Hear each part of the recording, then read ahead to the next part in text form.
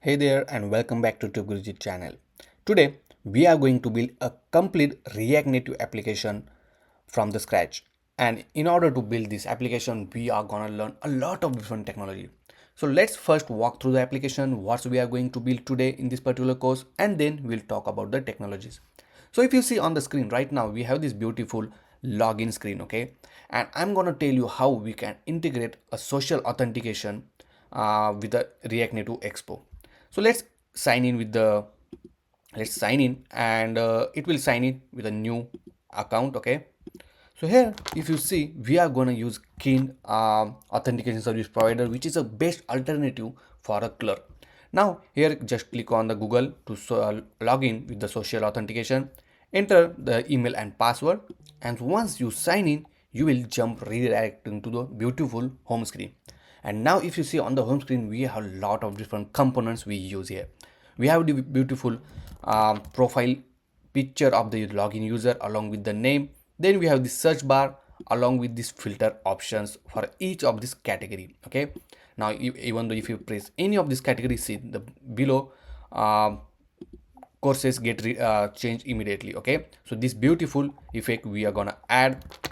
Then we learn how to use the flat list and to display this beautiful course list. Okay, so along with this course we have all the information like who is the author, how many chapters in this course, and this course is paid or free. Okay, so we do have free courses, we have some courses which is available on YouTube. So all of kind of these courses we're gonna add it here. Now let's open any of the course, and here you will see the intro of the course. Okay, so right now if you see all this information, okay, then we have the description of the course. Then you have access to the source code, demo, YouTube once you enroll to the course. Here we have enroll to course button if you did not already enroll to this particular course.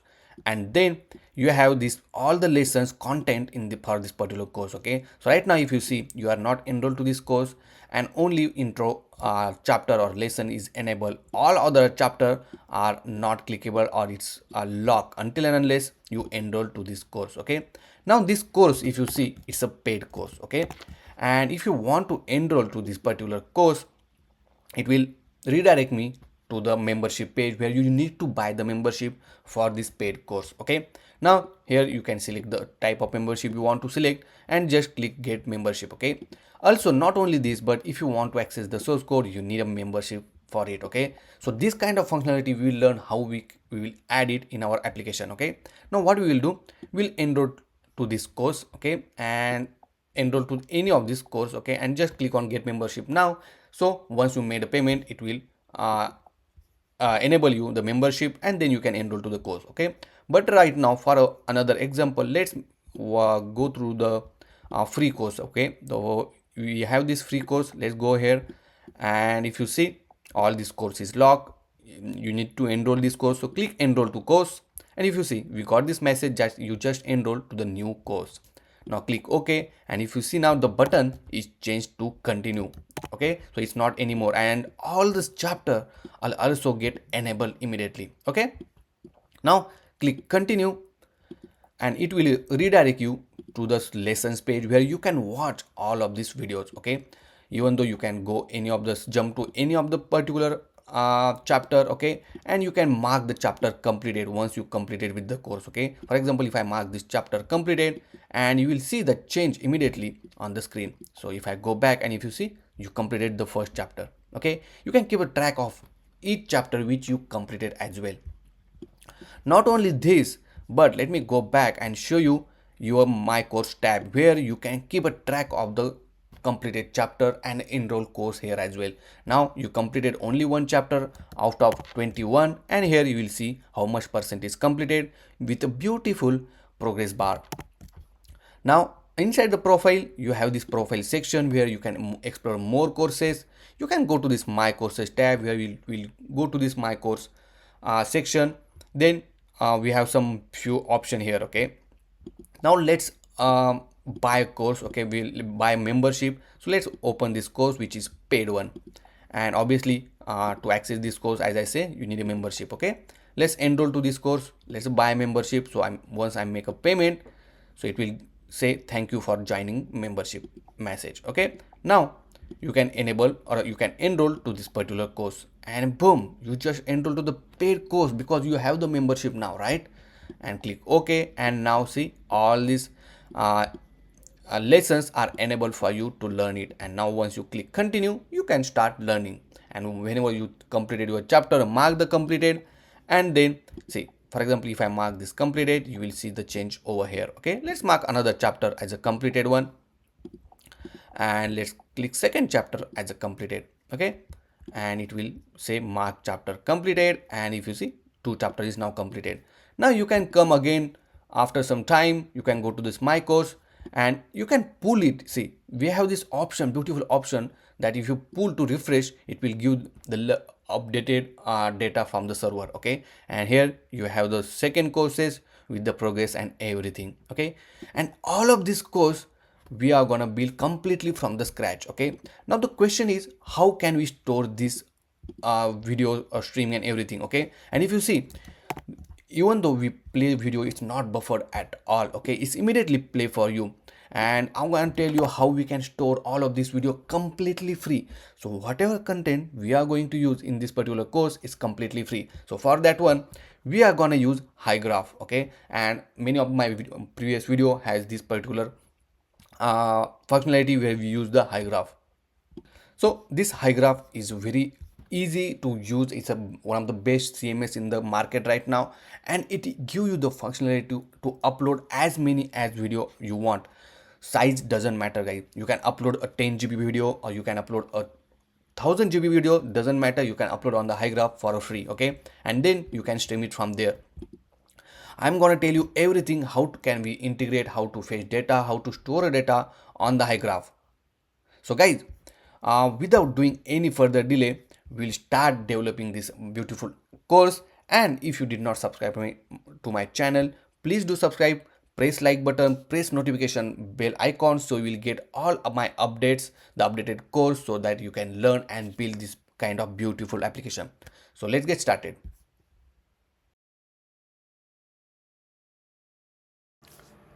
So in order to create a React Native application, we are going to use the Expo.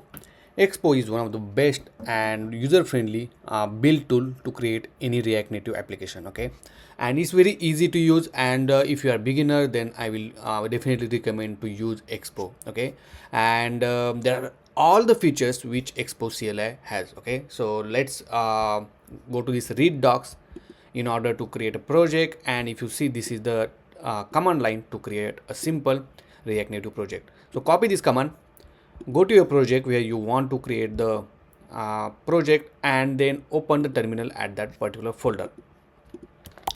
Then just paste the command which you copied, and here obviously I'm going to change this name to like code box video course learning. Okay, and enter it. So let's wait to install all the dependency, and if you see, our project is now ready. Okay, now let's close this terminal and open the VS Code and locate the folder where your project is there. So I will say open folder, and let's open that particular project and open it and say yes, I trust the authors. And if you see, we have all this basic structure of this application and folders. Now if you see here, we have the assets folder where we're gonna keep all our fonts, images and everything. Then we have node module, so whatever dependency we install, right, that particular packages are inside this node module. Obviously we are not going to touch. Inside the app.js, which is our starting point of the application, and if you see, this is the default code written inside the app.js, which has a return. Inside the return we have the view, whatever the we are going to show on the UI, that is inside this return statement. Okay, then obviously this is the style sheet applied to this particular view. Okay, so this is called the external styling. When you write the CSS, the styling properties and everything outside of this return, then we can call it as an external styling. So there are two type of styling, internal and external, and I'm gonna teach you both of them later in this particular course. Then we have app.json, where all this application related configuration, like application name, the version, obviously we want to add a letter on the Android package name, and everything will be inside this app.json. The babel.config.json we're gonna not touch so much, but when we are going to add the export router, then we will add some of the configuration. Then inside the packet.json, which contain this all the dependency for the application which is installed, then the script to run the application, and then name of the application and version. Okay, so let's run this application. So first of all, obviously, in order to run the application, there are two ways that you can run an application. The first is the emulator, the Android emulator or the iOS emulator. If you don't know how to set up the emulator, I will walk through that particular steps. But the second step is very easy, which is the Android Go application. Yes, Expo Go application. So if I go to this Expo Go, you will find then this Apple app on the Google Play or App Store. Just download that app, and when you want to run your application, then you have to make sure that your whatever you are running application on your laptop, in the same network, you have to open that app in the Expo Go as well. So once you are in the same network, automatically you will see the Expo Go. Inside the Expo Go application, your application name will be appear here, and then you can look at it. Okay, there are two ways. So obviously, if you don't have an Android Studio, I will definitely suggest to go with this Expo Go app. But let me show you how to run this on emulator as well. So first thing, make sure you have the Android Studio installed, and once you open this Android Studio, there are couple of packages you have to make sure that it's there. Okay, so go click on this three button, and here you have the option called SDK manager. Okay, go here and make sure one of these Android API is installed. Okay, so right in this case is for me is a 34. Then select SDK tools, and inside the SDK tools you have to make sure that you have the Android SDK installed, along with you have the Android emulator and the Android SDK platform tools. Okay, so if it's not installed, just click on that one and then click install. Then you have the option called SDK update site. So most of the things are checked here, so make sure that in your case as well all are selected. Okay, and then close this window. Again, go click on this three dot, and here you have the option called virtual device manager. Okay, so here if you are using the first time, you might not see any device here. So you have option to create a device and select the configuration, like which type of phone you want to select. Then click next. For example, let's select this Pixel 7. Select next, and select the operating system which you want, the version of the operating system, and click next, and then it will create a virtual device for you, virtual emulator device for you. Once you create a device, your device will appear here. So in this case, for me, I am using Pixel 7 Pro, which is API 33. Okay, and let's click on this play button. Okay, so run it, and then it will start the emulator for you. Okay, so for obviously for this Android Studio, you might need a Java install as well. So make sure that is also installed. And if you see inside this emulator as well, we have this Expo Go application. It's similar, everything is similar on the actual device as well. Okay, so let me close this one now, and let me show you the Expo Go app as well. Okay, so here if you see, this is the how the Expo Go app look like. So once you open it, it will look like this. Okay, now let me decrease the screen size so you can check side by side. And now if I run npm, or you can just write Expo start.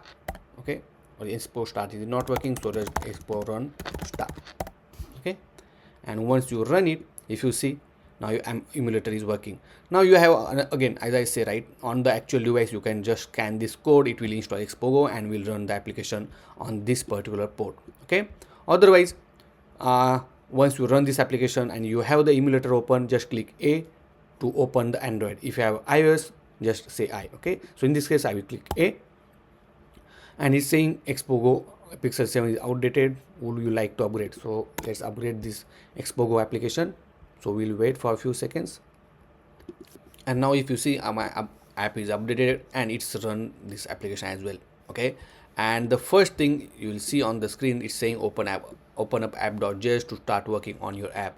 So inside the app.js we have written that open up app.js. Okay, as I say before that, this is the starting point of the application. If I want to change this one, for example, right, subscribe to TubeGuruji. Okay, and if I save this one, as soon as I save it, automatically reflect it on the emulator, and if you see, it's saying the subscribe to TubeGuruji. So please do subscribe to our channel. Now this is how you can run your application on actual device or the emulator as well. Okay, and if you have any question about running the application of set up this particular project, then let me know in the comment section and we'll move to the next section. Let's implement the login screen UI and then authentication for that one. First, let me tell you about this eraser.io, where I'm using it for our application documents and the diagrams. Okay, so throughout this particular course, I'm using this eraser.io. It's completely free and very easy to use. So go ahead and use this. Okay, so link is in the description, so you can check it out. So let me go to this particular section. Okay, as we completed this topics called React Native, setup, emulator, and run the app. Okay, and this is the eraser.io application that what I was talking about. Okay, here where you can do the documentation. On the right hand side you can do this diagrams and all the things. Okay, now here if you see right now, as I told you that we are going to design the login screen first and then the authentication, and for the authentication we are going to use this canned authentication, so which is the alternative for the clerk. So let's go back to our application, and here we'll create a new folder to the root directory and we can call it as a apps. Okay, so inside the apps folder we'll create another folder called screens. Okay, so all the screen for our application will keep inside this folder. Inside this screens folder we'll create a new file called login screen. Okay, .jsx, and add the default template. So now in order to add the template, right, you need to write like export, constant, function, and all of these things. Okay, but there is a one trick where you can do that even writing all of these things. Okay, so for that one, go to this VS Code extension and just search for this ES7 React Redux snippet. Okay, so install this particular extension and it's very useful. Okay, let me tell you how it works. So once you install it, you just need to type React Native function, okay, which is RNF. Click enter and boom, you will get a default template. So this is how useful it is. Okay, you can do this React or all other things, Redux or React Native, all languages or all the frameworks, you can just type the shortcut and you will get the result. Now we added this login screen.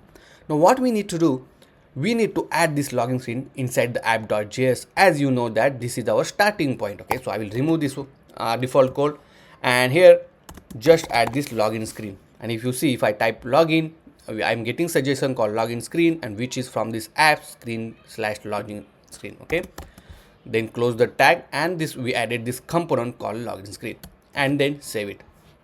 Now if I open this particular, okay, so here if you see right now on the screen, I can able to see this login screen text because that's what is written inside this particular text. Now next, right now our text is showing in the center because inside this style sheet of inside the app.js we have property called align item center, justify content center. Let me remove that one and boom, that's what you get it now. Okay, I will remove this background color as well because I don't want that background color anymore, but you can keep if you want. Next, let's go here in login screen and let's start implement. Now for this login screen, first thing we need one image. So inside the assets folder I created a new folder called images, and inside that I kept one of image called rocket.jpg, and this is how it looks. Okay, so all the source code and the assets, images, everything you will find in the description. The link is in the description, you can access it. Now let's add the image. So in order to add image, you need to type image and you will get the suggestion called React Native, from the React Native.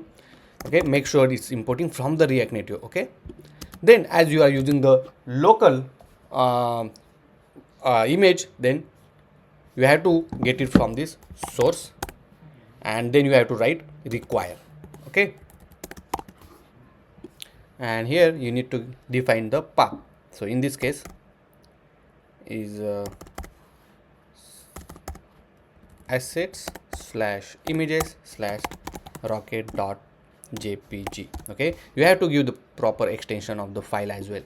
And then if I save this one, you will see this background change. Okay, but the image is quite large, so let's give the style. So right now I'm giving the inline style. So when we are giving the style inside this tag only, which is called inline style, but when we define the style outside of this return tag, then we will call it as external styling. So obviously we are going to use both of the styling, depends on the requirements. So here let's give the width. So we'll give the width maybe 100% because we want a full width. Okay, and then we'll give height of 400. So let's give height of 400 and save it, and this is how it looks. Okay, then also I will make sure that object fit will be the cover. Okay, so it will fill the complete screen. Next let's define some text. So I will define one view, and inside that let's define the text, and here we'll define welcome to code box. Okay, and if you see, the text is showing on the screen. Let me put this, yeah, like this. Now for this code box I want to change the color. Okay, so let's wrap this code box inside a text. Okay, so you can define text inside text, and let's give some space here like this. Now I created one let's create one folder inside the app folder, and we can call it as the utils, and inside that folder we'll create one file called colors.js. okay, so inside this color.js, all the colors which we are using inside the application, we will keep it here. So for example, in future you want to change color of certain existing color, you can just change in one file and then it will reflect everywhere. Okay, so just define export default and whatever the color you want to use. So primary color will be our application primary color, so I will define like this. Then I will add the gray color as well. So let's add hash c0 c0 c0, save it. Now you can add that color. Okay, so for example, let's add style color colors dot primary and save it, and if you see, the color is changed. Okay, also for this particular text we'll add some style. So let's add a font. So we'll add a font size of 45. So font size of 45. Then we'll add font weight bold. Okay, and save it. See, like this. Let's give some space here. Okay, let me bring this.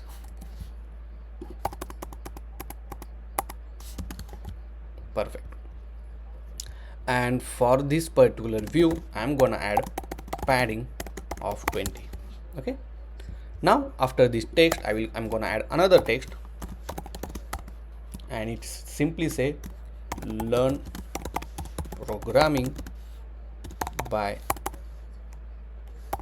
to build real live projects. Okay, and for that one let's give some style. So font size of 20, we'll give margin top 7, and we'll change color from the colors dot gray. Okay, and save it like this. See, next we'll add a button. Okay, so obviously React Native has a button tag, but instead of that one I'm gonna create my own custom button. So for that one I will add view, and inside that we'll add a text, and it will just say sign in. Okay, and if you see, this is how it looks. So let's give some styling to it. So right now let's add an external styling. Okay, so in order to add external styling, you can just type rn style, see, like this, and just enter it, and if you see, you got the default template. Make sure you will import this style sheet from the React Native, okay, and it is imported here. And let's add a button. Okay, so button class we added here, and for this button class let's add a padding of 20, and also we'll make sure that we'll attach that particular class to this particular view. So just add styles dot and button, see, okay, and if I save it, you will see the padding for this particular button. Okay, obviously we're gonna add more styling, so we'll add background color to colors dot primary, then we'll add border radius. Oops, let me save this, let me show you this is how it looks. Then we add border radius to be 99 and margin top to 60 and save it, see, okay. Now for this text I will add inline and we'll add text align to be in the center. Colors, I will add colors dot white, so let's add a white code over here. Add white hash FFF and let's attach that one here, see, okay. Also increase the font size of 18, perfect. Okay, now let's minimize the padding, maybe 16, perfect. Okay, now we have this beautiful sign button, and next we will add a simple text and we'll just say create new account, and we'll make style margin top to 10, color we get colors dot primary like this, and we make text align center.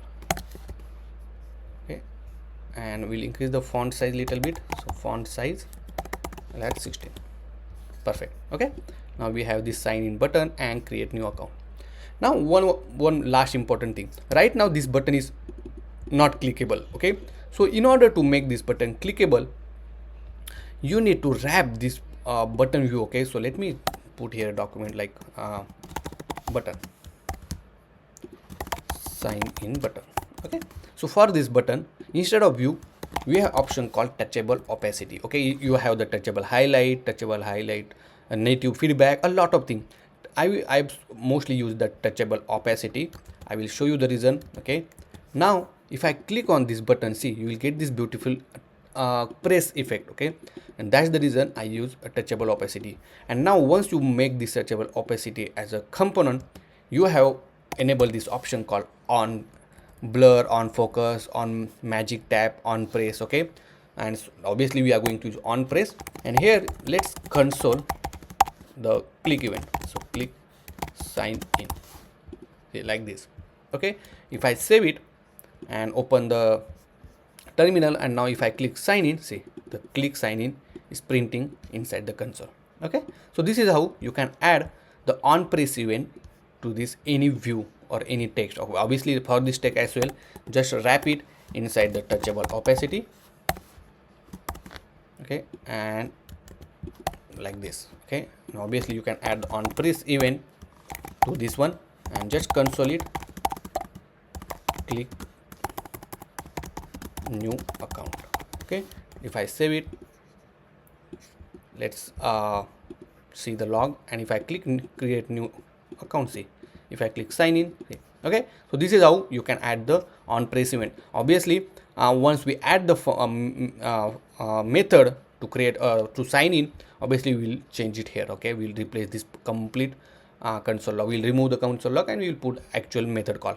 Okay, same thing we are going to do for this create new account. Okay, so that's all for this particular section, that we successfully implement the login screen UI part only. Next we will learn how we can implement the social authentication in our application. Now we are going to implement the authentication. So if you see on the screen, right now once user open the application, user our application need to check whether the user is already logged in or not. If he did not log in, then we will navigate to this login screen. Okay, and then once it log in, then we will show our main homepage tab.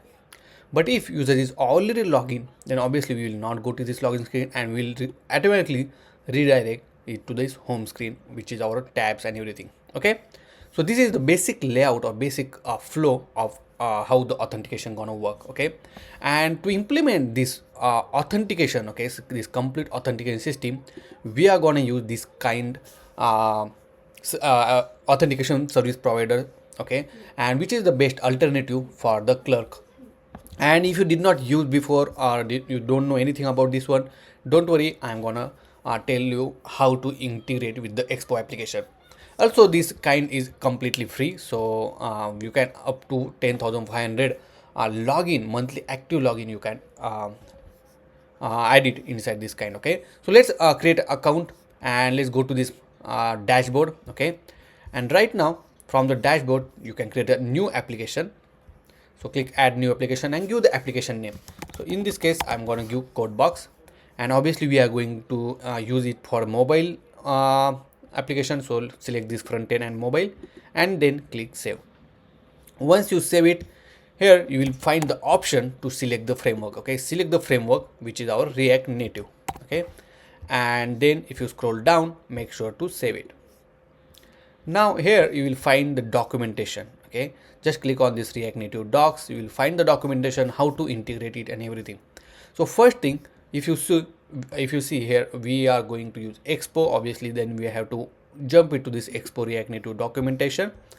And here first thing you need to do to install this kind SDK. Okay, so copy this one, go to your project and inside the new terminal paste it so that it will install the kind SDK. Then if you scroll down, as we are not using bare React Native, so we will skip this step. And then if you scroll down, for first thing we need to do, as we are going to use Expo Go, right? We are, because it's a right now we are testing on the Expo Go application, so we have to make sure we will set this callback URL and everything. Okay, so to set this callback URL, you need to go to this our emulator. Okay, and just enter Control M. Here we will find this particular IP address of your system and the port number. Okay, but if you did not find it here, you can go back where you run the application very first time, and here as well you will find this. Okay, so copy this along with exp colon. Okay, because if you go to the documentation, you will scroll down a little bit more. Okay, maybe I don't know where it is, but let's find. Okay, because as we are running on Expo Go, okay, here only. Okay, then we have to use this different callback URL. Okay, but once it is in production, then I will let you know in the course at the end how we can update it. But first let's go to our application, and inside this detail only you have this callback URL. Paste the this particular URL, and same thing you have to do it here as well. Okay, same callback URL and redirect URL need to be same. Okay, and then save it. Perfect. Now our configuration on the dashboard side is almost completed. Next thing, you need to copy all of these keys. Okay, so copy it, and let's go to back to our application, and inside the utils folder, okay, we'll create a new file and we can call it as a constant.js. Here I will paste all of this variable. Okay, so obviously we need to replace it, but before that let me do it export default, and then we'll paste it here. Okay, so first thing we need to add this issuer URL. Okay, the issuer URL need to be https your domain.kin.com. Okay, so your domain will be here. Let me show you. So if you go to the dashboard, okay, here this will be your domain. Okay, so copy this domain as it is and then paste it here. Okay, the callback URL, this one and this one, will be the one which we added here. Okay, so copy this as it is,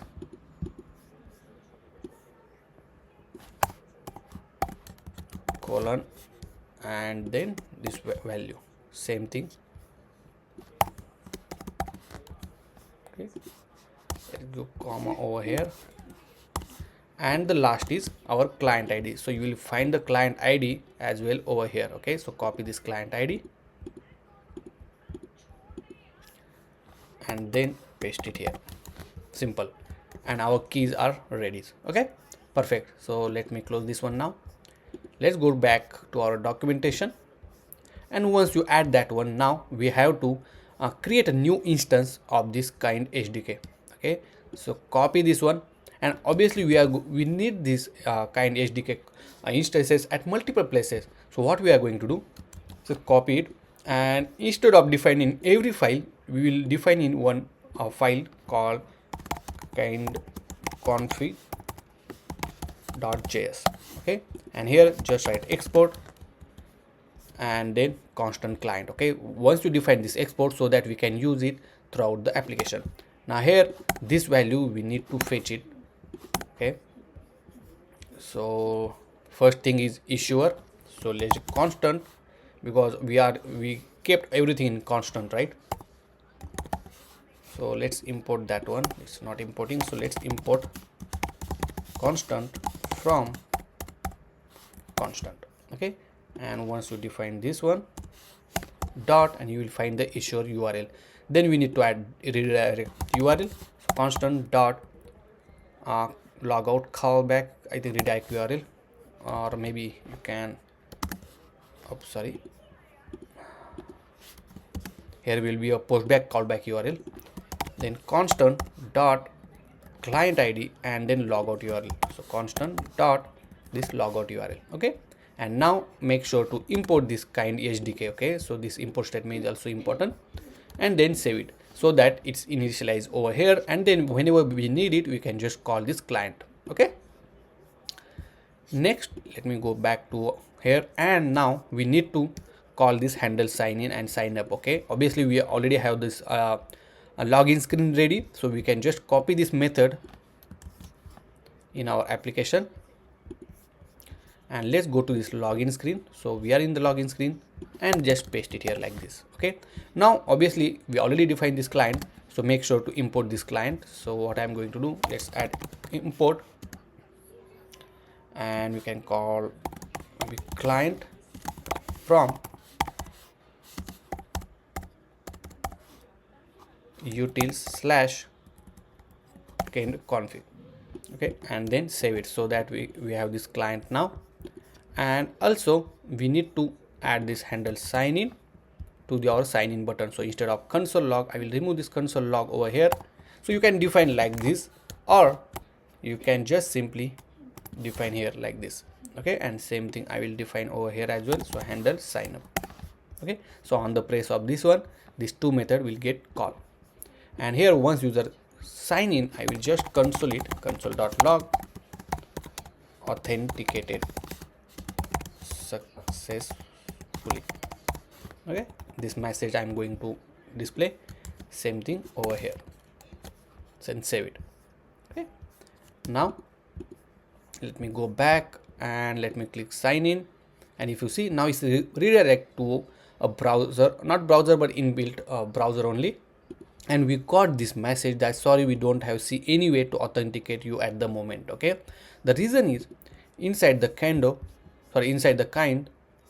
here we need to enable the authentication. So if you go to this tab called authentication, here you have option to enable. Right now we have Google, Facebook, also it has a bunch of other one, you just need to explore. So right now we'll enable Google, Facebook, and the password as well. Okay, or just make it passwordless, that's also fine. Okay, so either of two you can use it, and then make sure to save this one. And now let's test this out. Okay, let's close it, and again sign in back. Okay, and if you see now we have the option called email, and along with that we have option to with Google and Facebook. Okay, one more important thing I want to tell you here. If I go to this home page, and here you have option to design your logo, you can add a background, a lot of different things you can add it here. Okay, now let me log in it. So let me go to the continue with Google. If you see it's login, because I already have the username password entered there, but make sure inside the console, if you see we got the message that authenticated successful. This is the previous one, but just ignore that one. But if you see we have the option called authenticated successful. Okay, if you click on create new account, okay, then it will redirect you to this create a new account, okay. And obviously you can continue with Google or you can continue with Facebook, okay. But if you see now again it's saying authenticate successful, because I only have one Gmail account, so that's the reason it's not allowing me to select it, okay. It's just sign in immediately, okay. So this is how you can able to log in. Now the question is, if I go back and to the documentation, this is the code to log out from the screen, okay. And also if you want to check whether user is authenticated or not, you can also do it from here, okay. So what I'm going to do right now, let's create a new screen, okay. So inside the screen we create a new screen called home screen.jsx, add the default template and save it. Now whenever user successfully login, we need to redirect to this login screen, but obviously we did not implemented the navigation, but that's fine. Now let's go back to our app.js, okay. And inside the app.js we're gonna check whether user is authenticated or not, okay. So let's copy this particular code and paste it here. So when your application will launch, this app.js use effect will get execute. And if you don't know how use effect will work, so you use effect, whenever the app component get load, this use effect will get called indefinite time if you define like this. But if you want, you have to call only once the application or this component get load, then you have to define this empty array, okay. And then we just call check authenticate. Also make sure to import this client from this kind config which we defined already, right. And here if you see we have, if we'll just console it, we'll say authenticated, okay. And also along with that we will get the user information. If you see this section, get the user information, so it will return the user's name, email along with the image as well, okay. So let's copy this one and paste it here. Obviously if it's authenticated, then it will come to on this particular page. And now save it, okay. So let me go back here, and if you see, as soon as I saved, I got this information called email which it login. Then it also has the URL, okay, the family name, given name, along with because size picture, okay. So picture URL also there, okay. Let me refresh it. So just do Control M or Command M and reload it. And obviously we already authenticated, okay. See, it's already authenticated, and also it's showing this information as well, okay. So perfect. So the couple of things we'll learn in this particular section, that we implement this kind of authentication. Also we are checking authentication if user is already authenticated not, and we'll get user login information, okay, like username, profile, email or picture, okay. So this information also we get it from the kind SDK, okay. So all of these things we implemented successfully. Obviously next what we are going to do, once we implement the navigation tab navigations, okay, then we will redirect it to this particular tab navigation automatically, okay. That's we will learn in our next section. But until this point, if you have any question, any doubt, let me know in the comment section. And if you face any issue while implementing this particular functionality, then you can access my source code anytime.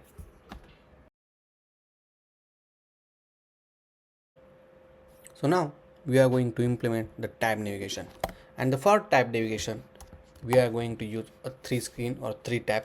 First is a home, then my course, and third is profile, okay. So these 3 tabs which we are going to add now.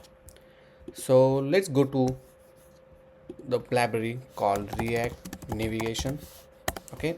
And in many of my React Native courses I use this library called React Navigation. So it's very easy to use and easy to implement. So first let's go to this read docs, and here you first need to install this dependency, okay. So copy this dependency, go to your project, open the terminal and install it, okay. Next if I scroll down a little bit, you will see there are some dependency for the Expo managed project. Okay, so copy this and install this one as well. And then next, once you install, obviously we want to add a tab navigation. So on the left hand side you will find this option called navigators, and inside that you will find a bunch of options called stack, native stack, drawer, bottom tab, and so on, right? Obviously in this particular course we are going to use bottom tabs and stack navigation. So first let's add the bottom tab navigation. And if you don't know how bottom tab navigation look like, so this is the best example. Okay, so at the bottom side you have the option, and just you can switch it between these screens. Now for the bottom, if you want to use the bottom tab navigation, you have to install this dependency as well, and done. Okay, now this is the best example that how to add the tab navigation. Okay, but let's go to our application. And first thing, as we know that, right, we need to add the tab navigation for 3 screen: the home screen, which I have the file. Then we'll create another file. Okay, let's create another file over here, so called profile screen.jsx, and the last is my course screen.jsx. I will add the default template for profile as well and save all. Okay, perfect. Next, now inside this app folder we'll create a new folder, and we can call it as a navigations. So all the navigations related information will keep in this particular folder, and again inside that I will create a tab navigation file. Okay, add the default template and then save it. Now inside tab navigation, first we need to create an instance of the tab. So tab is equal to create tab navigator. So we are not getting in suggestion. Let's go back and copy this create tab navigation import statement. Okay, so here like this, and we just need to write create bottom tab navigator. Okay, and now inside the return you need to define tab, and if you want to see the example, this is the best example to refer it. Okay, so here need to be a tab,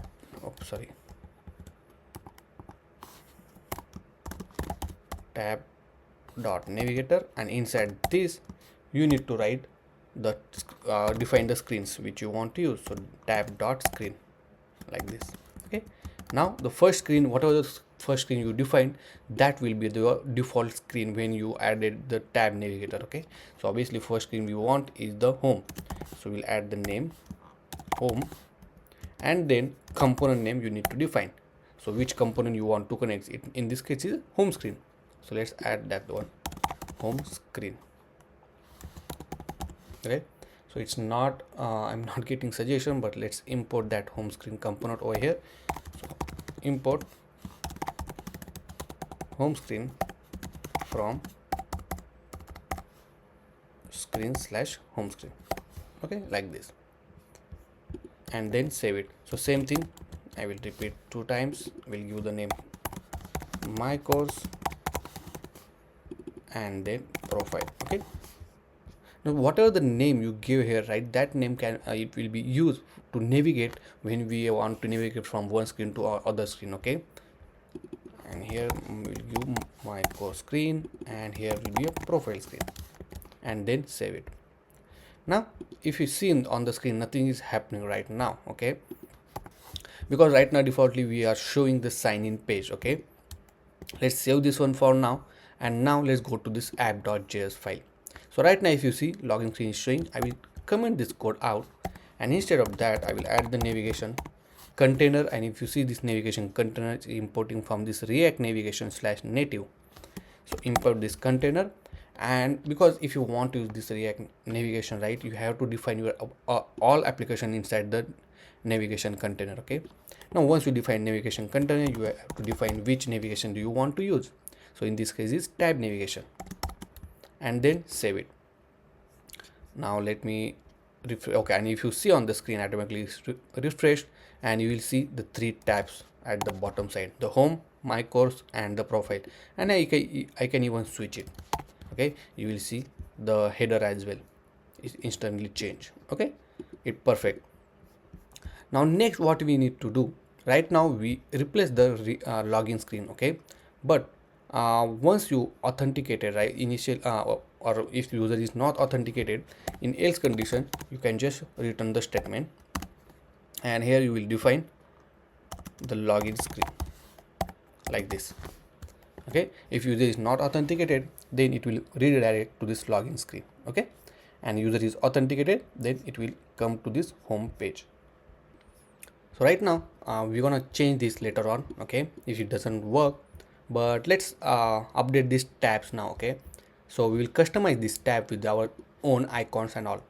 So inside the tab screen, first thing, if you see at the on the screen, we have this header section. Okay, and we don't want this header section. So in order to remove it, inside the tab navigator we have the option called screen options, and inside that we have a different number of properties. Okay, so one of them is called header shown, and here you can mark it as a false. And if I save it, and if you see, now header is gone, and this header is removed for all of these screens which we defined inside this tab screen. Next, once we define this one, let's define the color for this tab, the tab icon. So here you can define active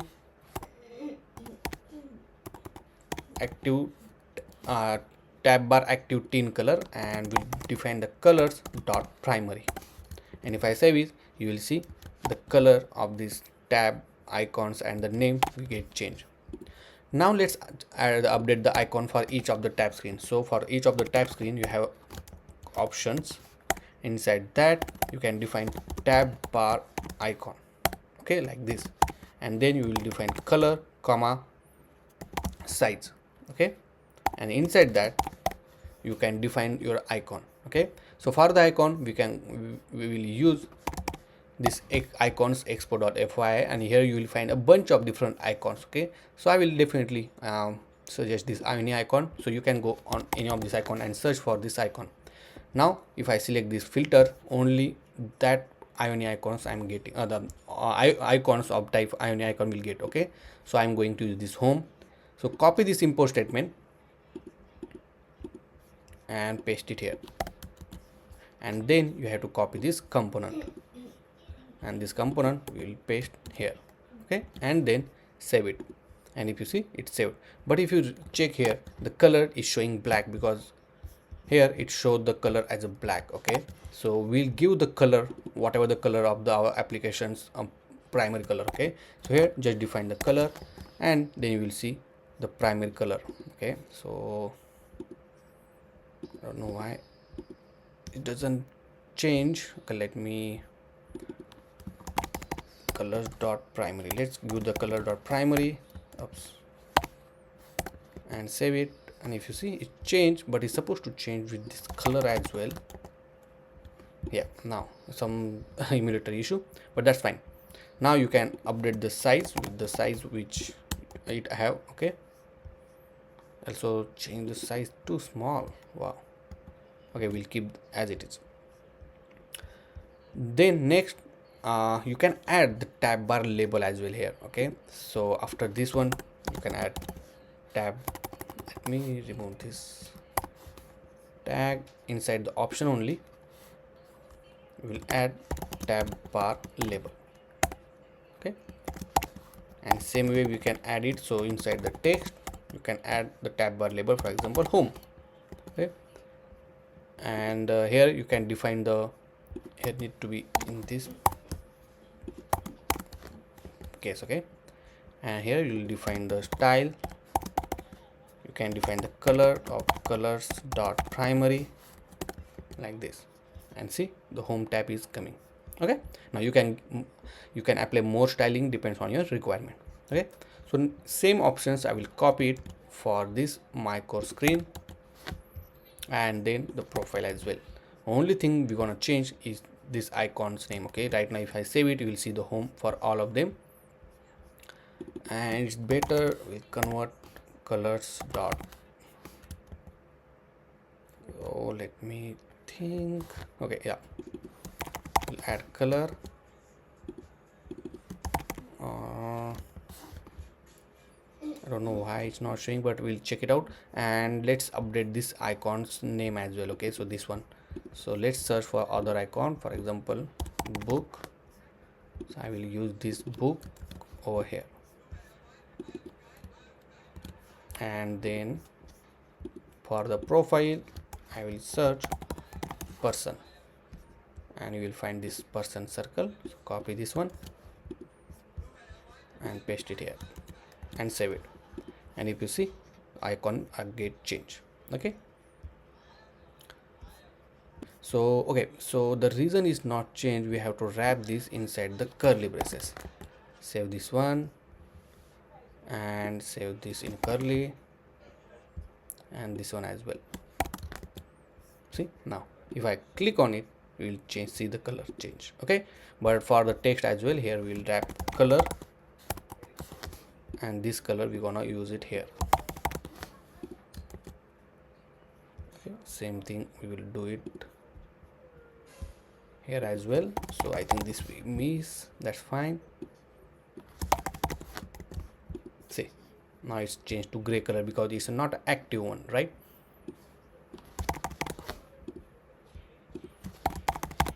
Perfect. Okay, now if I click on it, you will see it's now whatever the tab is active, that color will be the primary color. Okay, so this is how you can add the tab navigation. Okay, so guys, that's all for this section, that we successfully implement the tab navigation. Now let's add the logout functionality. Currently inside the app.js we just added this line of code. Okay, so we'll remove this one, and if I go to this documentation of kind, okay, so here you will see to method to log out from this application. Okay, so what I'm going to do, let me copy this handle logout method, and we'll add it inside the home screen for a now. So let's go to this home screen, and here we'll add a one button, okay, from the React Native. And then in order to give the button name, we have to give it this title, and we'll give, for example, logout, and save it. And now let's add this method called handle logout, and then obviously the button has on press event, so we'll call this handle logout as it is. Okay, and then save it. Now if I go back and try to log out, now it's currently okay, so maybe we need to import this client, we did not import. Okay, and then click logout. Okay, if you see, it's logout from the, it's getting logout from this application, and if you see, it's again came back on the home screen. The reason is even though it's logout, we are not telling to our application that you need to go to this login screen. Okay, now the question is, how can we tell to this app.js? Okay, so this is the app.js where we are checking whether it's authenticated or not. Okay, and once we need to trigger this check authentication and depends on the requirement, then it will navigate to this proper screen. Okay, the question is, how can we do that? So let's use the context for that one.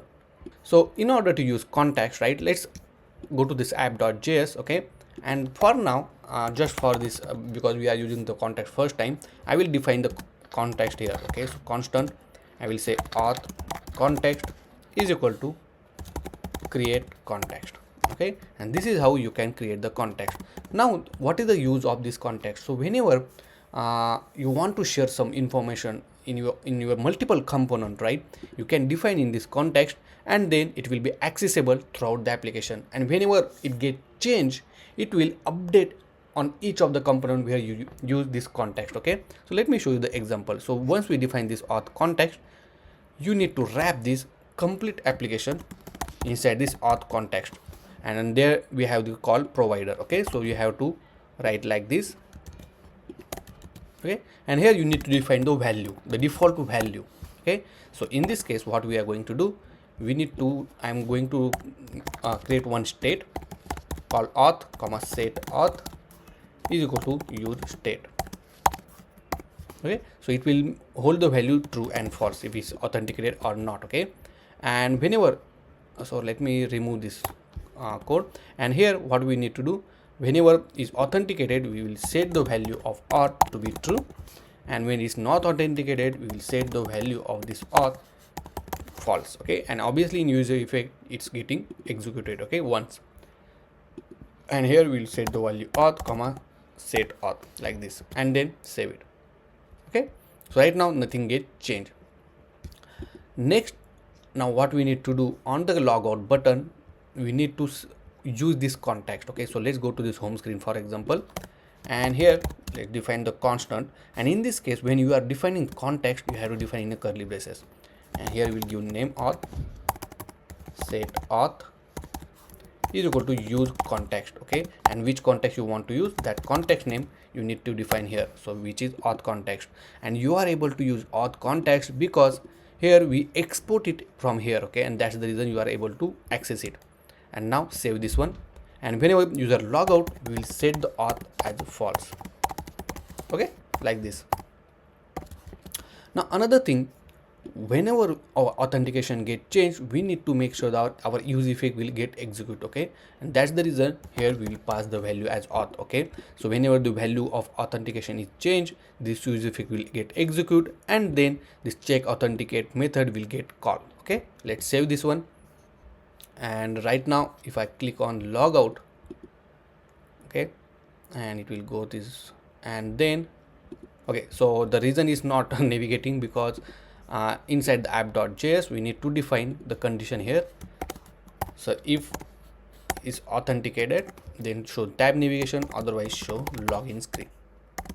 Okay, so it will say if authentication is true, means user is authenticated, then it will show tab navigation, otherwise it will show login screen. Let's save this one and let's wait. And if you see, now it's showing this login screen because we are not anymore authenticated. Okay, and in the login screen as well, okay, if I go to this login screen, here as well, whenever you are authenticated successful, we need to set the value of authentication. So here also we will use the context auth comma set auth is equal to use context, use context, and the context name, which is auth context. And whenever user sign in, we'll say set auth to be true, and here as well set auth to be true. Okay, and let's test everything now. Let's click sign in. Now on emulator it will open, it will take some time to open on the screen. Okay, so we'll wait, and if you see, it's coming. Now let's click Google, and automatically navigate is supposed to navigate actually. So let me check what the issue. And I tried again. Okay, so there was a cache. So right now if you see, it's redirect to this logout page. If I click logout here, okay, and if you see, now it will jump back to this login screen. So we'll wait again, and if you see, it jump back. Okay, sometimes on emulator, right, it will take some time to load it the data, and sometimes you need to this kind of things happen on emulator, but you can also try on your actual device using Expo Go application. Okay, now I will sign in back to this screen just to make sure everything is working fine, and if you see, it jumped back to this home page. Okay, so this is how you can implement. And now whenever you refresh the screen, let me refresh it back. So just type Control M. Okay, so it's sometimes Control F not work, so I don't know why, but that's fine. You can just restart your application and then try it out whether it's working or not. Okay, so that's all for this section. Let's move to this next section now. So in this section, we are going to implement the header section of the application. Okay, so we are focused on building this particular section, which is our header. So here we're gonna show the profile image. Okay, then we'll show the welcome and the name of the user who log in, and then this beautiful search bar. Okay, so these three sections we are going to do, as we already completed this tab section, and now we'll focus on the home screen. Okay, so let's go back to our application, and here let me close this. Okay, and now let me close all of these windows tabs, and let's go to the screen called home screen. Okay, where we want to develop. So here I will clean everything, and instead of writing the header section and everything in one component, we'll create a new component. So inside the app folder, we'll create a component folder. Okay, and inside that we'll create a new file called header.jsx. and add the default template like this and save it. Now add this header section into this particular home screen component. Okay, if you don't know how it works, right? So what we gonna do, let me change this color. Okay, so here everything in particular section we will divide into the different component. Okay, so it's easy to organize and easy to handle as well. Okay, so that's the reason. Let me go back to our application again, and right now we added the home screen here. Sorry, not home screen, my bad. We need to add the header here. Let me check header. Okay, and save it. And if you see this header, we are importing from this component slash header. Okay, and let me go back. The text is here, and now if you see at the very top we have this header. Okay, so what we can do, here for this particular view inside the home screen, we will add a style and we'll give padding of 20, and also I will give margin top to 25. Okay, so this is how header will look like now. Okay, next let me clean this out, and here I will write one method. Okay, so we'll say get user details is equal to and the arrow function. Now here inside here we'll call constant user is equal to await client will client from this kind config, and from the kind config we have one method called get user detail. Okay, and it will return the user's detail information. As we are using await, let's make this async, and we'll console the information console.log user, and here inside the use effect we will call this method. Okay, so once this component get load, this get user method will get call, and then we'll get the user information. So let's see in the console, because we are writing in console, and if you see inside the console we got the email, family name, the given name, the ID, and the picture, which is a profile pic. So let's save this particular user detail inside one state. So we call user detail comma set user detail is equal to use state, and here just simply set the user detail as a user. Okay, now once we have the user detail, first thing we will add the image. Okay, let me close this, and inside the image we'll add the source tag. And now in this case we are fetching, we want to display the image from the URL, from this particular URL. Okay, so in order to do that we have to write source double curly braces and URI. Okay, and here you need to provide the URL. So in this case the URL is user dot picture. Okay, and now we need to give style like width of 40, height of 45, width of 45, and save it.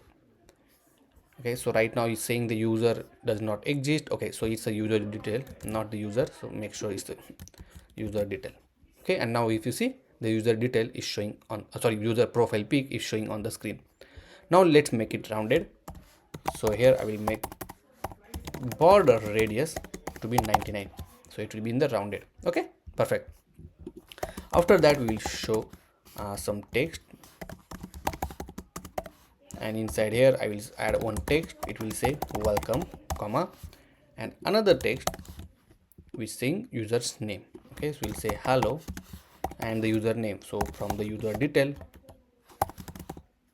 question mark dot given underscore name. Okay, just to make sure it's correct, it means go up, and if you see this is what we need, given underscore name. Okay, perfect. And let's save this one, and if you see we got the welcome and hello game. So the game is the profile name. Okay, let's give some styling. So get add a style.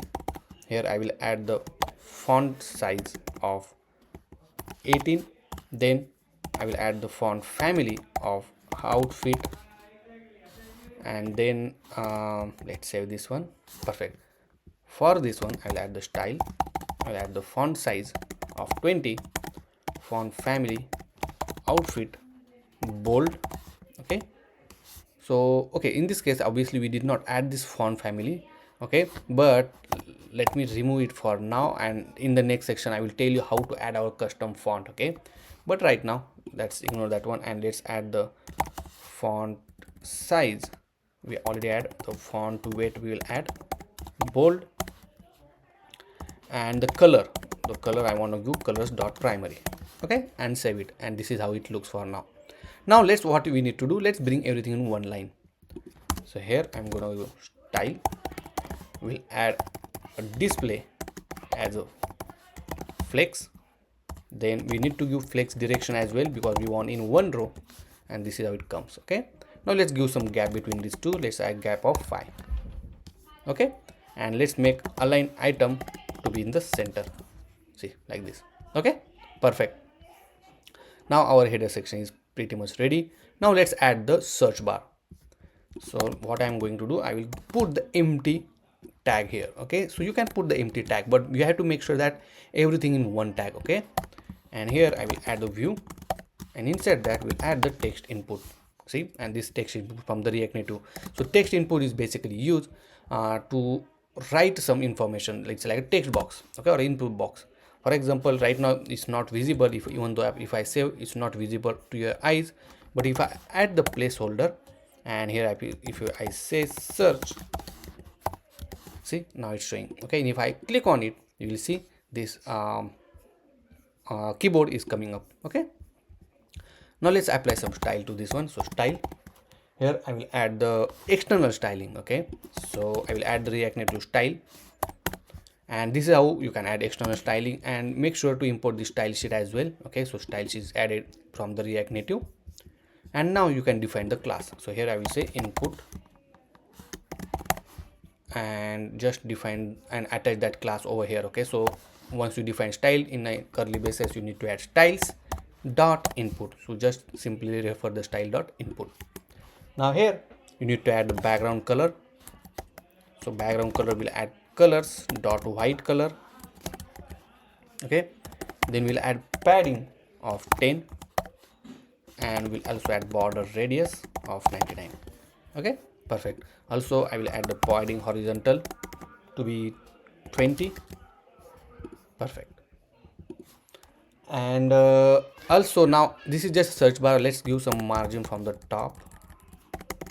Okay, now we want to add the search bar icon as well here. Okay, so it's pretty easy, just go to this our library called Icon Expo, where you can search for the search icon. Okay, let's copy this one, this import statement first, let's add it here,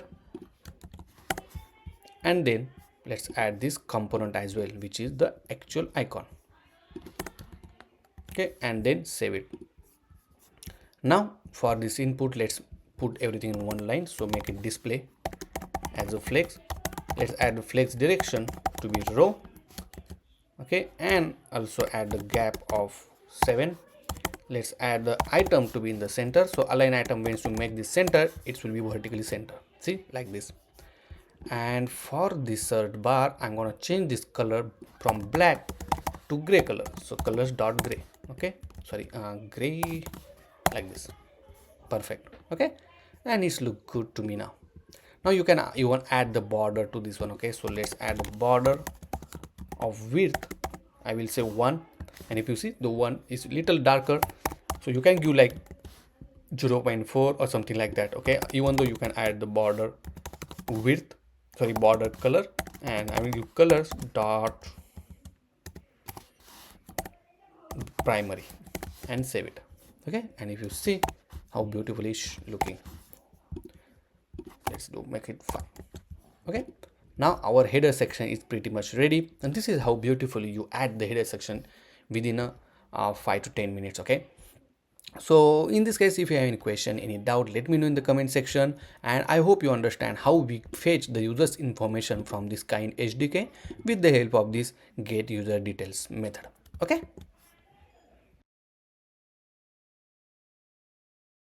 let's add the custom font for our application. So right now it's a default font, okay, and it's not look good, so let's add a custom font. So just search on the Google like Expo font, okay, and it will open the documentation for the Expo font. So first thing you need to do to import this Expo font library, so just inside the terminal paste it here like this.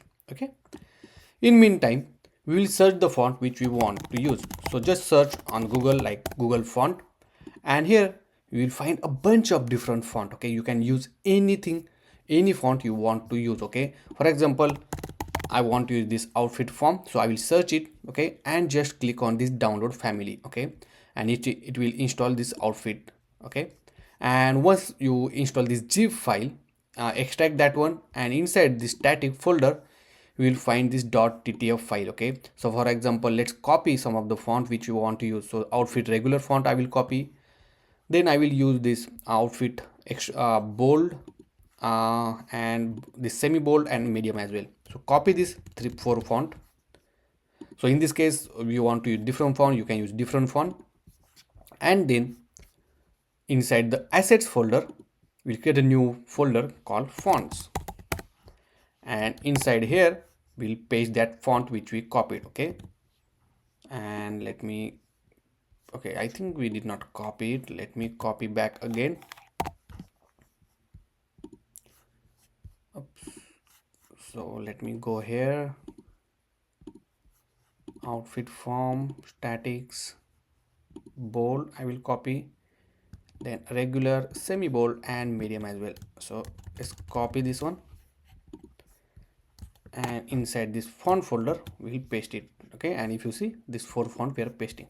Okay, perfect. Now let's go back to the documentation, and if you scroll down, so inside the app.js we need to import this font. Okay, so first thing you need to import this font, use font import statement. So let's go to this app.js, and over here I will paste that particular import statement. Then in order to use this font, this 2 line of code you need to copy and paste it inside this app function. Okay, now over here let me open this one as well. You need to define your font path. Okay, so in this case it is in the assets folder. Okay, so /assets/fonts, and then you need to give the file name. Okay, so for example we want to use regular, so I will say outfit regular. Okay, .ttf, and we'll give the font name as outfit. Okay, I will copy it and paste it couple of times. So for this one I will say medium, and for I will say bold. Okay, so 3 font I am going to use, so I will just rename to medium, and this is bold. Okay, make sure you use this extension called ttf, and then save it, and that's all. Now your font is ready. Okay, now in order to apply this font, okay, let's go to this apps components header. Okay, where you use this welcome and hello game. Okay, oh, sorry, hello game, which is the user's name. Okay, and over here for this, for example welcome, let's add the font family. Okay, and in this case you can write outfit, because we have the 3 fonts, one of them is outfit. If I save it, instantly you will see the change.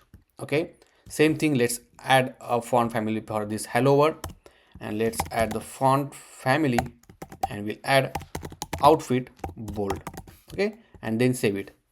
Okay, let me remove this font weight bold as well from here and save it, and if you see, this font get changed immediately. Okay, so this is how you can add the font and you can change it. Okay, so here as well, inside the style I will add the font family, and I will add the outfit. Okay, so this outfit also get changed, and make sure I will put the width of 100%. Okay, perfect. And I hope you understand how we use the Expo font to add our own custom font. As I say, you have big library inside the Google form. Choose whatever font you want to use and just use it in your application. So in this section, we will talk about the HyGraph, which we are using as our backend of our application. Okay. So first thing, the HyGraph is one of the best CMS in the market right now, and which is the best alternative for the CMS like Strapi or the Sanity or Content. Okay, there are a lot of available are there, but HyGraph is much more easy to use and easy to integrate. Okay, so first thing, Here if you see, these are the point we are talking about in this section: the HyGraph, what is HyGraph, why HyGraph, and intro. Okay, so the reason that we are using HyGraph, because HyGraph provide a free service. Okay, so it's free to use. Then next, HyGraph is used, let me increase the size. Next thing, HyGraph is very powerful, and for if you upload the video, okay, upload video of any size. Okay, if you have 10 GB of video, you can upload it. Okay, and you don't have any limitation to upload the video. Second, video streaming from HyGraph, okay, is unbelievable. It's very fast, no buffering at all. Okay, so you don't need a buffering speed or anything, so it's very very fast. Okay, I will show you in a moment how it works. Okay, and it uses the GraphQL. Okay, so you don't need to create an API, just select the field which you want. Okay, and you are done. Your API query is ready to fetch the data. Okay, as simple as that, guys. So let me show you how it works. Okay, so so if I go here and in the HyGraph, okay, this HyGraph.com, so go here and just log into your HyGraph account. Okay, now already I have a lot of account, and as you know that so let me show you this TubeGuruji, the last video I created. Okay, and this is the website, and this is working from the HyGraph. Okay, just want to show the intro, how it works, how the streaming is fast and everything. So right now if you see, this is the intro video, and Hey there, see, and welcome back to it's the immediately Authentication run. See, you don't need a application. How buffer to at have it. all. Okay, so this is how fast it is, and everything is running from the HyGraph. So for this one, if you did not watch the video, go ahead and watch it. But I already have this particular account, but you can create a new project from here. Okay, and I will open the existing one because that's what we are using. And inside the assets folder, I have all these files, videos, and everything is uploaded there. Okay, inside the schema, very easy to create the new schema. So here, for example, let's add a new schema. We'll say a category. Okay, so we have this API ID auto generated, just add the model. Okay, so this is your schema for the category. Now inside this particular schema, you have option what are the field you want to add. For example, let's add this single line field. We'll say name, which is the category name, and you can make this as a title field. Let's add it. Now you have validation option here. Okay, you want to make the required, or you want to make it fill any validation you want to add, everything. Okay, so just update it. You have all the setting in your hand. Okay, then you have, if you want to add a different fields, you will see on the right hand side how all the fields. Okay, even though if you want to add the image picker, right here we have option called assets picker, and we'll say icons. Okay, just say icon, and you have option allow multiple assets. I don't want it, so I will add only one and click add. Okay, and if you see, your schema model is ready. Okay, now if you go to this content and inside the category section, because I already have some of them, course list and everything, all the schemas of this other models are in the description. You can check out all the screenshots so that you can import or you can add in your project. Okay, now let's go to this category, click add entry, and for example, let's add the react.js. Okay, this is the name of the category. Let's add the icon. Now I don't think so I have come, but let's add the existing one. Okay, or you can upload the new one. For example, I will attach this existing one, and boom, and you can do just save and publish, and it's published now. Okay, now in order to get this data with the help of GraphQL query, here you have option called API playground. Okay, click on that one, and here you will see the option. Okay, let me close all of these things for now and close this one. Okay, now you will see a lot of different options like assets, categories. Okay, the course list, membership, all the schema which we created, you will find it here. Okay, now let me decrease the size. Don't know why it's query. Okay, so let's add a new query. Okay, so here we'll add the category. Okay, because we want to fetch category, so that there are two options, one is the category and one is the categories. Okay, the difference is category will fetch depends on the ID. Okay, or only you will get only single category information, but if you want to fetch all the categories, you will select the option called categories. Here you have, obviously we have option as well, but we want to fetch all the information like ID, the name, and what else, icon, okay, which we added. So inside the icon you have the file name, ID, local, we just want the URL of the icon, so the URL, okay. And now just click on this play button and boom, you got this API JSON request. Okay, how easy it is, right? Now this is the URL of the our assets. Okay, if I open this URL over here, see, it's very easy, right? This is how you can use it in our application. And now obviously I will tell you how to use this query to get this proper formatted data. Now if I put this name after this particular icon, this is how it will get. Okay, so right now obviously I change this one little bit, but yeah, immediately you will change or see the effect. Okay, it's up to you how you want to handle or what are the fields you want. Okay, even though you can take first 10 or first 20 categories, you can skip on, or you can order by different field. Okay, so this is how you can use the HyGraph. Okay, you can use the API playground to fetch data and everything. So in next section, what we are going to do, we are going to show the categories on the screen. Obviously we will we already added this schema called category. Okay, then I will add some of the more category record over here. Okay, and with the help of API playground, I'm going to tell you how to use this query to fetch the categories. Okay, so see you in the next section. Now it's time to fetch the data from the HyGraph. Okay, and then this particular section which we are going to show, which is our category section. Okay, so first thing, let's go to the HyGraph. So let me go to the HyGraph, and here you will see the content, and I added some of the category like Next.js, this different category. Okay, and also I added this slug. Okay, the slug is nothing but to a short form or just a meaningful name. Okay, and I added because for each of the course list I added this tags. Okay, and from that one, once you just select any category, and then we will find the courses with matching tags. Okay, so you will see this tag list. Don't worry, the link is in the description to get all the schemas. Okay, now let's go to this API playground. I will clean this query, and let's go to select the categories.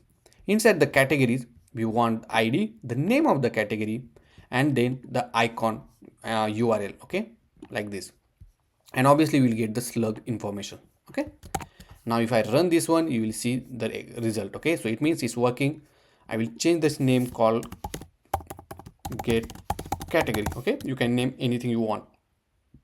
Copy this one, and then you have to go back to your application. Now the question is how to add the GraphQL, how to use the GraphQL. Okay, so for that one, inside the utils folder, let's create a new file, and we can call it as a global api.js. Okay, so inside this file we'll put all the GraphQL request. Okay, now first thing you need to do is to get the GraphQL request library. Okay, so search for the GraphQL request, and you will find this GraphQL request here, and just install this dependency. It's easy, so let's paste it inside the terminal.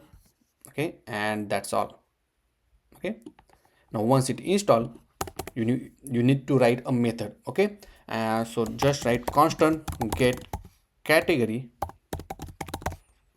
Okay, the arrow function, and here you need to make this async, so make async, and here you need to define constant query. Okay, so add the GQL. Okay, so every time you need to add this GQL. So GQL is stand for GraphQL request. So import this particular statement, and once you add that one, you have to add this tag, and inside this tag you need to paste the query. So this query is this one. So let me paste it here like this. Okay, and then you need to make a request. So we'll say constant result is equal to await, then you have to put request, and inside that you need to provide the URL of the one where you are fetching data and the query. Okay, so where we can get the URL. So here inside this HyGraph you have option called project setting. Go to this project setting. Here you will have an option called API access. Okay, and here you will find this content API master URL. Okay, this URL we are going to use. Don't share anything with your this particular URL. Okay, second important thing, if you scroll down, if you don't have permission for the API, you can add the permission from here. So here you have read, create, update, and all the permission you can add it from this particular section. Okay, so make sure for this content API you have proper permission. So copy this content API, and which is our, we can call it as a master URL. So I will add constant master underscore URL is equal to, and I will paste this particular URL here. Okay, now inside the request you need to provide the master URL comma the query which you want to use, and once it's done you need to return the result like this. Okay, now once you add this query, make sure to export it. So write export default apps, and then you need to give the name which is the get category. Okay, I will just rename this to small g like this. Okay, now once you export it, so it will be available throughout the application. Okay, now go to this screen called home screen, where we need to get the category data. Okay, so here what I'm going to write here, I will say get category list, and we'll call one method constant get category, the arrow function, and inside that just call global API. So let's import this global API. So import global API from util slash global API. Okay, and once we add the global API dot, you will find this method get category. As this is promised, then we have to write then response and just console the response. That's it. And just now this get category we need to call inside the use effect. So I will write the use effect here, and whenever we this component get load, this use effect will get call, and then get category also get call here. Okay,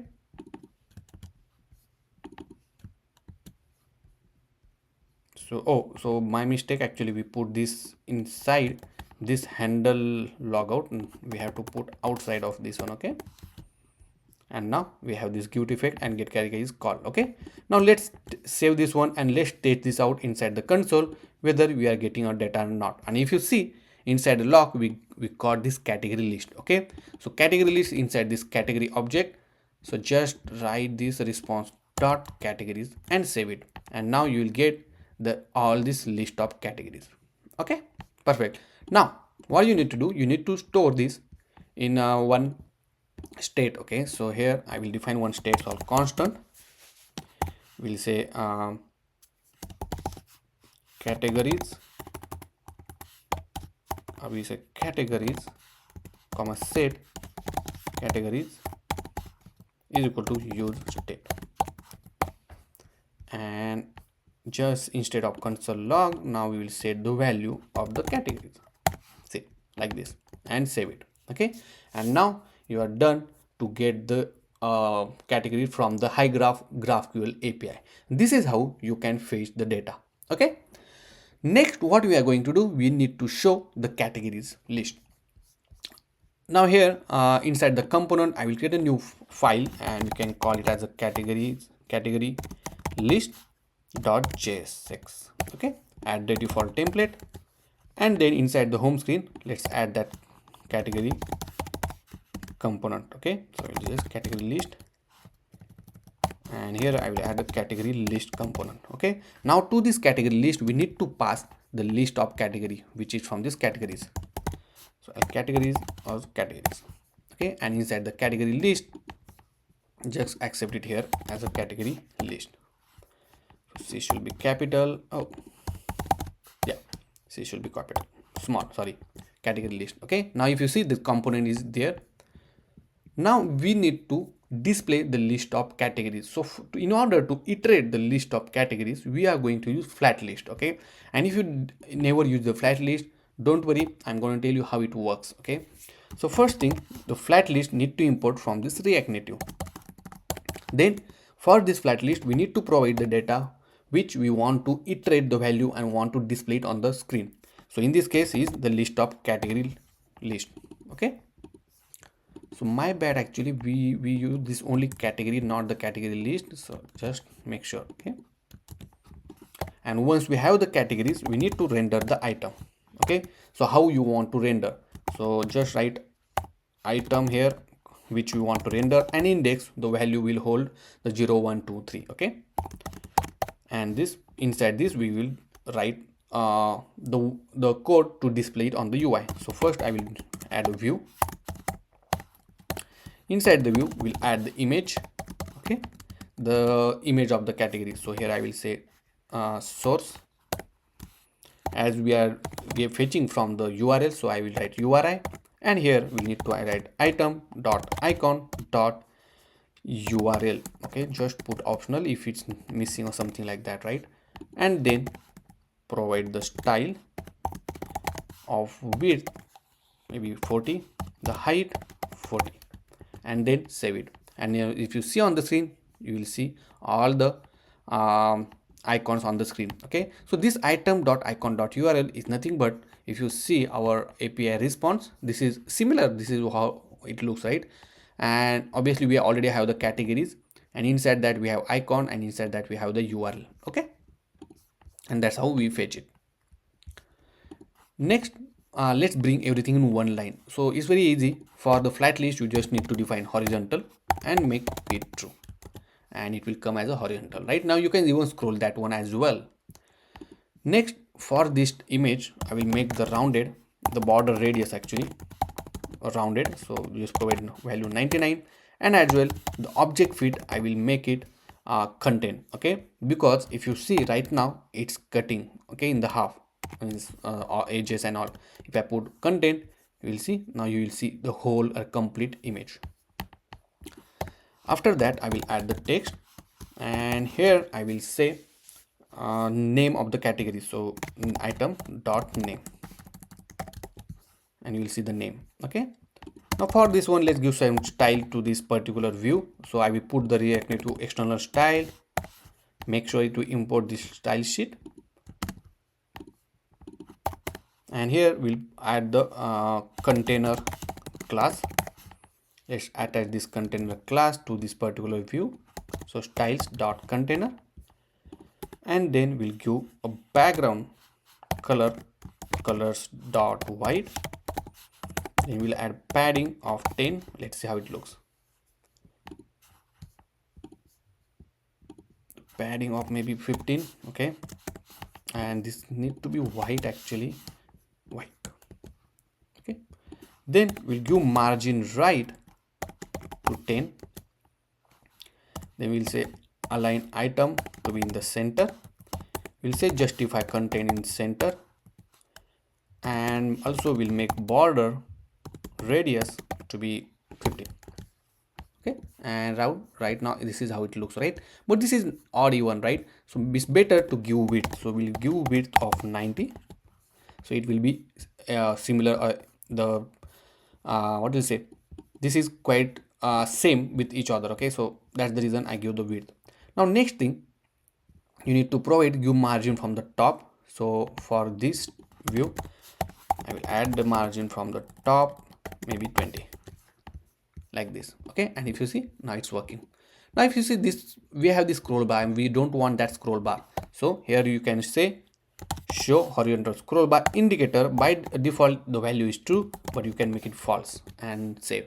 And now if you see, the scroll bar is not there anymore, and we got this beautiful scrolling effect as well. Now for this tailwind CSS, the text you can make it center, so give some style to this particular text, write text aligned to be in the center. Okay, perfect.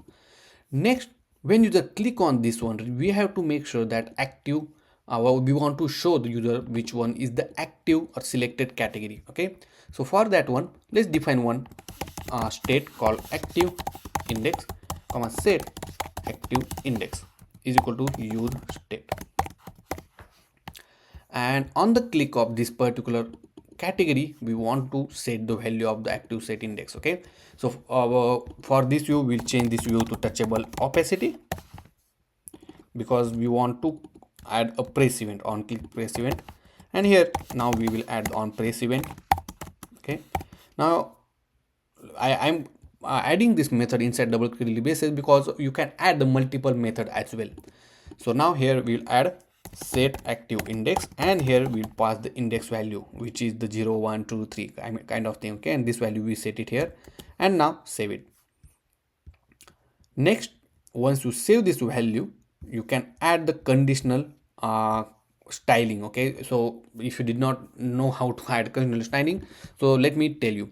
So inside the style, let's add this inside the bracket like this. Okay, and then give comma, and here you need to write the condition. Okay, so in this case we'll say active index is matching with the index value, because you said the index value, and whatever the index value is matches with this active index value, then we'll write and an operation. Okay, or you can write the ternary operator as well. And then here we'll write inside the curly braces, you need to write the styling which you want to use. So for example, we give the border width of 1 and save it.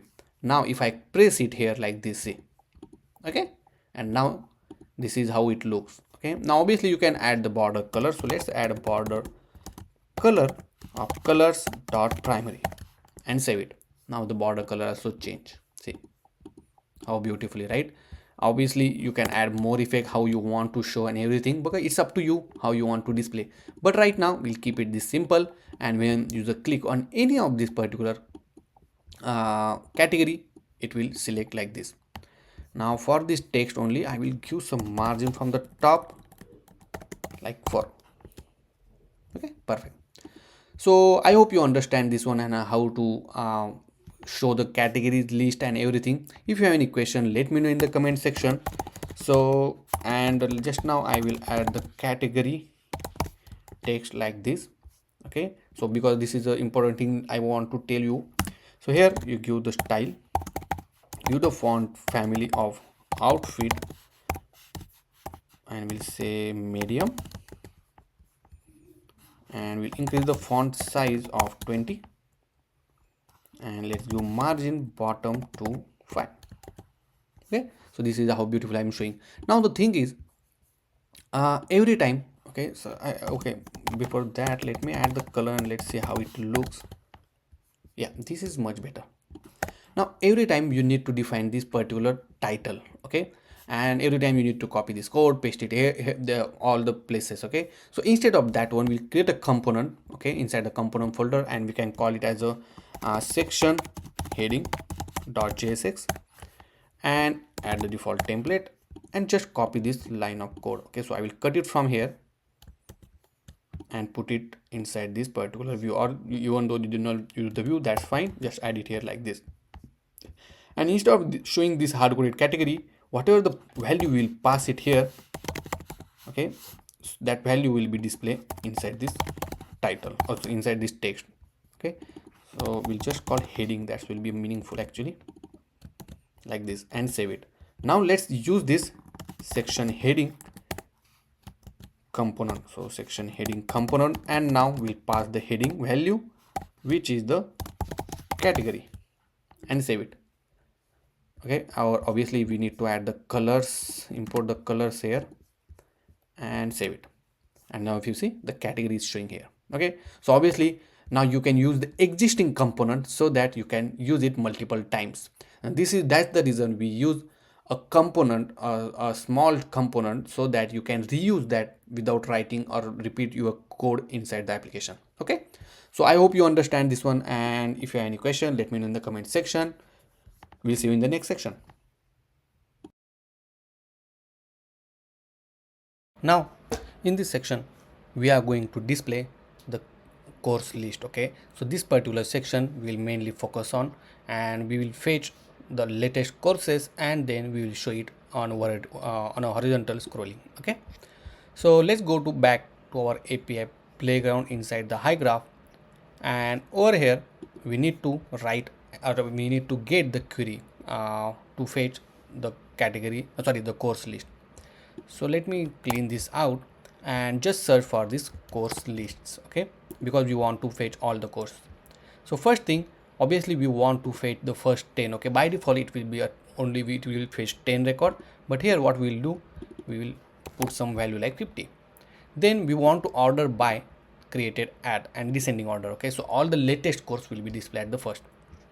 Then we want the author name, then we want the description, demo URL, the free or not ID, name, okay, then slug, source code, the tag, the total chapter, we will not take this one, YouTube URL, okay.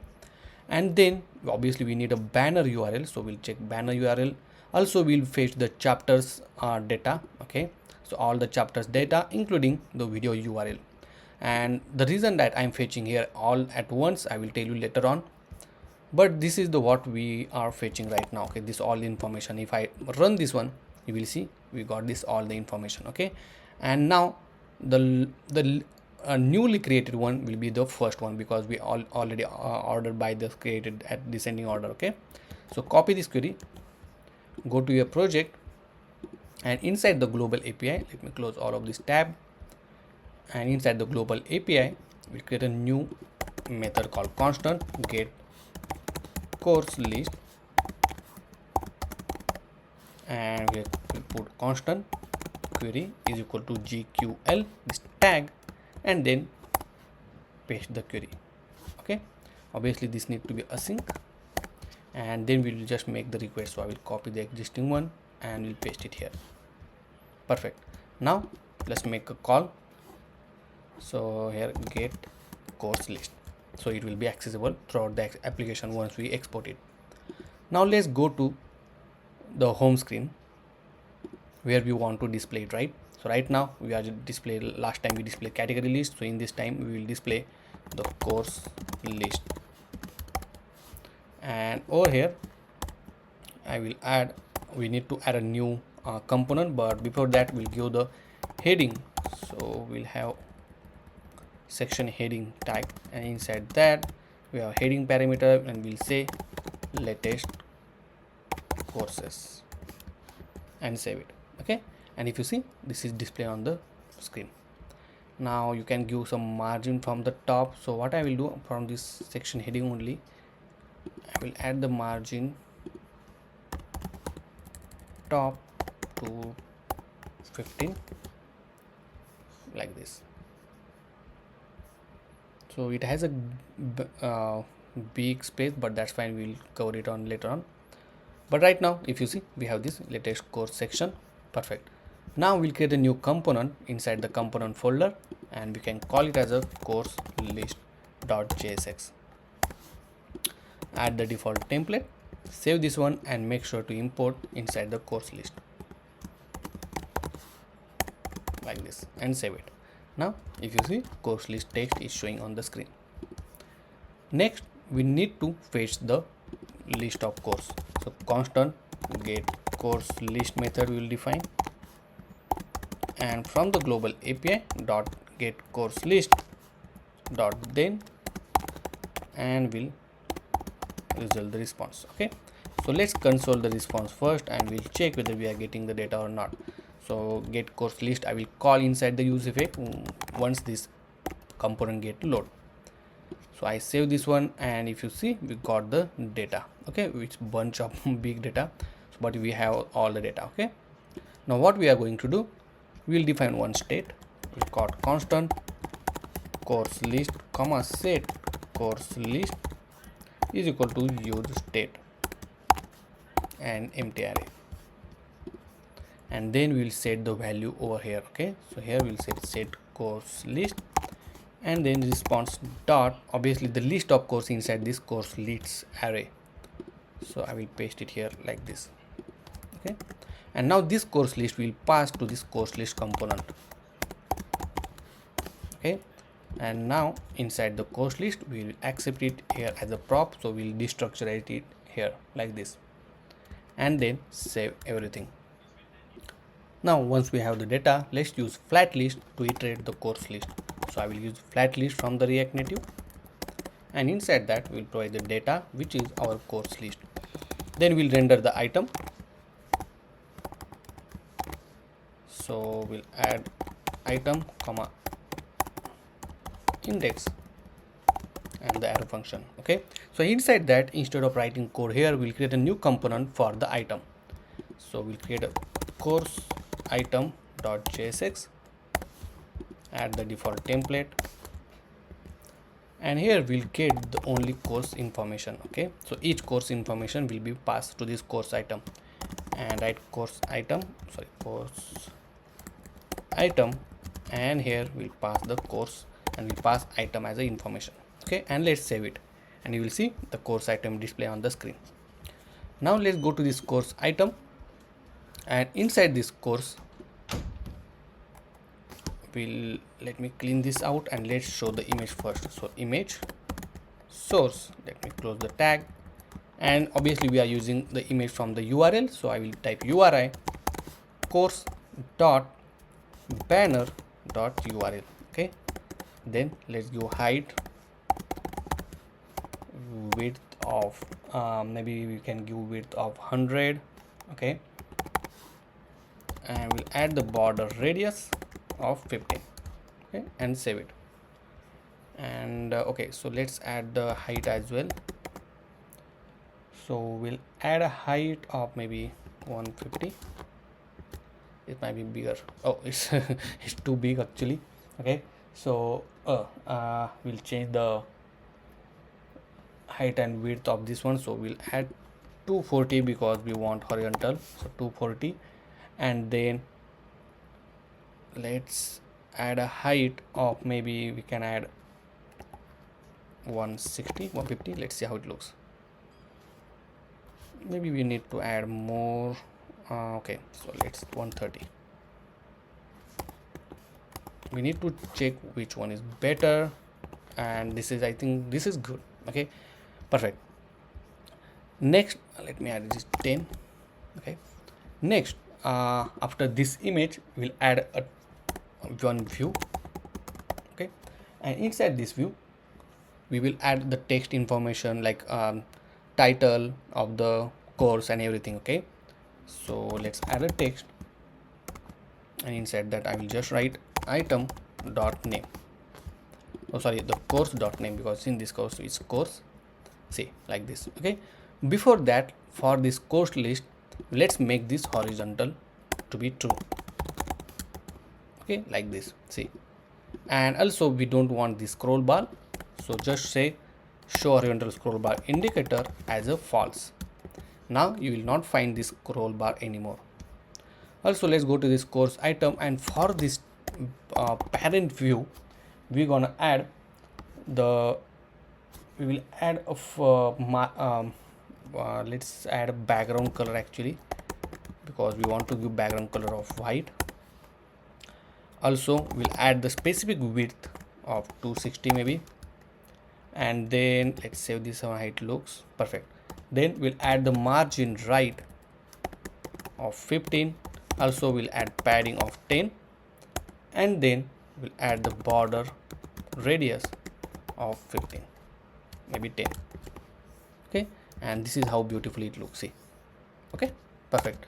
Now obviously let's give some styling to this text. So style, and here we'll add the font size of 16. Then font family, I will add outfit bold. Okay, then I think that's enough. Let's add another text. I'll copy existing one, but in this case we need to show author name. So author, and if you want to take a reference of this one, you can go to this TubeGuruji Academy. Okay, the link is in the description, where you will find the way we design. See how beautifully we design, right? The name, this category. Okay, if I go to this all course, then the number of chapters and whether course is paid or not. Okay, the similar kind of way we will design it here. Here I define author. Let's give the outfit and the font size of 14. Here I'm gonna change the color So colors dot gray. Perfect. Okay, next let's copy this one, and I want to show the number of chapters. Okay, so I will put the view, and inside the view let's put an icon. So let me get the icon for a book, and I'm going to use Ioni icon, and let's search this particular book. Okay, so copy this import statement, paste it here, and then copy the component and paste it here, and let's save. This is how it looks. Okay, after that I will add a text, and it will say number of chapters. Okay, now it's very important. Let's go to this API playground, and if you see our chapter is inside this chapter, and then we just need to fetch the length of the chapter. Okay, another important thing, obviously by default API, this particular HyGraph API will only fetch the first 10 records. Okay, so you have to mention like this. For example, in this case we mention we want to fetch first 50 record. Same thing inside for a chapter, we need to do same thing. For first, maybe I will put 50. Okay, so first 50 chapter we want to fetch. Obviously inside our database or content we just have 20-25 maximum chapters, but if worst case we can put a maximum chapters which is first 50. So let's copy this first 50 chapters information, and inside your global API, inside a chapter, I will paste it here like this. Okay, and now we just need to get this length of this chapter. Okay, so I will put course dot chapter dot length. Okay, I put question mark and save it, and if you see now it will show the chapter length. Okay, but some of them don't have the chapter, and that's why it's showing 0. Okay, so we'll handle that situation as well, but first let's add this text, this called chapters. Okay, now we're gonna show this particular chapters only if it has a courses. Okay, means the chapters are available, then only we'll show, otherwise we will show empty. Okay, and now which courses don't have chapter, see it will show empty. Okay, now let's bring these two things in one line. So for this particular div, I'm gonna add display as a flex, then flex direction I will add a row, so it will come in one line. See, then I will add a gap of 4 maybe, and I will make align item to be in the center, so it will be vertically center. See, and then we'll change the color of this icon. So I will give the color of colors dot primary, and this for this text I will give color gray, colors dot gray. So this need to be colors dot gray, and save it. See, like this. Okay, and in the same line I want to show the price as well. So in order to show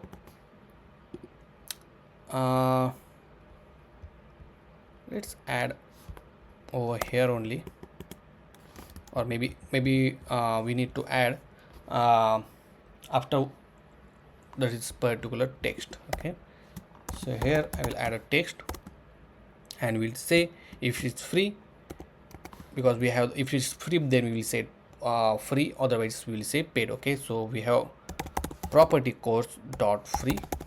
Okay, and if it's true then we will show free, otherwise we will show paid, like this. Okay, so these courses are paid, and if you see this course is free.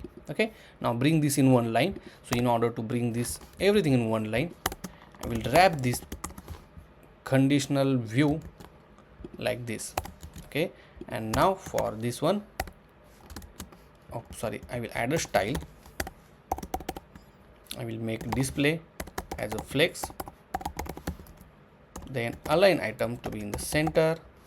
Oh sorry, first we'll do make flex direction to be row. So let's check everything in one line. See, then we'll say justify content space between, and then align item to be in the center, so it will be on the right hand side.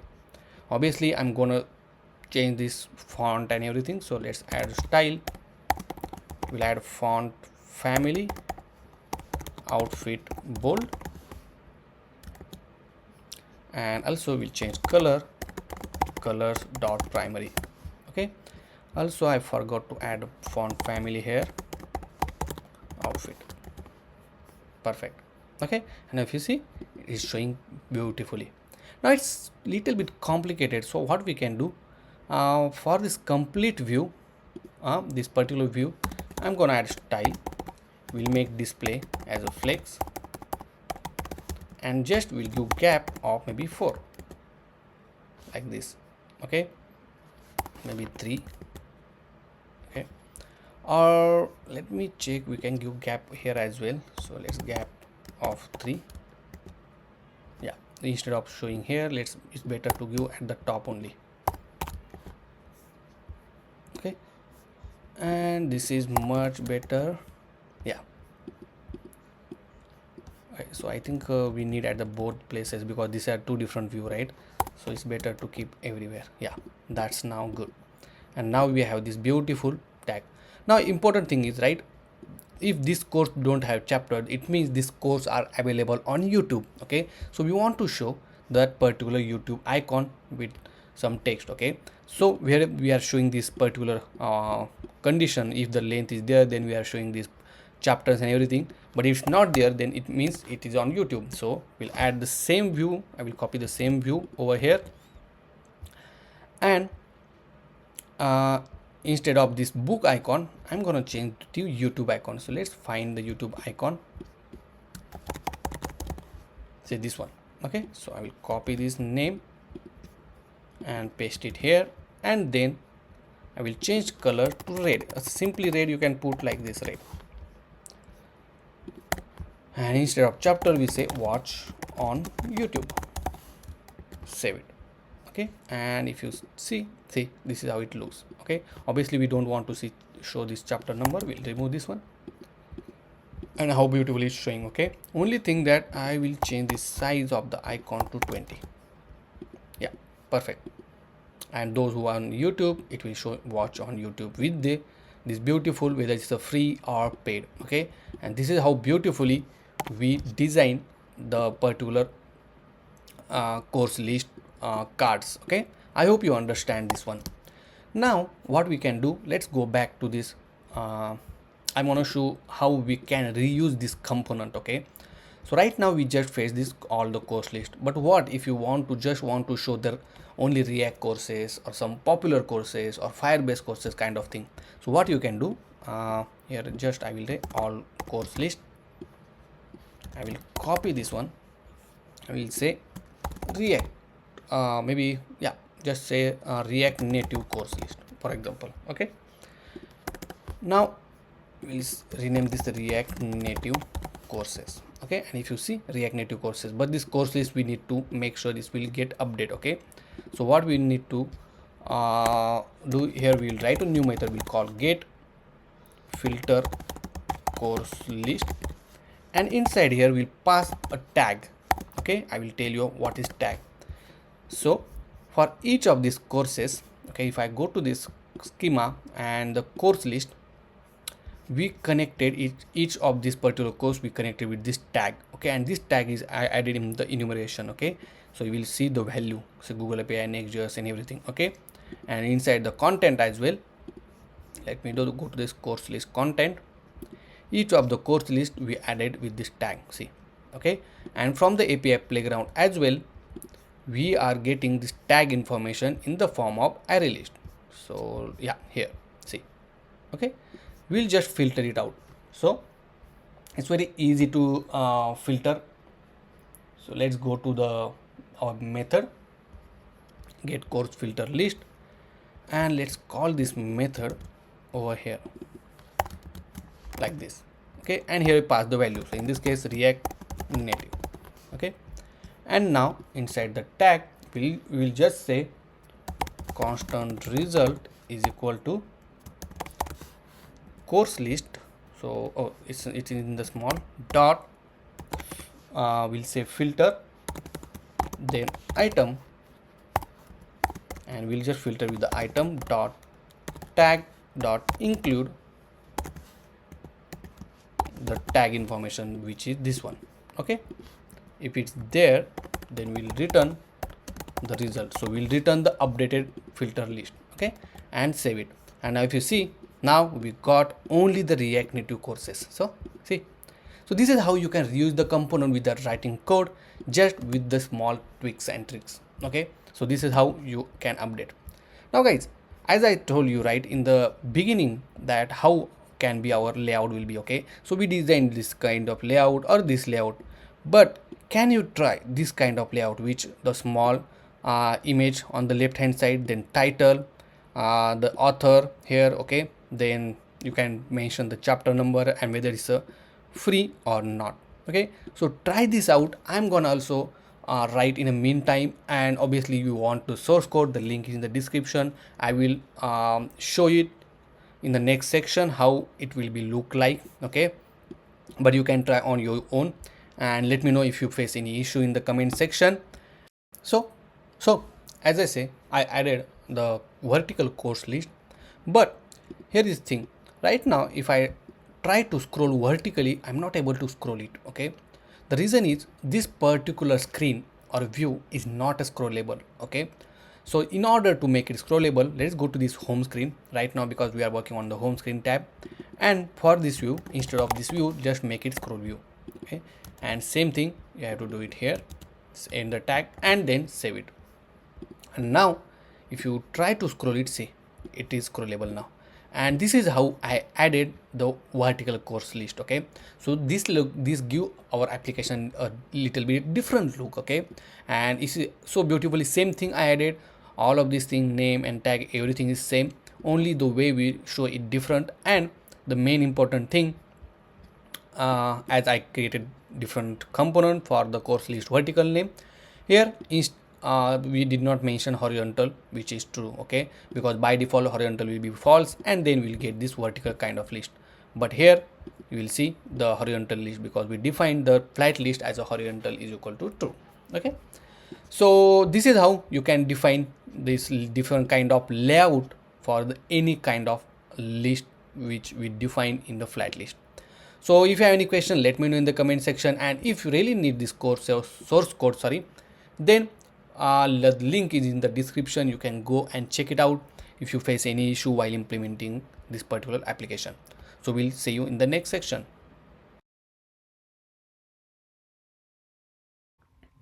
So in this section, we will mainly focus on this course detail page, okay. So in the first part, we'll complete this particular section where we are going to show video player, the course information like course name, description, and then the option to access the source code, demo, and YouTube, okay.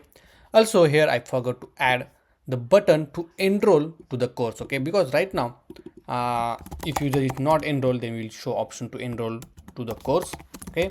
Otherwise we can show option to continue learning, okay. So this kind of thing we are gonna learn in this particular section. So let's go back to our application, and here let me close this all window. And now let's add a new screen, okay. So inside the screen folder, we'll add new screen, and we can call it as a course details screen .jsx, and add the default template RNF and save it. And then let's add this course detail screen for in the navigation. So right now, in order to jump to this course detail screen, you need a navigation, okay. And then for that one, we are going to use tag navigation. So inside the navigation, let's create a new navigation, and we can call it as a home navigation .jsx. The reason is home navigation because we are jumping or we are navigating from the home screen to the other screen, and that's the reason we will call as a home navigation. Add the default template. Here let's add the constant tag is equal to create stack navigation. So right now you are not able to create the stack navigation because you need to add the stack navigations dependency, okay. So go to this navigator and search for the stack, and here you need to import this stack navigation library. So let's open the terminal, and inside a new terminal let's add this stack navigation, okay. And once the stack navigation is installed, let's wait. Okay, so stack navigation is ready, so create. Okay, let's now add import that stack navigation manually. So I will import this create stack navigation. It's similar to what we add the tab navigation. Okay, so it's kind of similar. So here I will just import this one, and here we'll add the stack navigator like this. Okay, then let me clean this out, and here let's write stack dot navigator, and inside that you have to define which screen do you want to add inside the stack navigation screen. So here let's give the name. I will call home, and the component will attach the home screen component. Okay, and the second is course detail. Okay, and here we'll call course detail screen. Okay, and save it. Now your stack navigation is ready, your home navigation is ready. Now let's attach this home navigation screen to this particular tab navigation, right? So because we need to connect it. Okay, so here what we call home navigation, and don't worry, by default in home navigation the first page will be considered as a default page, and this is the home screen, so automatically it will render the home screen for this tab. I will just change this home, or that's fine. Now we are ready. Let's close all the tab, and now if you see right now you are able to see this header, right? Because inside the home navigation you need to remove this, we need to add the screen option and just say header shown to be false, and save it. Okay, next let's go to the item of this each of this course. Okay, so that once user click on any of this item, we want to press on press event to navigate to this new screen. So go to this component, and here we have this course item component. So inside this course item components, change this view to touchable opacity like this. Okay, so that we can add the on press event. So let's add on press event, and now on the press of this particular item we want to navigate. So for that one you need to define a navigation using use navigation. Okay, and if you see, this is importing from the React Native navigation / native like this, and then add navigation dot, you have to add the navigate. Okay, so navigation dot navigate where you want to navigate. So in this case course detail. Okay, so this name should match to our home navigation's stack screen name. Okay, and then save it. Now let's test this out. If I click on this one, see, it jumped to this course screen. Okay, but if you observe here, this tab is still showing home tab. Okay, and obviously it doesn't matter actually. Okay, but if you don't want to show the tab here, okay, but if you click on home, it will jump to this home page. If I go here and click on my course, it will jump to my course like this. Okay, to avoid this kind of issue, or you don't want to see tab, you need to do some tricks. So first thing, let's go to these navigations, and inside the home navigation, instead of using the home screen, here we'll use tabs navigation. Okay, here we'll use tab navigation, and inside tab navigation we'll keep home screen as it is. Okay, so nothing will get changed. Let's save this one, save everything, and boom, nothing get changed. But now if I click here, okay, let me check. Okay, we got one error. We'll check it out, what's the issue. Let's go down. So it say the action name navigate to payload course was not handled by a navigator. Okay, the reason is we added the tab navigation, home navigation, but inside the app.js file is still a tab navigation. Okay, so here is still a tab navigation. So here we'll change to home navigation. Let's save this one, and let me close all of this warning message, and let's click it now, and boom, see, now it's jumped to course detail screen, and we don't have any more tab here. Okay, so make sure that this is very important. Okay, the configuration we did, if you confused, go back and run this video again, okay, to understand this concept. Now let me go to this course detail page, oh sorry, inside the component we'll go to this course item first. The reason I came to the course item, because here we need to pass some of the parameter. So here, in order to pass some value to this next screen, from this screen you can mention like this. Okay, I will zoom it out, and inside here now here I will type it. You can write course and the value which you want to pass. So I will pass this course value as it is to this. Okay, and the field name is course, or we can call parameter name. Now save this one, and now let's go to this course detail page. So let's go to the course detail screen actually, and inside here, in order to get that parameter, you have to write constant. You can destructure that parameter using params is equal to use route, and if you see, this use route is importing from the React navigation, and boom. Okay, now if you want to see the value, let's print it out inside use effect. I will put the params, because whenever the parameter get updated, obviously we'll get console this value. So params. Okay, now let's see what is inside the param. So now if I run this one, let me go back. Okay, and if I click it, now if you see, we got bunch of this value, see, from here. Okay, now it means inside the param we have this course parameter, and then inside that we have the value. So this is the what we have, the actual value which we passed from this previous screen. Now let's store this value inside one state, and here just we call set course. Okay, and then we have the course value. Perfect.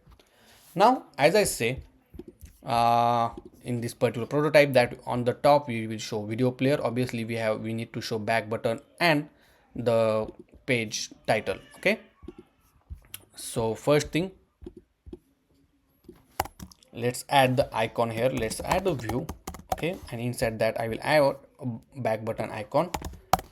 So here I will search back, filter the ionic icon which I like to use, and I will use this icon. So copy this import statement over here, then copy this component name over here. Okay, after that I will add a text, and it will just say course detail. Okay, and save it. So right now it's, if you see, it's very small. Let's give some style to this view.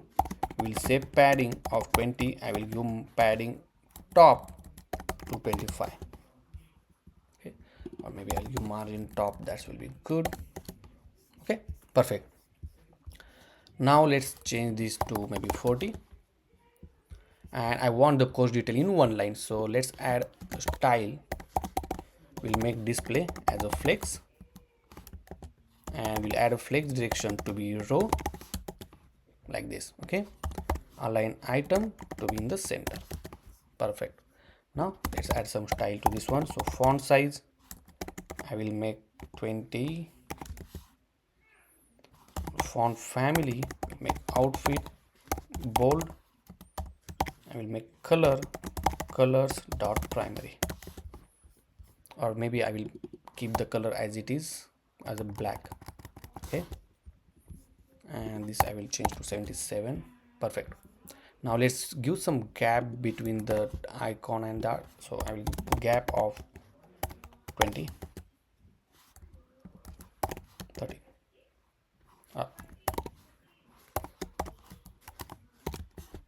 like this. Okay, and this look good.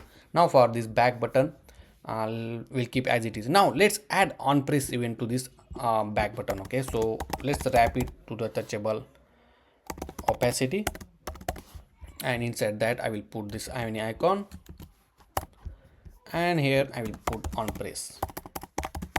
Okay, now in order to go back to previous page is very easy. Okay, first you need to obviously add the navigation here, similar to what we added before, is equal to use navigation, and then in order to go back, just write navigation dot go back. So it will go back to the previous page where you came from. Okay, and save it.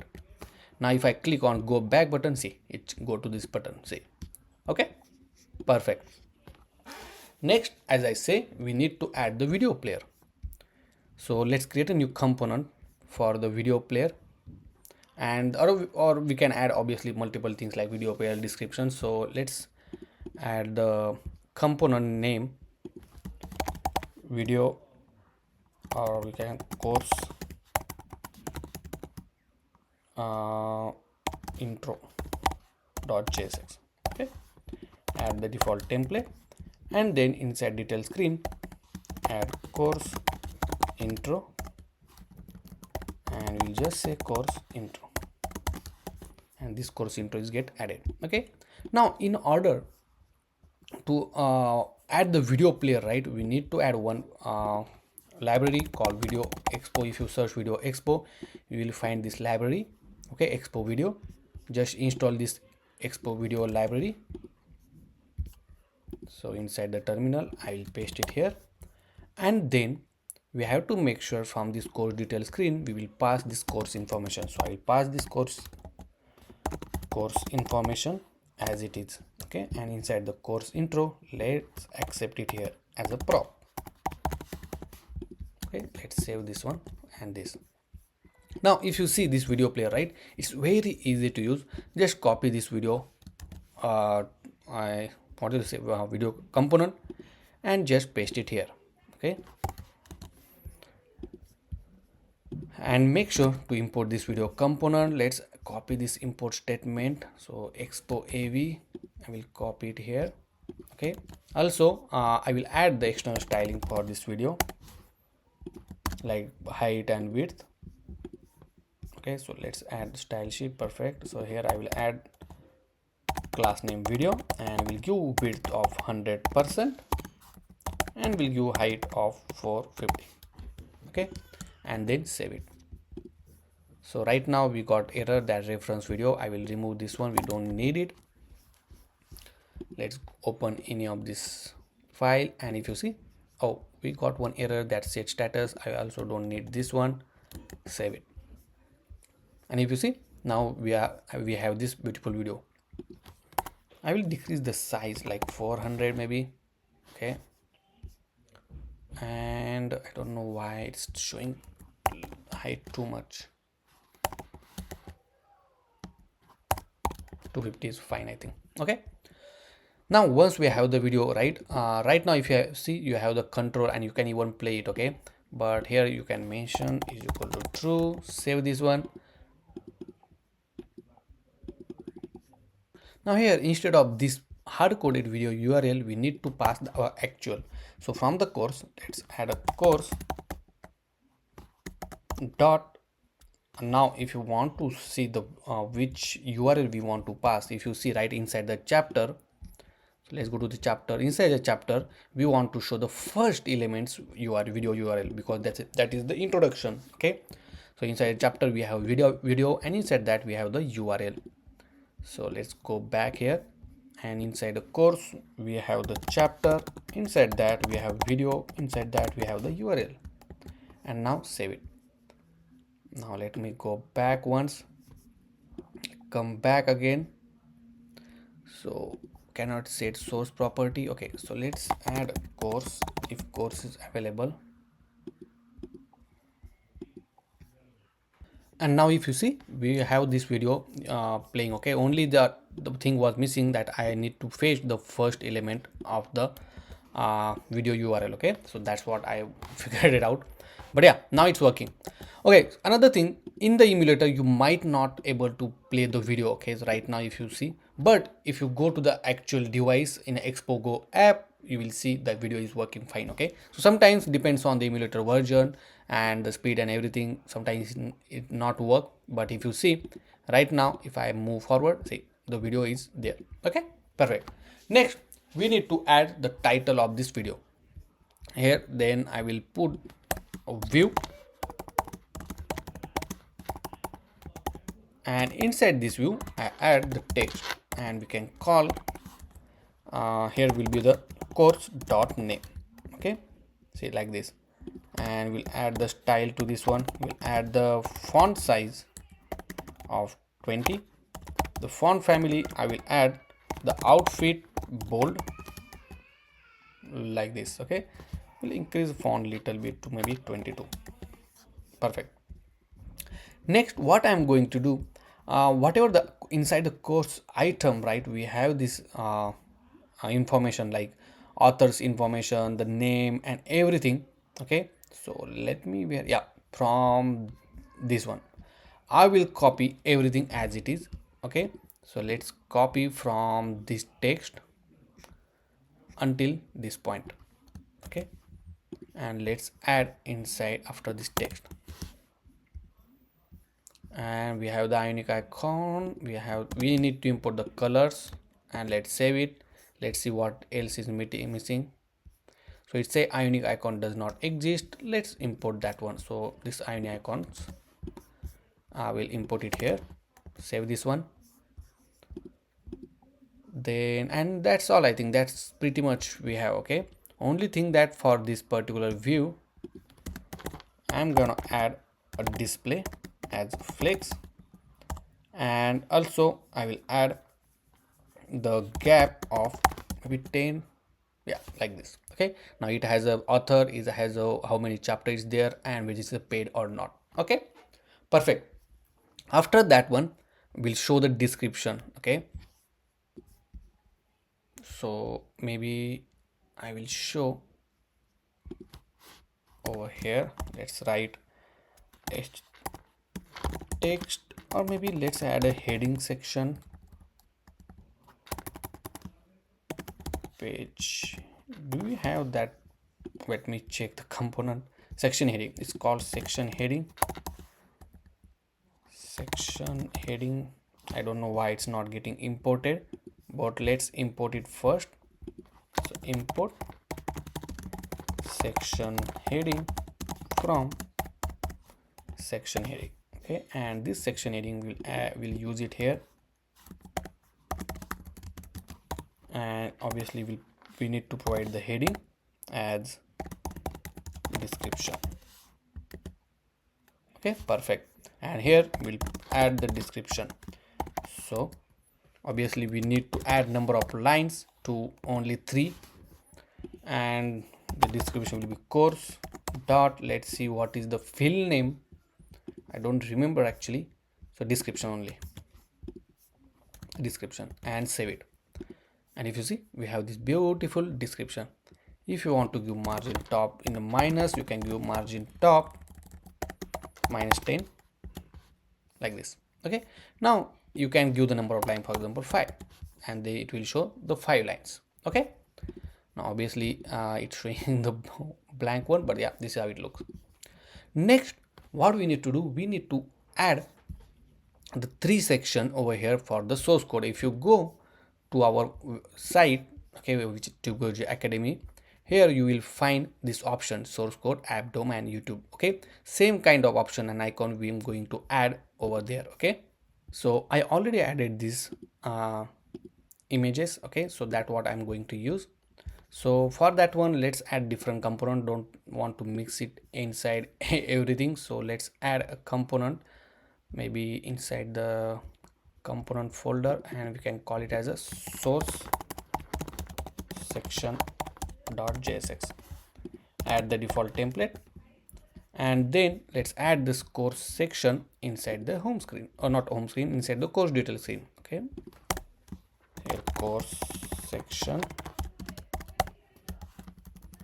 and here we'll add just course source section, not the course. Okay, it needs to be a source. If you see, we have this beautiful source section. Now inside here I will add one view. Inside that we'll add image. Let's import this image, and this image has source, which is from the require, because we are going to use local one. So slash dot slash, let is go to the assets folder slash image folder, and then let's locate this. This is for the, okay, let's find another one, which is open source dot png. Okay, so it's saying, okay, this needs to be open dot source, like this. Okay, now for this one, let's give width and height. So let's add a style, we'll give width of maybe 17. Let's get height of 17. Let's save this one, and this is look good to me. Let's add a text as well, so we'll just call source code. Okay, now let's add styling to this one, so add padding of 10. We'll make a background color of white, so colors dot white. Then we'll make align item to be in the center. We'll make padding of 15 maybe, and we'll make border radius rounded like this. Okay, and let's add some styling to this one as well. So font size, I'm gonna add maybe 17. Then we'll add a font family, maybe outfit. Perfect. Now I will copy existing one 2 times, because we need to show the source code, the demo, and one for the YouTube. And here we'll say YouTube. Let me rename this name to actual YouTube. And the another one which we have for web design,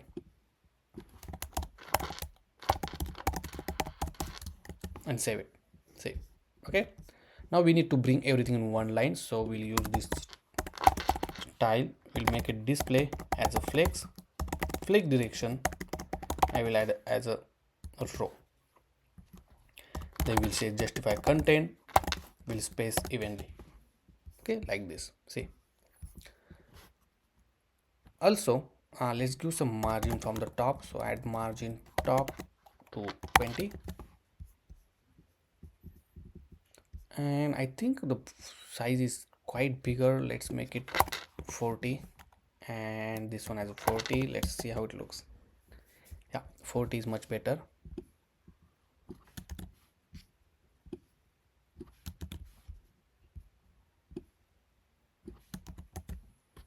Like this. Okay, I will make this font size to 14.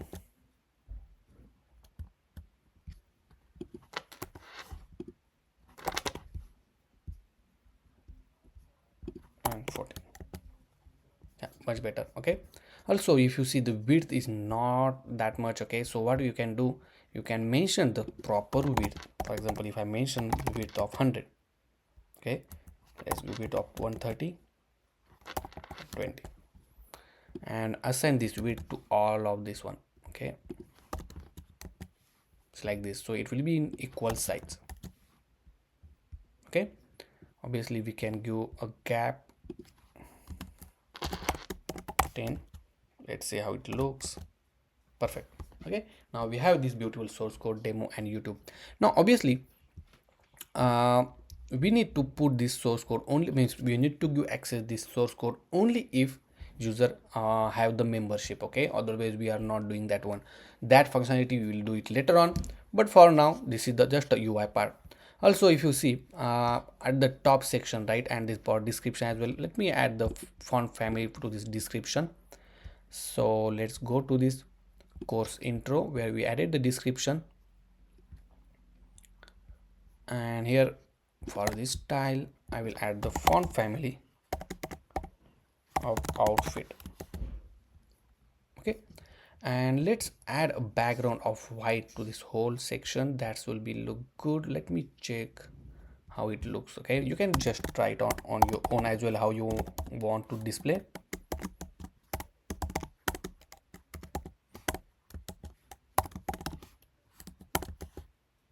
Like this. Okay, and obviously we need to give padding of 10.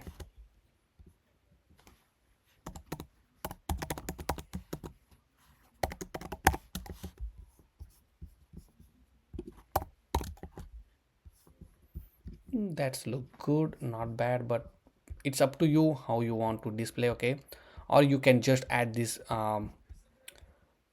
background white to this particular section, like for example for this view only. Okay, let's try to add for this view only. See, like this. Okay, and that will be good actually. So guys, I hope you understand how we implemented this particular section. Okay, it's quite easy. You can try on your own design, whatever you want to do. Okay, it's up to you. But later on now, we gonna give option to enroll to the course, and obviously we need to show the all the chapter section. Okay, here we are giving option to enroll to the course. Okay, so we are obviously showing button like to enroll to the course, or if user is already enrolled to the course, then we can show the button as a continue. Okay, obviously the logic behind the enroll course or continue button we implement later on, but when we finish the UI part, then we can implement the logic part. So here I'm gonna add new section and we can call it as an enroll section. Okay, and let's create a new component for that one. So we'll create a component called enrollment section .jsx. Add the default template, save this one, and let's go back and add that component inside the course detail screen. Okay, and if you see the enrollment section, here is just simply we're gonna add the button. Okay, and not a different thing anything. So for this we only will add the style, and I'm gonna add padding of maybe 15. Let's see how it looks. Then we'll add a background color of colors dot primary color, and let's save this one. Then we're gonna add border radius of 10, and for this text I'm gonna style, we'll say text align in center.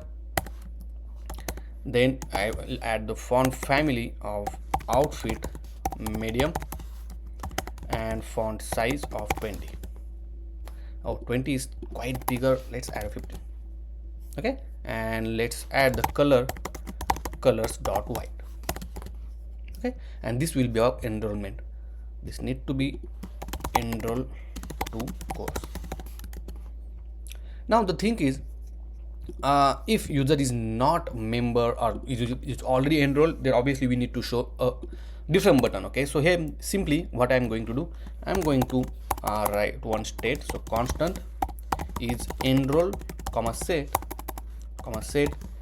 is enroll is equal to use state, and initially I'm going to add the value false. Okay, see, this is just for this part, for the UI purpose. Okay, obviously the logic behind this one we are gonna implement later on, so make sure. And here I'm simply adding is enroll. If it's enroll, then I'm going to show different button, and if it's not enroll, then we will show enroll to course. Okay, same text I'm gonna copy from here, paste it over here, and here we'll say continue and save it. Okay, so right now if I see the user is enrolled, it means the value will be true, and here it will show continue. But if user is not enrolled, then will show false, and then it will show the button enroll to course. Let's add a border to this particular section because it's look little weird, not weird, but I will just add the border to that one. So inside the course intro, for each of this view, okay, so I'm gonna add a border. So border width and 0.4. I don't know which, oh, I added incorrect border here, not here, but maybe this particular section. Okay, that is not inside the course intro, it is in the section course source something source section. Yeah, so here let's try to add a border and let's look how it looks. Okay, yep, that's pretty much good. Let's add 3 or maybe 4, that's fine. And let's save this one. Let's add it here as well and here as well. Okay, and then I will give some margin from bottom, maybe 10 to 20. We have to give margin bottom here actually. Perfect, like this. Okay, and now next we need to show the course lessons. Okay, as I say, so let's go back and let me show you how we are going to design the course section. So if you go to this TubeGuruji Academy application, the link is in the description, and you can open any of the course. Okay, so if I open this particular course, you will see this particular section. Okay, right now I already enrolled to this course, and that's the reason it's showing this play button. But if let's go to this course which I did not enroll, but most of the course I enroll, okay, but let's go to this Disney. And if you see right now it's showing this log button because I did not enroll to this course, and this user is already a member. That's why it's showing the button called enroll now. Similar kind of functionality we are going to design over here. So we'll create a new component, and we can call it as a lesson section.jsx. Add the default template, and then inside the course detail screen I'm going to add here lesson section, and obviously I'm going to add a lesson section component, and here we'll pass this course information and make sure to get here inside the props, so course, and save it. Now here we're going to use a flat list, so add the flat list. Before that, let me add the section heading name, okay, and the heading will be lessons.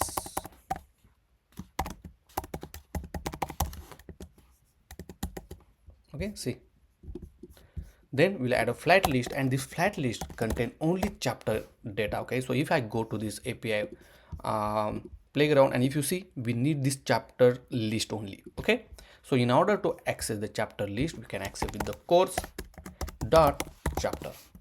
Then we will render the item, so item comma index and this information. Now here we will render each of the item. So here is thing, right? You can use another component, okay, or you can define it over here. So this will be a touchable opacity, and inside that, first thing we need to add the text. Okay, so this text will be like 0, 1, 2. Okay, so let's add that one.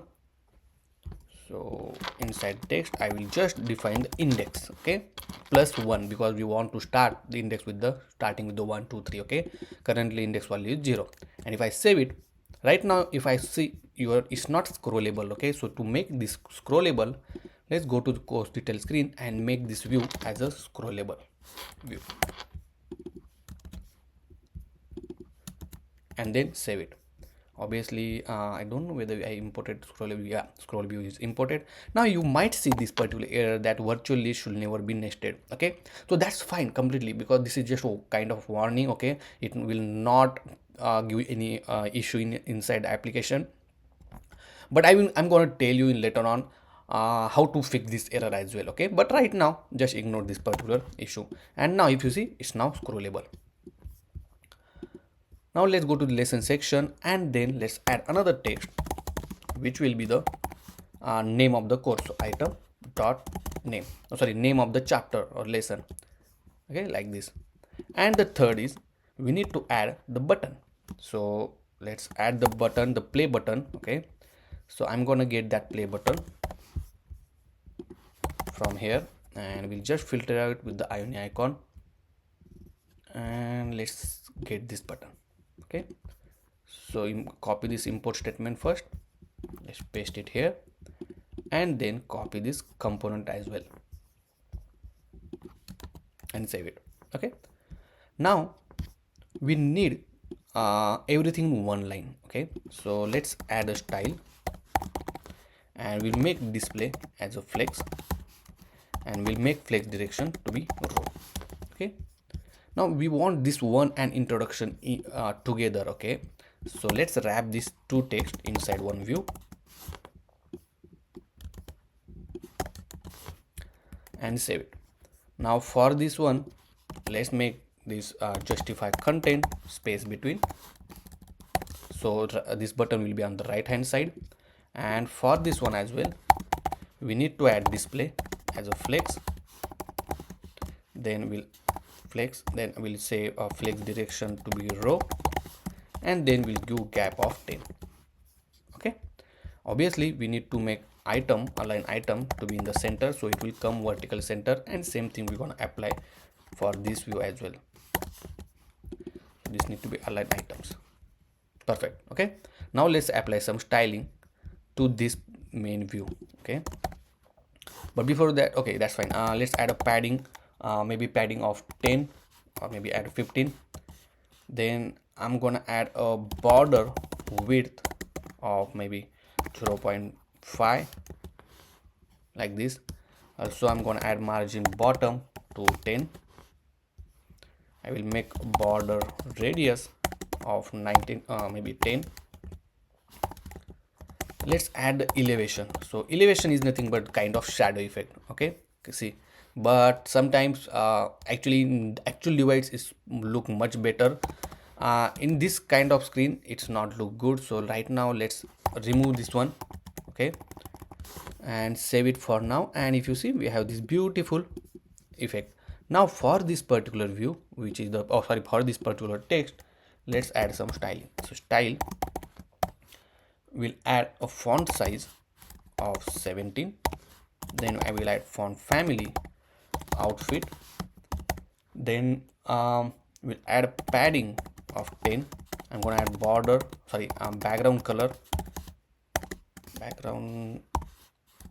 Now here I want to use a different color. Okay, so let's add a colors which I want to use, and I will say primary underscore light color. Okay, so the code for this one FFDD, and that primary light primary color I'm gonna add it here. Okay, and save it, and right now this is how it looks. Now let's add a border radius of 99 because I want to circular, and for this particular text I'm gonna give width, some width, like maybe we can give width 40 and then height 40 because we want it square and circular. See, and then you can make this text align to be in the center.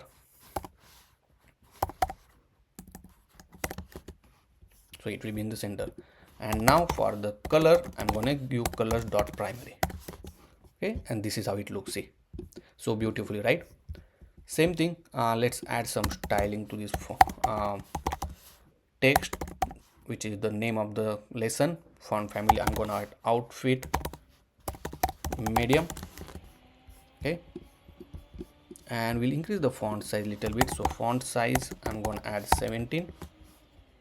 Maybe, oh, so we go have font size need to be in the number only, so that's the reason we got the error. Let me reload the application. Okay, so let me go back in any of the chapter and let's see. Perfect. Okay, now we have the beautiful chapter, everything. Now if you see, as I say in the beginning, right, the sometimes it works, sometimes not. Now it's playing. Okay, so sometimes just restart your emulator, okay, and it will work, the video player. Now if I go down, this is look good to me, and then let's increase the size. So let's make it 34. Okay, and I'm going to change this colors dot primary. Okay, this is how it looks. Perfect. Now next, what we need to do, as I told you, right, if the user is not enrolled to the course, we want to show the log button. Okay, so I will hold the one state called is enroll, similar like before. Set is enroll is equal to use state. So obviously, as I say, right, it might be changed this one, but for the UI purpose, I'm going to add that one.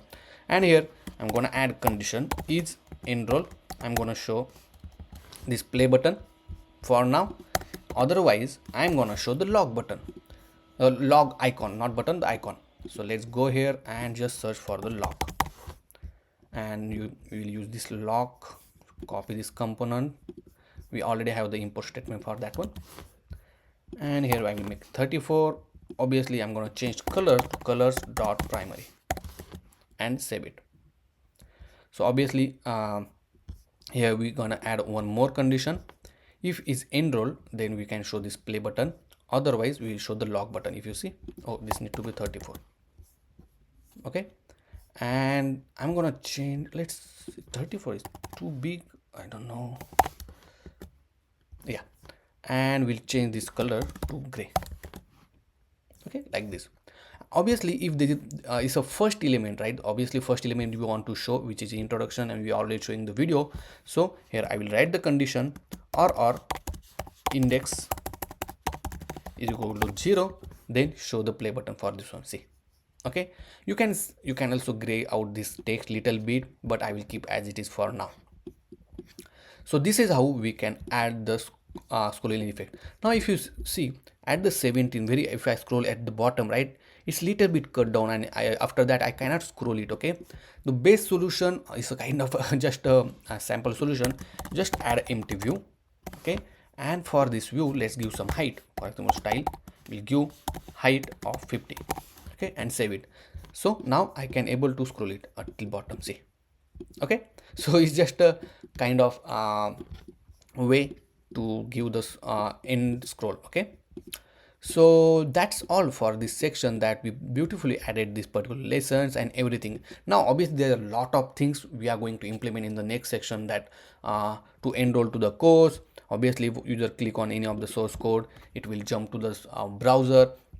Then if user is already enrolled to this course, we're going to show this play button. Okay, and later on in this course, if user completed some of the chapters, we need to show the complete chapter list as well. Okay, lot of things going on, guys. So please watch this complete video, and if you did not subscribe to my channel yet, please do subscribe. Okay, all the links, the important links, is in the description, so you can go ahead and check it out, and we'll see you in the next section.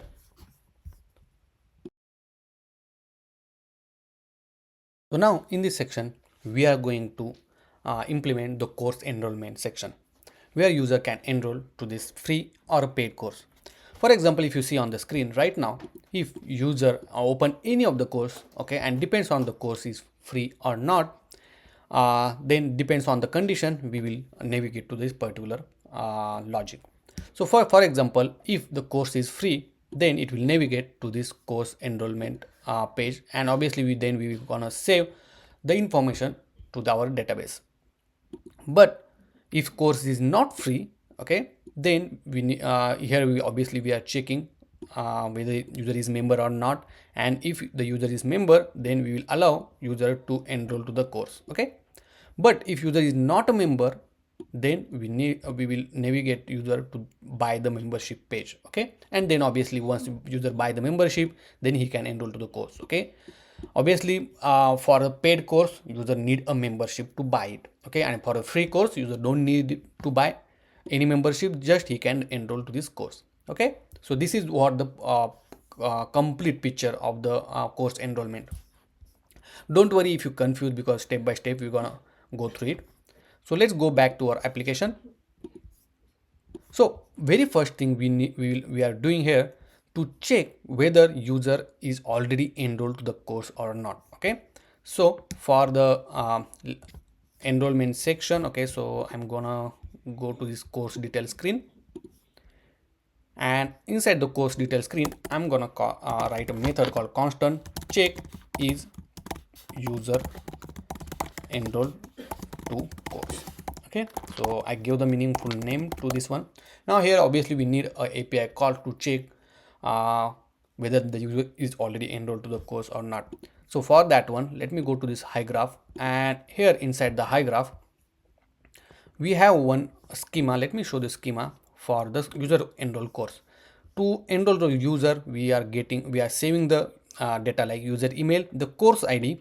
So in this case, course ID is nothing but the slug name we are going to save. Okay, because slug is unique for each of the course. Then we are going to save completed chapter and the course list. Okay, so completed chapter contains the multiple component we can save, or multiple record we can save, and the course list is nothing but we connect this reference to this course list. Okay, so here obviously you can have this option called reference, where you can connect this particular schema with this course list. Okay, and let me show the content example of user enroll course. Okay, for example, in this case, if you see, I use this course ID and this is slug name I kept. Then we have the completed chapter. Obviously we will implement that later on, and the course list means the list of course which we attached to this one. Now let's go to the API playground. Here let's add a new query, and here we will search to get the user enroll courses. Okay, so search for the user enroll courses, okay, not the user enroll course, because user enroll course only accept the ID, and obviously in this case we are not providing ID, we are providing a course ID, which is our slug name. So let's find this particular user enroll course, and here we need some option. For example, obviously we need a course ID, okay, but before that we need to pass some of the conditions to fetch the record. The first is the email ID of the user, and the second is course ID. Okay, so here I'm select the course ID. Here I will pass the slug name, and then we need the user's email. Okay, we scroll down, here we have the user email. So these two things we are gonna pass. Then if I scroll down, now once we have the where condition, right, if I scroll down, we're gonna fetch some of the fields like completed chapter. We'll get the completed chapter with this chapter ID. I will take it. Then we want to take course ID. It will return the course ID just to return. Okay, so this value we don't need a course list actually, because we already have the course information. Then I will take ID, it will, and I think that's enough. Okay, so what it will do, once we pass this course ID and user email, okay, then it will return us the completed chapter information along with the course ID and ID. Okay, not all of these things we need it. Obviously if you need any more thing, we can add it here. Now if you want to test this particular functionality, let's go to this content. For example, copy this course ID, and let me go to here and we'll pass this course ID over here. Also I'm pass user email like, okay, and let's run it. And if you see, now we have the result. It means this particular user is registered to this particular course. Okay, and then it will return the completed chapter, course ID and ID. Okay, that's what we wanted. And if you see, it return only one item. Okay, because it's array of list. Now copy this query, go back to your global API file. Here we're gonna add new method, constant check user course enrollment. Now this will be async, so I will add async like this. Okay, so constant query is equal to GQL tag and paste the query. And now we will make this request. So I will copy this and paste it here. Now two things we need. First is slug, which is a slug name, and another is email. So wherever is the course ID, obviously here we will pass this slug name. Okay, so here in order to pass the dynamic value, you have to write like this. Okay, and then slug. Same thing for the email as well. Email. Okay, and make sure to export this one and save it.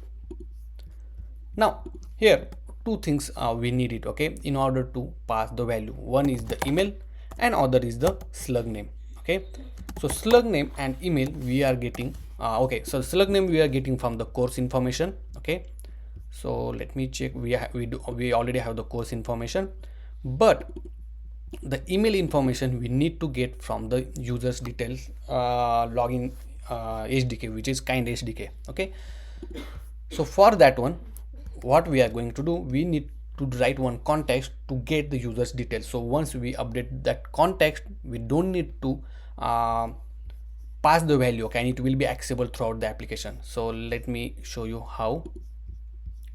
So let's go to this app.js file. Okay, and if you remember, we have this auth context here, right? Similar context we will create here. So export constant, we'll say user detail context is equal to create context. Now this user detail context, we're gonna use it here. So I will wrap this application inside this user context provider like this. Okay, and obviously we're gonna provide the value. So the value will be user detail comma set user detail. Now obviously we don't have the state for that one. Let's define the state. constant, we'll define the state is equal to use state. Now over here, once we have user authenticated, we will set the value. So right, set user detail is equal to user profile, because we already have this user profile information. Okay, now wherever you want the user profile information, you want to use in any other component, you can just access using the context. Okay, so let me just copy this one to text. Okay, and now let's go to this any screen where you want to fetch the data. So if, for example, in this case, here if you see constant, so here I will define the context user detail comma set user detail is equal to use context. Okay, and inside the use context, we're gonna provide the context name, which is user detail context, like this, and save it. Now we have the user detail information. Now what I'm going to do, I'm going to add one use effect, or maybe we can add it here only. Okay, we'll add and operator and the user detail. If user detail is available, okay, then only we will execute this method. Okay, so we'll just say user detail is available, and parameter is also, or maybe that's fine, is available, and then only we'll check user enroll to course. Now here we will call that method global API dot check user enroll course mate. Here we need to pass slug, which is we'll get it from course dot slug, comma email. So we email will get it from the user detail dot email. See, then operator and then response. We'll just console the response for now, and then save this one. Now let's go back inside the console, and let's open any of the course. So right now we got the cannot read property slug. Okay, the problem is, right, we need to make sure that once we have this parameter information, then only we'll get the course information. Okay, so maybe we can just write params and operator, and let's test this out now. Okay, still we have this error. Okay, let's write like this. So here you just add the param course, because when you add the set course, right, set course is asynchronous, so that's the reason it's not getting updated immediately.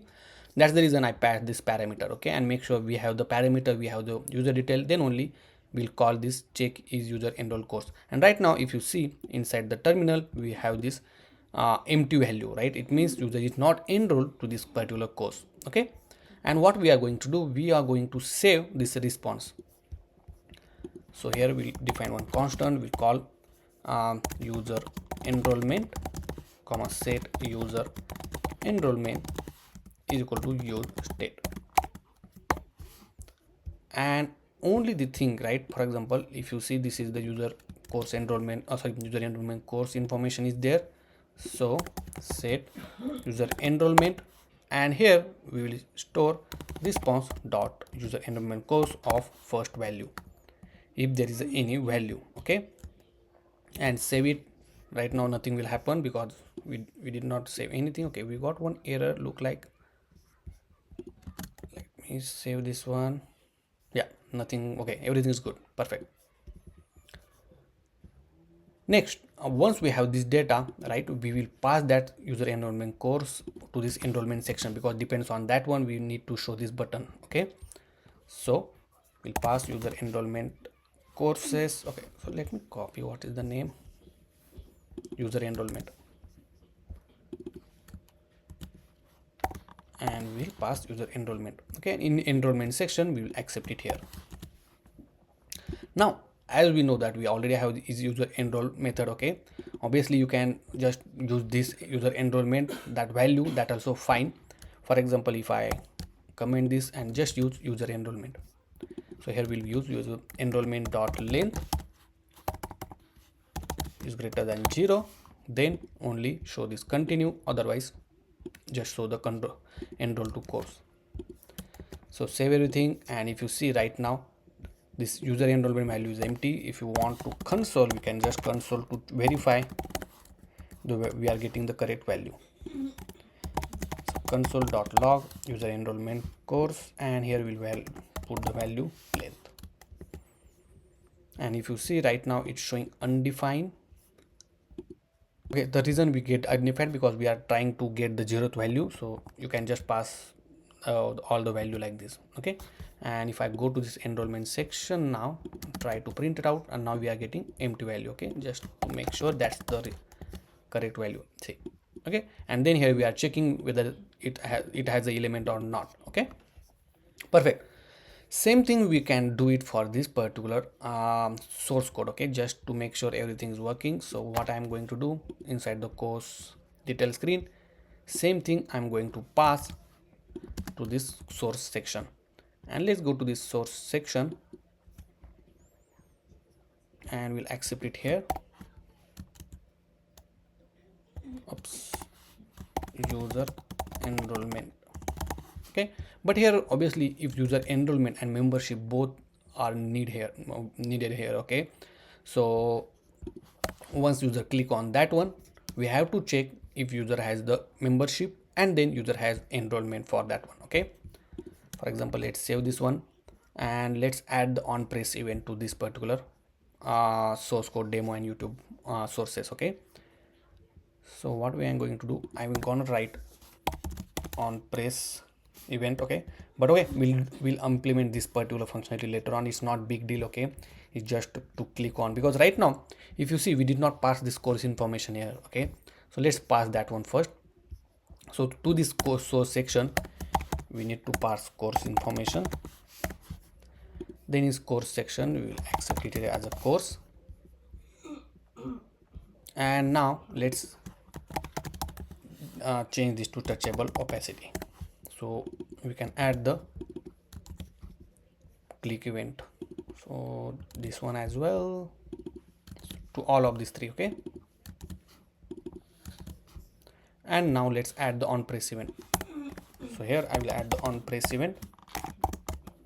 We'll say on source click and we pass course dot, and this is the source code. So let's see the field name. So that is a source code. So source code. Okay, and over here so we'll say constant on source click URL, because we are passing the only URL. Okay, and obviously I will console the URL for now, URL, and let's save this one, let's save this one as well, and let's test this out. So if I click source code, see the URL of the source code is showing. Okay, now copy this on press and same on press event we'll put it here and here as well. Okay, only thing we're gonna change is this. Now here we need a demo URL. See, where is this one, and then here will be a YouTube URL. Okay, and save it. Now let's test this out. So we have a demo, we have YouTube. Perfect. Now in order to open in a browser we have one property called linking. Okay, dot, if you see we have the option called open URL, and here we just need to pass the URL which you pass. Okay, like this, and save it. Now if I open the source code, for example, okay, now emulator, it will take time but it opened the browser. Okay, see, obviously it's the emulator is a little slow. Oh thanks, and it's open this particular source code dialog. Okay, so I will just skip that one. So it means it's working. So we are pretty much good with this source code. Now obviously here we're gonna check if user is member. Okay, so we'll write is member comma set is member is equal to use state. Okay, so obviously we're gonna use we might use context in future, but right now just for the condition I'm using this use state. Okay, we might change it later on. If user is member, then only we're gonna open the link. Okay, so here we'll say false, for example, save it, and now if I try to click it, it will not open because you are not member. Okay, perfect. Let me close all of this now.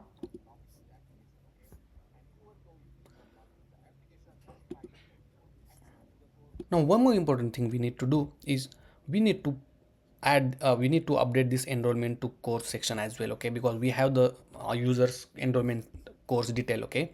So let's go to this component and let's go to this course enrollment section. So here we have the user enrollment, I think. Okay, perfect, we already updated. Okay, I thought we did not update it, but we already have that data. Now here we don't write new method, so called constant on enrollment press, like this. So okay, we'll do one thing. Instead of writing the enrollment trace per method over here, we'll write in our parent component, which is the course detail screen. Okay, so let's go to this course detail screen, and here, so I will let you know why we are putting this method over here. Okay, and obviously in order to call the method on the press of this button, and obviously we need to call this method. So to do that, right, first let's wrap this in touchable opacity so that it will be a pressable, like this. Okay, and okay, let's undo this one, and we'll wrap this particular text. So let's wrap this text so it will be pressable, and same thing I'm gonna do for this text as well.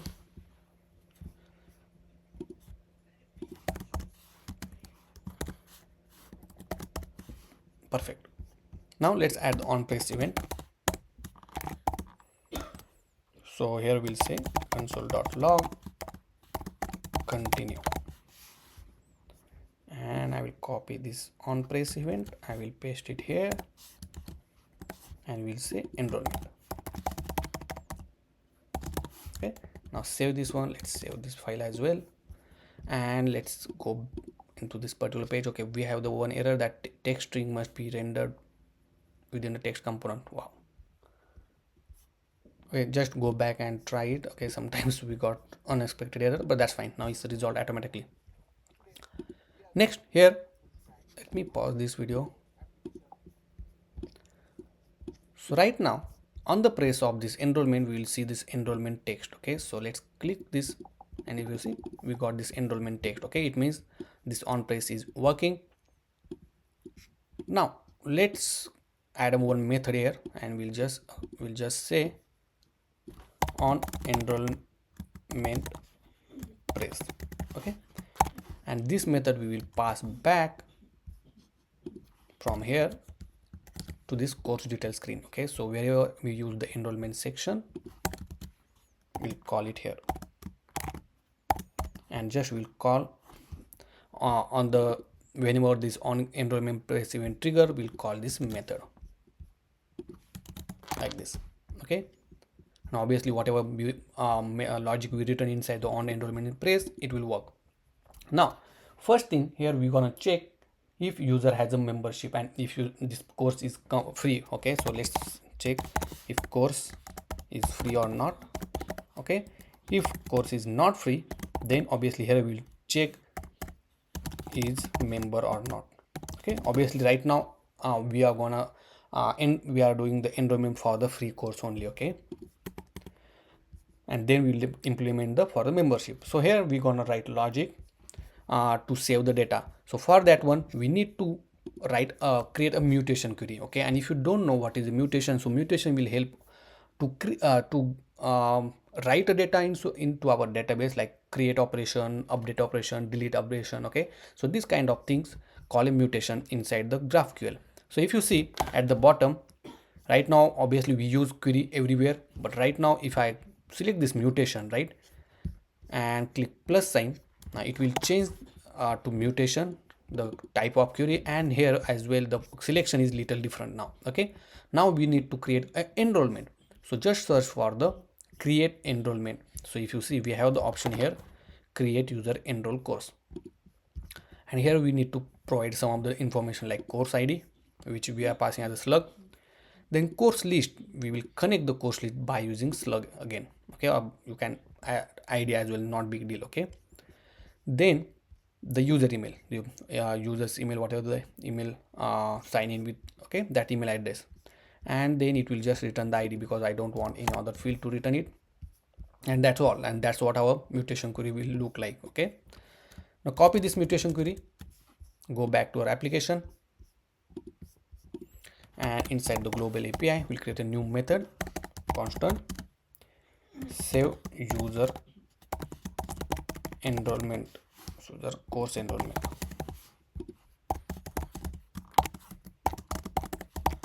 constant, we'll say query, or you can say mutation query, is up to you, GQL, and paste the query. And obviously we'll make this request. Now here we need a slug information and user email, so I will just get slug and email. So here I will pass the slug name, then we'll pass here again slug, and here we'll pass email. That's all.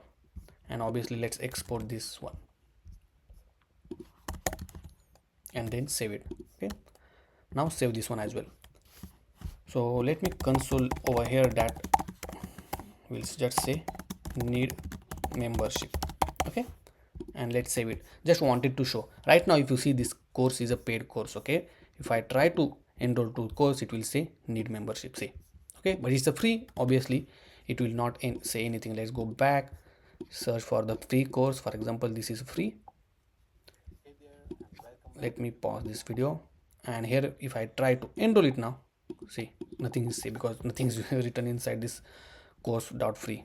Okay, now let's call that global API dot save user enrollment, and obviously we need to pass course dot slug name and the user's email, so which is we'll get it from user detail dot email. Okay, so that's the reason, because we already have all the information in this particular component. Okay, so we don't need to pass from one component to other. Then operator and the response. Okay, so we'll console the response, and also if the response is successful, we're gonna show the alert message. Okay, so alert message will be simple. If you need to import from this alert, then we have to provide the title, which we will say great. Then we will show the message, you just enroll to new course, and then we're gonna add a buttons. Okay, so the button, you can add any number of buttons. So right now obviously we will add only one button. We can call it as okay. Oh, sorry, we need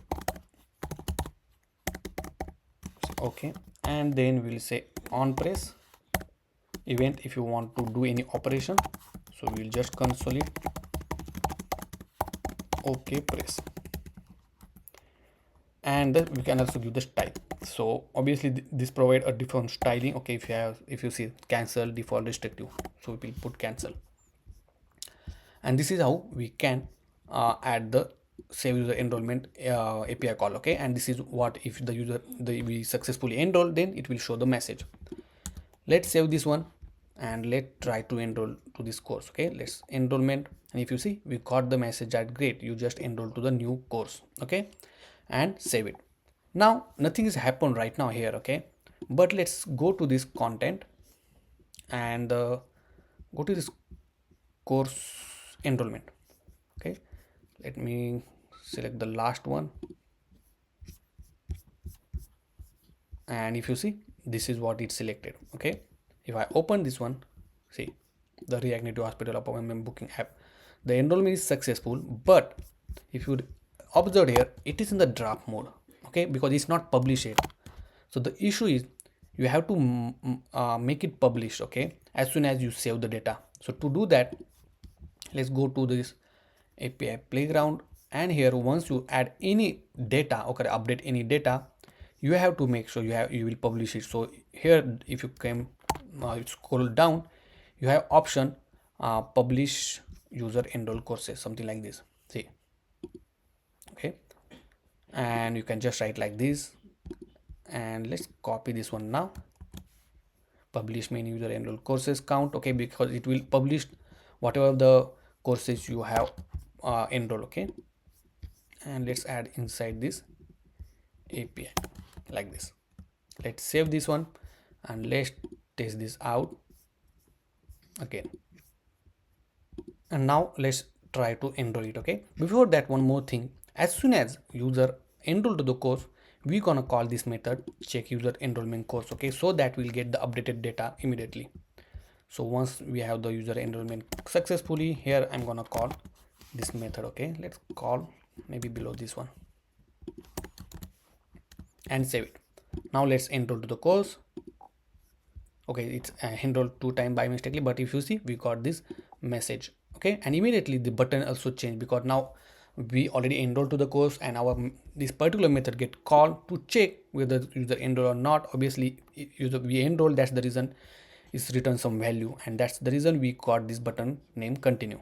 Okay, let's make sure inside the database we have this information, and if you see, just now we enroll to this course and it is also published. If you see, the status is published. Okay, so it means we successfully enroll to the course. Next, let's try to enroll in other courses. Okay, so let's see, this is also free course. Okay, and let's enroll this course, and if you see, you just enroll to the new course and button got also updated. Okay, perfect. Now obviously, as soon as we enroll to the course, we need to enable this log button to play button. Okay, so let's do that. So obviously we need to pass this course enrollment method of value to this lesson section, and let me go to this lesson section and paste it here. And over here, obviously if you see, we'll just comment this code out and we'll check the value question.length is greater than 0. Let's save this one and let's save this one as well. And if you see, as soon as you enroll to this course, you will see this all button is now playable. Also, not only this one, but if you go to the paid course which is not enrolled, but here is a log, and as you are not member, it will ask you for the membership. Okay, let me show you in the console, because we just write the console that need membership, right? See, if you click need membership. Okay, so I hope you understand until this point how we enroll to the free course. Next we'll learn how to enroll to the paid course. Okay, obviously if a user is not member, we need to show the model to buy the membership, and if user buy it, obviously we need to update everywhere inside the app that okay, now this user is member, he can enroll to the any course. So see you in the next section. In the last section, we implemented the enrollment course section, but we only implement with if the course is free, then user can enroll it. But what if the course is paid, and that paid course, obviously we need a membership. Okay, so let's implement that functionality now. So first thing, we need to check whether user is already member or not. Okay, so in order to check that one, we will go to this app.js. Okay, and inside here we're gonna add a context where we're gonna store whether user is member or not. Okay, so we'll just add export constant membership context is equal to create context. The reason we're creating context, because anywhere inside the component, if you want to check if member is there or not, with the help of context we can easily get it. Okay, and here we will write one method. So I will just type check membership, and here I will write constant check user membership like this. Okay, and obviously for that one we need an API. So let me walk through the schema first. So inside the schema of the membership, I am just storing email, the join date. If you did not put the join date, that's fine, because whatever the created date is there, right? That date we can put it there.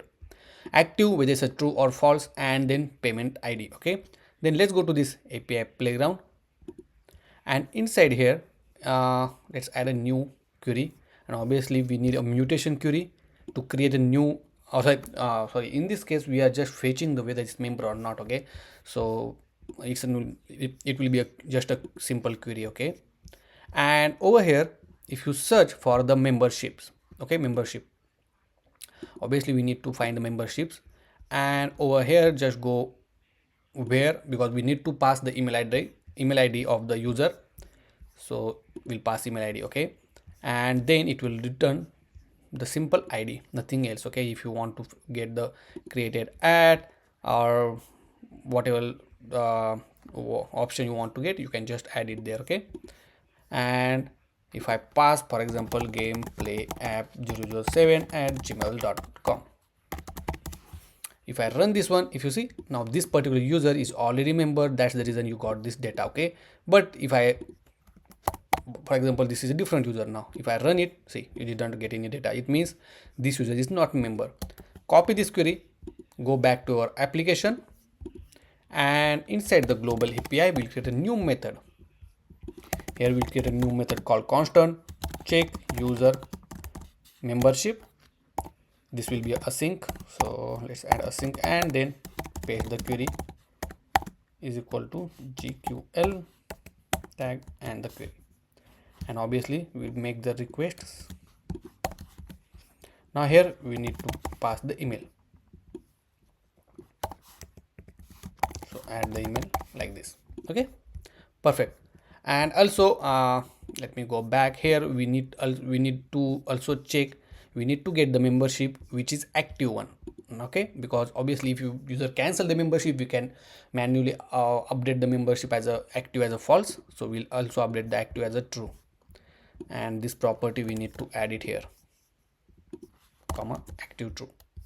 Now let's export this check user membership and then save it. Now inside this check membership method, inside app.js, let's use to check the membership, so we'll say check user membership, pass the user email IDs which is from the user detail.email dot then and the response. Okay, so what I will do, I will just console the response here like this. Now it's very important, this check user membership we need to call once user is authenticated. Okay, so here right now if you see user is authenticated, so I will just check it over here. Okay, and then save it. So let's go back here and let me check. Okay, if you see here we got the membership as a empty. Okay, let me check everything's good, and if you see right now it's we are getting as empty. The reason is, if you see we have this membership but it's a false, the active is false. Okay, it's not member. Obviously let me delete this record, so let's delete this record as well, because just make sure that okay we don't have that membership. Okay, and still let me run it again, and if you see, oops, it's loading and boom, and if you see the membership is empty. Okay, now we have this particular context. Okay, let's define a state constant, we'll say is member comma set is member is equal to use state. Initially I will set it as a false, and once we have the response we set is member, and we'll check response dot memberships. So let me copy this, let me go to API playground, this particular field name memberships question mark dot length is greater than 0, then only it will return true, otherwise it will return false. Okay, also once we define this context, we have to make sure that we will wrap this context so that we can use it. Dot provider value will be is member comma set is member, and just wrap this. Okay, and then save it. Now we successfully getting user membership information as soon as we load the page. Okay, next, once we are any of this paid course, right here obviously we need to check whether user is member or not, right? And for that one, user click on this enroll to course. Let's go back to course detail page, and here inside the enrollment section. Okay, so inside the enrollment section right now we have this on enrollment press method. Okay, and this method we are returning back to this course detail screen. See, okay, so obviously if the course is free we are allowed to enroll it, but if not, it's need a membership. So what we are going to do, we are going to use context here first. So let's add a context is member comma set is member is equal to use context and the membership context. Now once we have the membership context, here we will write if not a member is member, then we'll just return it. Okay, but if he is a member, okay, then he can able to enroll it. So right now what we need to do, if he is not member, then we need to show some new screen to enroll for the membership. So to do that, what we are going to do, we are going to create a new screen. Okay, here we'll add new screen and we can call it as a membership model.jsx. Now let's add a default template RNF and save it.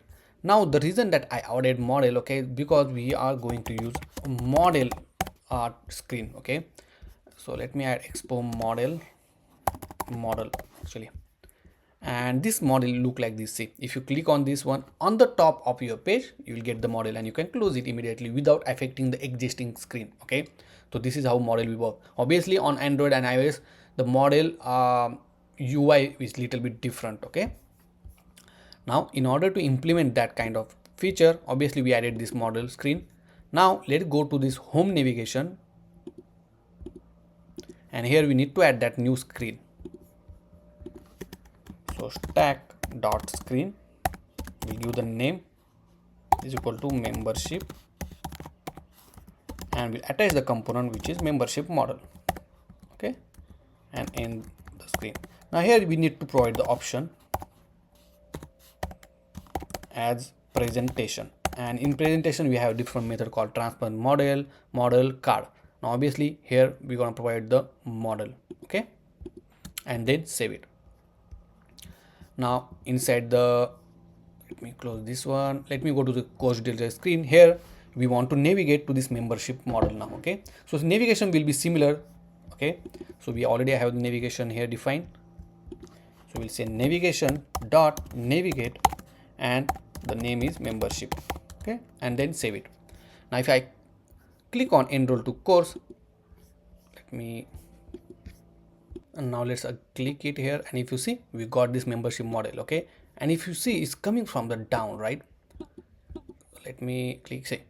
Okay, perfect. So our membership model is working, and whenever member the user is not member, then we are automatically open it. Okay, perfect, that is working fine. Now what I am going to do, I am going to pause the video here and I will design this membership model. Okay, so you can also try on your own. I'm not going to show the code how I design, because this is just simple UI that I am going to design. Okay, so here I implemented the membership and let me show you. For example, if I enroll to the course, this is how it looks right now. Okay, and if user click on any of this particular option, then on the click of get membership, now we are going to implement or integrate the payment gateway as well. Okay, but right now we will just keep it simple. On the click of get membership, now we will just enroll the user to this membership. Okay, so let's go to this course detail screen, and inside this member, right, obviously we are navigating right now, but if user is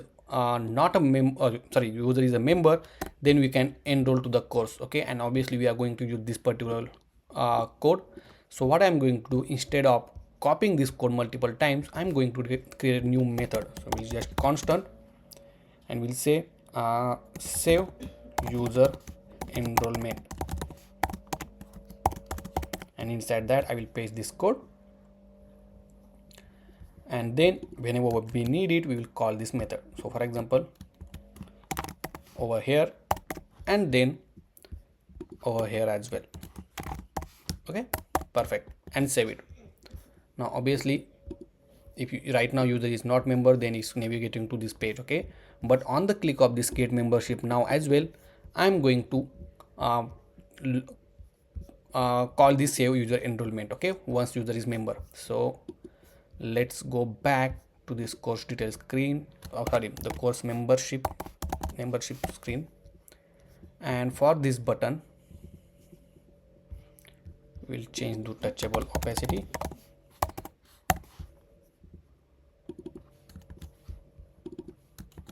and we'll add on press event. So on press, and obviously on this one we need to save the membership, right? So we'll say save new membership. Okay, sorry, membership, like this. Now let's create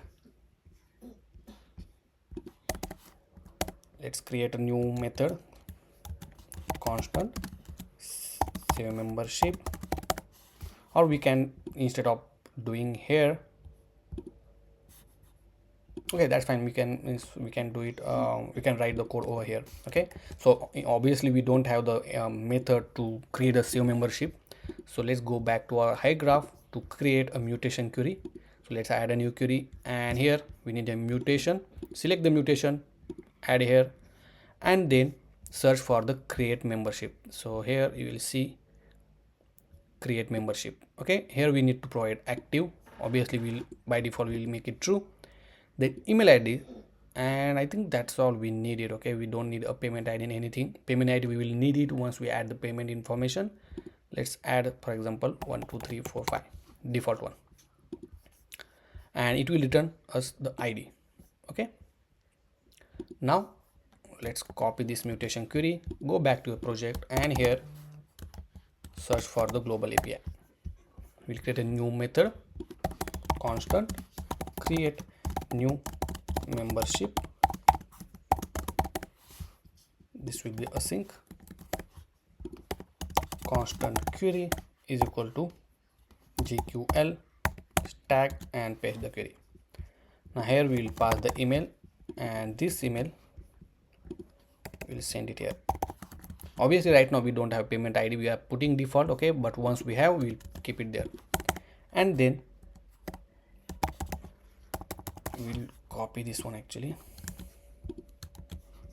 and we'll export that method and save it. Now in membership model, let's call it here. So global API dot save user, save new membership, and here we need to pass the email.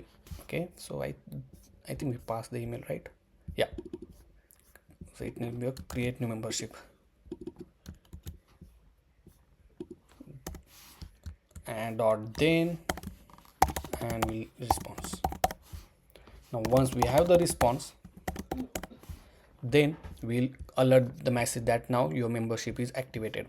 So let's copy this alert message.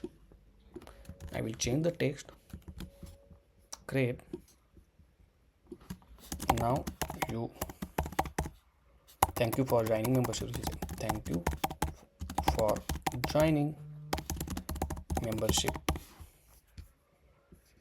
and okay, press, that's fine. Now inside the create membership, obviously we need to pass email. So let's get the user detail. So I will copy this existing one, paste it here, and we'll get this user context, use context, and from this user detail we'll get the member. So user detail dot email, sorry, and this email will pass. Now obviously save a new membership, we'll call it on this method. Okay, but we have to make sure selected membership is there. Okay, if selected membership, it means user is selected some value, then only this save new membership will execute. Okay, now save this one. Let's go back to our application. Let's open this particular course which is paid. Let's click on enroll to course and select the sum of the one which you want, and now click on get membership now. So right now we got error. Let's see what's the issue. So message is saying the alert did not exist. So let's add the alert. Okay, and save it. Now obviously I think let me check on the content that we have the membership added or not. So if you see, this membership get added, but you see it is in draft mode. Okay, let me delete this one, let me retry everything. Okay, and let me close this one first. Now let me enroll to course and click on membership now, and if you see, we got the message, thank you for joining membership. say okay. Nothing get changed because we did not update anything yet, okay. But if you see in the membership, right, it is in the draft mode, so obviously we need to publish it as soon as we create it. So let's check the method called publish membership. So I see here, okay. So obviously we can provide this ID as well, or we can check another method, publish many memberships, this one, okay. So just call this method after this create membership. Once you create it, we can publish it. Now let me delete this membership first from the content, delete entry, and also let me go back here.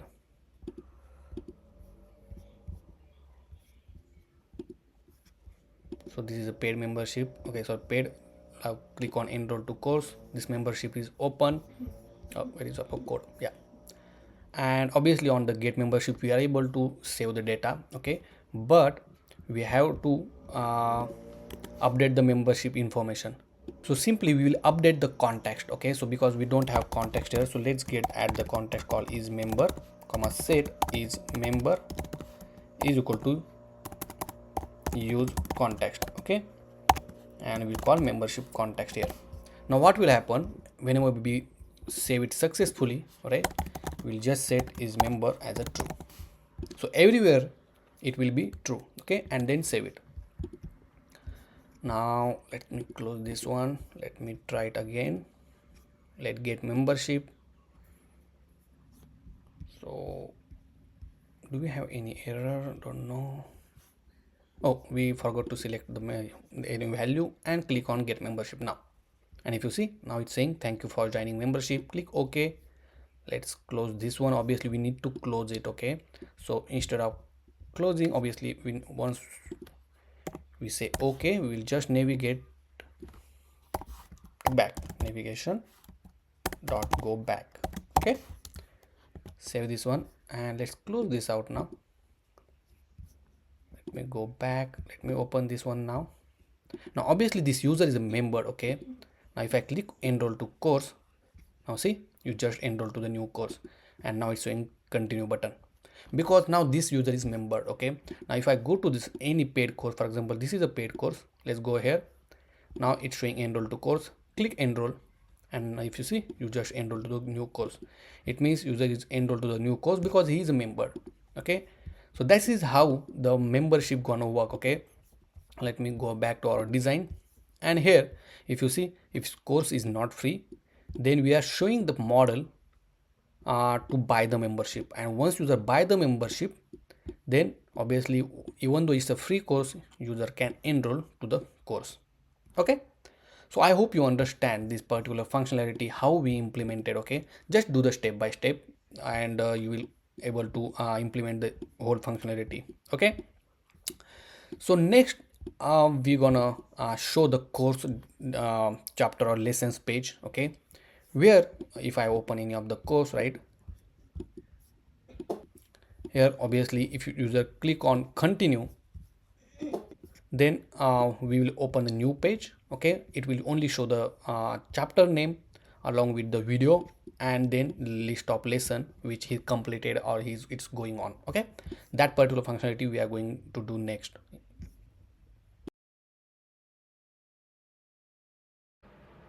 So there will be one bug, okay, which I just found. So right now as you know that, right, we already enrolled these paid courses, okay, and if I go to this paid course, if you see, it's still showing to enroll to the course, okay. The reason is if I go to this course detail page, okay, and I just console this response to get the user enrollment courses, and it's getting as undefined, okay, even though we call this parameter and user detail. The reason with this, because sometimes parameter come first or user detail come first, okay, and there is some mismatch. So the best solution is to pass this parameter course to this particular check user enroll to course, okay, and here I will accept it as a course, and also instead of parameter.course, just pass this course.slug. Okay, so what we did, we actually passed the value. Okay, and that value is getting updated here. So right now if I go back now and come back again, and if you see now button showing continue. Okay, also wherever we use this check user enroll course, make sure to update the value. Okay, so right now obviously we need to pass the course value, so I updated here so that we'll pass a correct value to this method. Okay, so this will be a quick fix uh, for this one, this particular bug. Okay, also there one more thing I want to tell right now. If user is not member, right, we are not enabling this source code to show it. Okay, if I go to this let me go to this file called source section, and here we're just checking if it's member, then only open the URL. But what if he is not member, right? Obviously we are not telling user that okay you need a membership or kind of thing. Okay, so for that one obviously you can navigate to this membership page. Okay, so what we are going to do, we will add constant navigation is equal to use navigation. Obviously this navigation we are importing from this React navigation / native, and then simply you can call navigation dot navigate and the name of the screen, which is membership, and save it. Obviously right now user is a member, it will go through it, but if he is not, then it will navigate to this membership. Okay, so this will be a quick fix for these two things.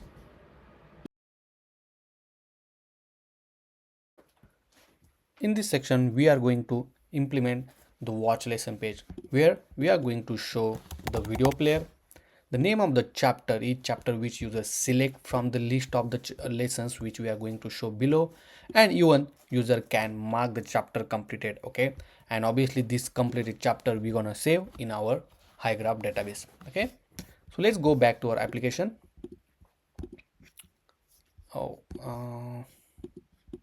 Yeah, right now let's add a new screen. So let me close all of these tabs,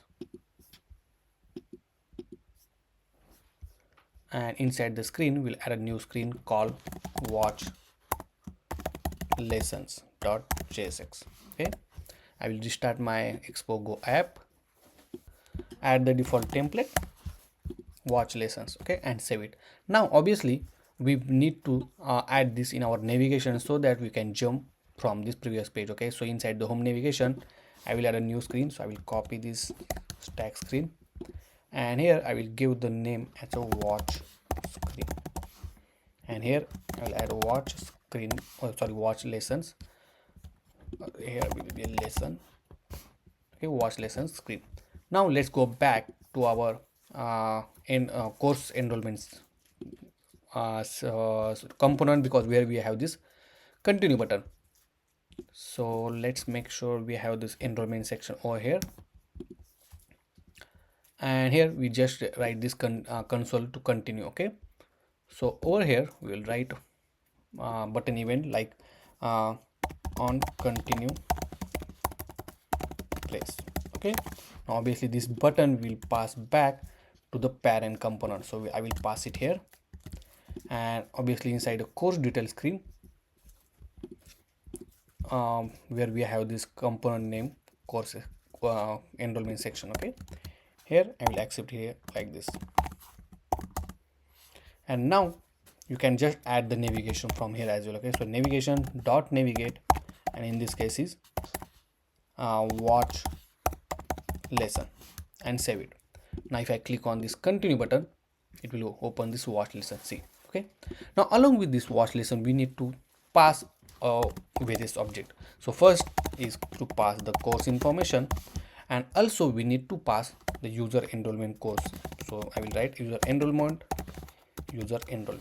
Okay, so whatever the user completed chapter and everything will be inside this user enrollment, and then the course information.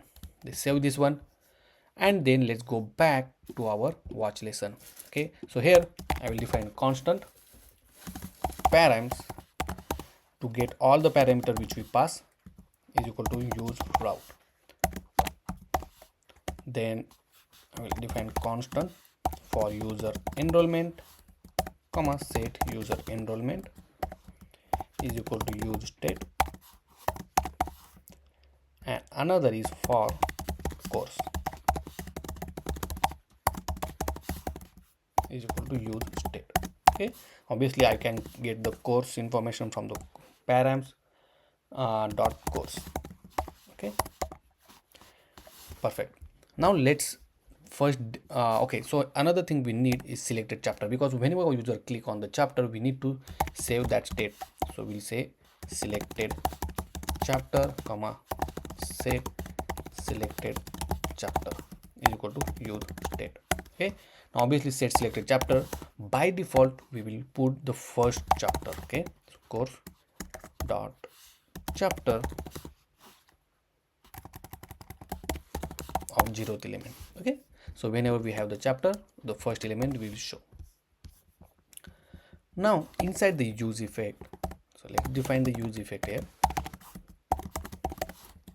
and whenever we have the parameters information, then we'll check if param is there, then we'll set the set selected chapter. Okay, so here as well you can set this value instead of setting here, because parameter might take some time to fetch the data, right? So in this case it will be easy.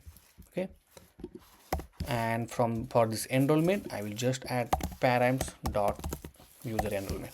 Okay, and save it. Perfect. Now we are pretty much done with this one. Next, let's display the video player. So let's copy the player which we have inside this course intro, right? So let me copy this one inside our course detail screen. So obviously you need to import the video player. Okay, so let me copy this from the course intro, this Expo AV. Okay, and also I will copy the styling of this video. Okay, so I will copy this one as well. Make sure to import this style sheet. Okay, and I think we are good. Okay, so here obviously we need to show the selected chapters video. Okay, so selected chapter dot video dot URL like this, and then save it. Okay, right now we got the error that video is undefined, so we have to make sure if the selected chapter is there, then only show the video. Okay, so let me go back, ignore these warnings, and if you see, now we have this video player. Okay, obviously let's give some padding and margin from this one. So I will add the style, add a padding of 20 like this. Now the thing is, obviously you can put this video or in intro section. Okay, but right now we'll keep here, that's fine. And let's add a back button and the name of lesson. Okay, so we can get it from this course detail screen only. So copy this view as it is, I will paste it here. Okay, and obviously we need to add navigations, so I will add the constant navigation is equal to use navigation. And touchable opacity, let's import this one as well. And the ioni icon, we want to get it, so let's import this ioni icon button, import. Okay, so we are just copying from the existing one. You can create a component, so you don't need to write the code. Okay, it's up to you. And instead of course detail, I will call it as lessons. Okay, let's save this one, and if you see, this is how it looks. I will give some cap, maybe 65.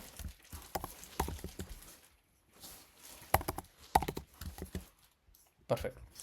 Now next thing we need to do is let's put this in different component. Okay, so tight it's small, actually we don't need to different component. Let's add a text here. So inside view I will add a text, and it will say selected chapter dot name. Okay, name of the chapter, so in this case it's introduction, say. And another text which will be a button. Okay, so I will add a view, and inside that I will add a text, and it will say mark completed. Okay, so it will mark the chapter completed. Let me show you the quick demo. So over here, if I go to this course, okay, any of the course, if I go here and click on, okay, so I need to, okay, let me log in it. So if you see, if I open any of the course and click continue, you have option called mark completed, and as soon as you mark the completed, if you see, this particular course is marked completed and showing in a green color. Okay, so similar kind of thing we are going to do inside our application as well. So first thing, let's give some style. So style, we'll add the font family, and we'll add outfit bold. Let's add a font size of 20. Perfect. Then for this one, I will add style, I will add display, flex direction to be row, and align item to be in the center.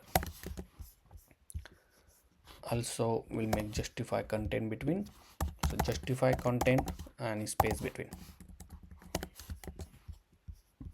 Now let's apply some styling to this one. So style, we'll add the background color of colors dot primary.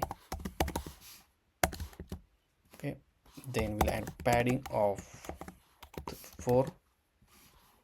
Then we'll make a border radius 10, maybe 3, and I will add padding horizontal little bit extra like this. Okay, and for this one, let's add style color of colors dot white color, and text align in center. Perfect. Okay, let's give some margin from the top. So margin top to 20. Okay, maybe let's give 15, and let's add the font family to this text, which is outfit. So we want all the font to be the same color, same family. So obviously we have this button. Okay, obviously for this button you need to make touchable opacity, and this one. Okay, perfect, and save. Now we have this beautiful button and the name of this chapter as well. Now next we need to show all the lessons. Okay, so I will create an because we have this lesson section, let's use the existing lesson section here. So I will just add lesson section. Okay, and make sure to pass the necessary value like course and the user enrollment. So we'll pass course as a course and user enrollment as a user enrollment, because we already have all this value, right? And then save it. Now if you see, it came directly over here. Okay, now it has here own scroll bar. Okay, so you can remove the scroll bar. So if I go to the section here, we'll say show vertical indicator and just make it false. Okay, and now see, you don't have that good ugly scroll bar. Okay, now if you see this, right now this page is not scrollable. The reason is we need to make this view as a scrollable view. So add scrollable view and here as well, and save it. Okay, now you can able to scroll it until the bottom. Okay, perfect. Next, whenever we click on any of this item, we have to make sure that the name of the chapter will get changed. Okay, and one more thing I just observed that we will make the background color of this lesson to be white. Okay, now if you see, as I go in front, it's showing the error that name is undefined. Okay, the reason is the course is not there. So either you can add the question mark. For example, if I go to this course name where we have here, you can add like this, or you can add the condition selected chapter is there, then only execute or show the data. Okay, so for example, let me go back, click continue, and if you see, now the error is not there. Perfect. See. Okay, next, obviously, as I say, we need to put this in a white color. So for the lesson section, this touchable opacity only, right? We'll put background color, say colors dot white. Okay, see how beautifully it's looking. Okay, so now whenever I click on any of this item, we have to make sure this we are updating this title. Okay, and obviously we are updating the video. Obviously, only thing you need to do is to to update the selected, let me go back here, selected chapter. Okay, so what we are going to do inside the lesson section, I'm gonna add on press event. So let's add on press event, and here we'll simply say on, or you can say chapter lesson chapter select method. Okay, so and obviously we need to pass the item, okay, which is the selected chapter. Now pass this method back. Okay, so here I pass this method back to this watch lesson. Okay, and inside the lesson section I will accept it here. Obviously we are passing the item. Here we can say maybe chapter. Okay, you can say call anytime because this is the value, and inside the set selected chapter we just set this value as a chapter and then save it. Now if I click on create app or maybe this login screen UI, okay, see it's changed, this change immediately this to the login screen UI. Okay, if I set authentication using clerk, see it changes to the authentication using clerk.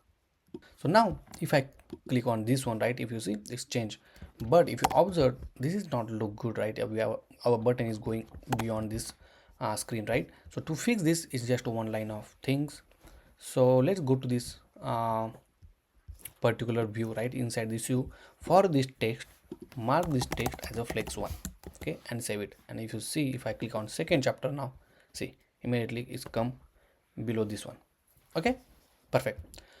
Next, obviously right now if you observe, right, the video on the emulator will not update immediately. Okay, because it's lagged little bit and the RAM is not that much good. That's the reason it's not update immediately, but that's the reason I will definitely suggest to check it on the actual device. Okay, so on actual device you will see the exact result what I was saying. Okay, because we are already marking this selected chapter video URL over here. Okay, and if you see the name is getting changed immediately, not the video, because video is little, the video component is quite heavy. Okay, that's the reason on emulator it's very hard to handle. Now next thing we need to do is to update the color combination of this one. Okay, we need to tell user, okay, you selected this one, this particular chapter or this particular chapter. So to do that, let's go to this lesson section. Okay, and here we need to pass the lesson selection, the selected chapter. So selected chapter I will say, and I will pass it as a selected chapter only. Okay, so let's go to the lesson section and here we'll pass there. Okay, selected chapter, and obviously I will add the default value here. Okay, so default value will be empty, or maybe like this. Okay, it doesn't matter because we use this lesson section. Let me save this one to the previous screen as well. If I go to this previous screen, see here as well we use, right, and to not break anything here, so let's add this value because in the previous screen we did not use the selected chapter. Okay, so make sure that one. Now inside this touchable opacity, because obviously we have a lot of CSS, right, so better you can cut from here and add the new style sheet. Okay, let's add a style sheet here. Let's import a style and we'll say container.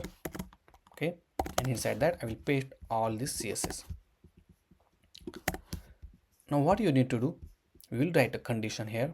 So here we'll add, if you want to do the if you want to add the styling, okay, that depends on the condition, you just add styles dot and a container. Okay, and if I save it, nothing get changed, see. But now if you want to add a condition, for example, if selected chapter is equal to item, okay, then we can add the style here, right? For example, we'll add the background color will be colors.primary. Okay, now I will, instead of question mark, I will add. Okay, so if this condition matches, then execute this kind of this particular styling. Okay, so instead of primary I will add the primary light and save it. See, if I click this one, it's changed. Okay, so this it's showing that, okay, you selected this chapter or this chapter. Okay, so this is how you can able to update the styling, okay, conditionally. So I hope you understand how we updated styling conditionally. Okay, because previously we updated styling conditionally inside the inline styling, and this time we put the external class, okay, the styling class, and then we use it here. I hope you understand this one. If you have any question, you can let me know in the comment section. Now another thing we need to do, once user mark this chapter as completed, we need to save the data inside the database.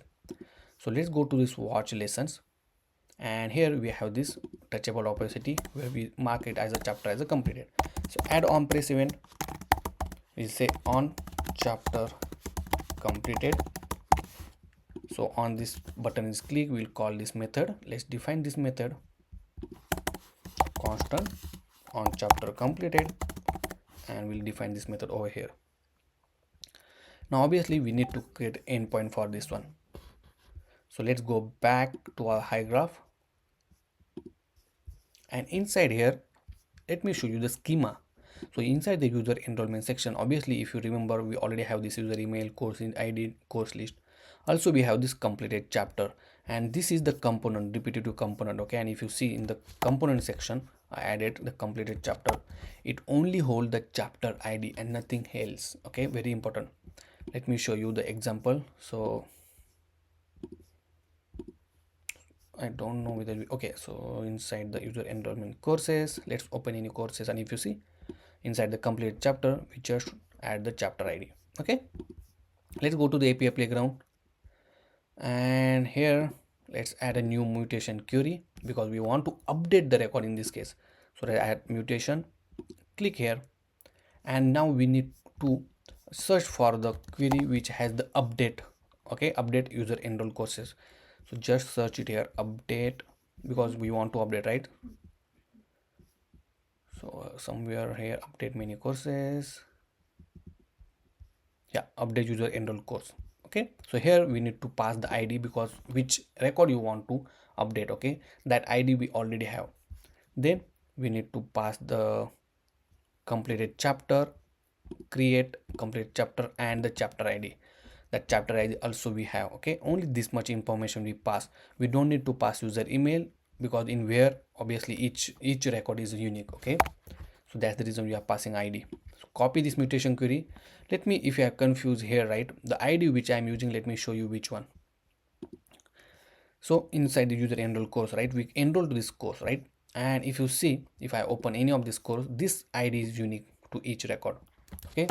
So this ID we are using here, and the chapter ID is the each chapter has a unique ID, so that chapter ID we are using. So copy this query, go back to your global API. Here we'll create a new method, constant mark chapter completed. This will be async, and then constant query is equal to GQL, paste the query, okay, and then make the request. Now obviously here we just need a chapter ID which is the record ID. Oh sorry, we need two things. First is the record ID, and then another is the chapter ID. This record ID we pass it here, so we'll pass like this, and the chapter ID will pass it here, okay. Now one more important thing, we just add the update data, but we have to make sure we will return some value, okay. So I will return this ID, so let's make sure to add this ID, okay. And also we need to publish the data because even though you update it, right, it will be in the draft mode only. Then you have to make sure you will update it, or sorry, publish it. So just search for the published user enrollment courses. So here publish, and this particular things I will gonna add there, and then save it. Now let's go back to our application and make sure to export this one. Now let's go back to our watch lesson where we have this method called on chapter completed.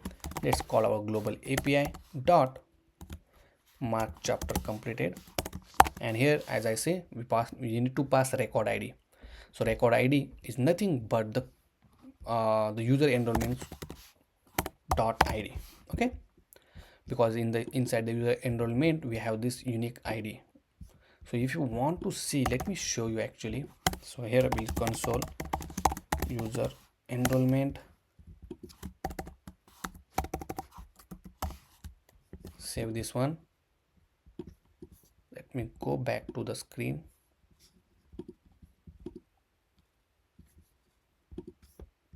So let me add user enrollment and user enrollment. Let's see. I don't know why we are not getting data. Okay, so let's use this one.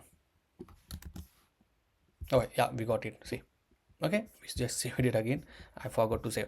But here, if you see, we have this complete chapter, the course ID, which is the slug we use, and the ID, right? The record ID. This is the record ID we are passing. Okay, very important. That's the reason I wanted to show you.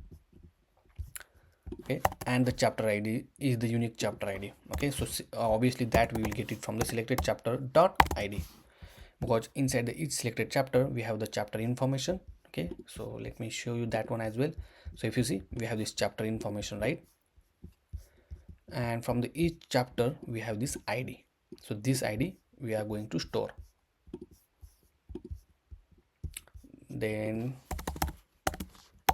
response. Okay, now once we have the response, we will just show toast android dot here show, and here we need to provide the message chapter mark completed. Okay, and we can show toast android dot, maybe you want to show top, long, bottom, whatever, so I will put short. Okay, and save it.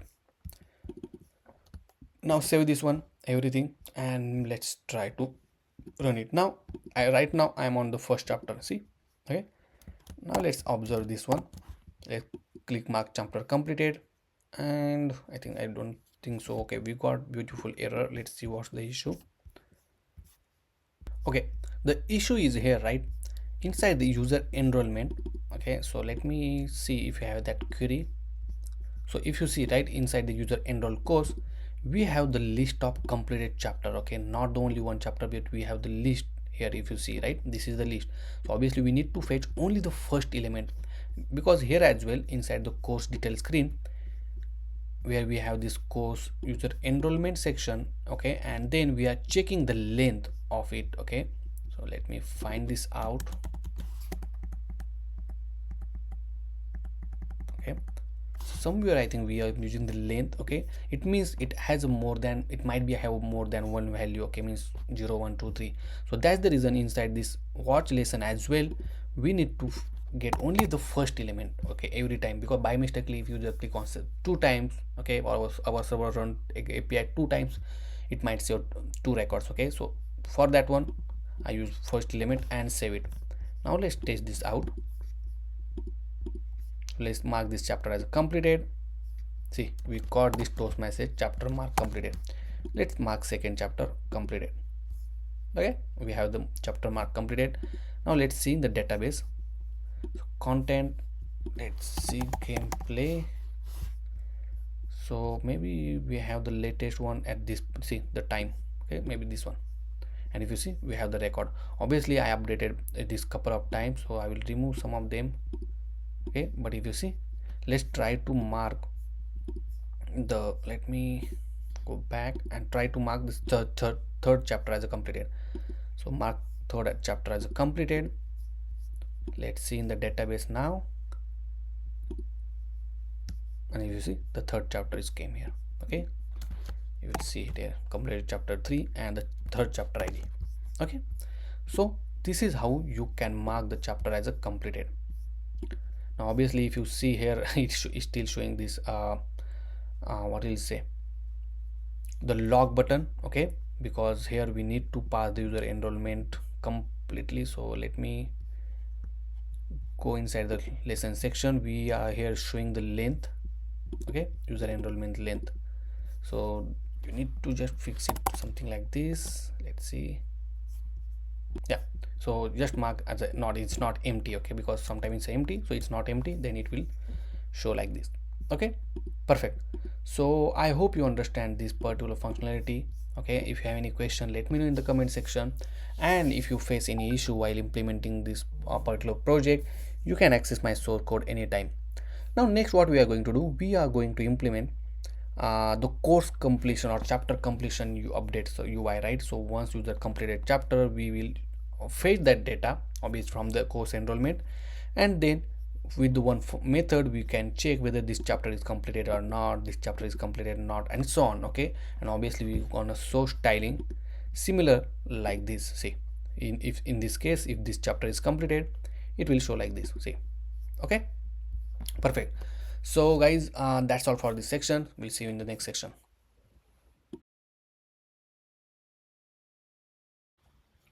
As in the last section, we completed the mark chapter section and this lesson section as well. Obviously, we are saving all the chapter which is marked as a completed.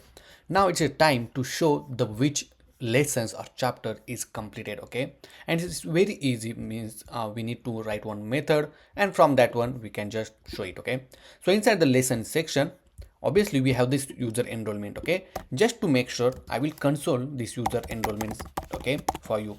So here we'll say user enrollment comma user enrollment. Okay, and let's save this one and save all, and let's just check it out here. Okay, so if you see inside a user enrollment, we have this all the information. Okay, so I just rerun, and if you see inside the user enrollment, we have this chapter ID and everything. Okay, just ignore this error because this is just it's not that much important. But if you see, we have this chapter ID. Okay, now what we are going to do, let me write one method constant, and it will check whether this chapter is completed or not. Okay, so we'll just write constant check is chapter completed. Okay, so here if you see throughout the course, right, I give the very meaningful name to this course. Okay, so you don't need a special documentation what this method is doing, right? So make sure whenever you are implementing some method or some functionality, you will give some meaningful name. Okay, so it's very easy to understand once you came on this app after so long time. Okay, now here we're gonna pass the chapter ID over here. Okay, and obviously we have this user enrollment. Okay, so what we are going to do, we are just running user enrollment dot completed.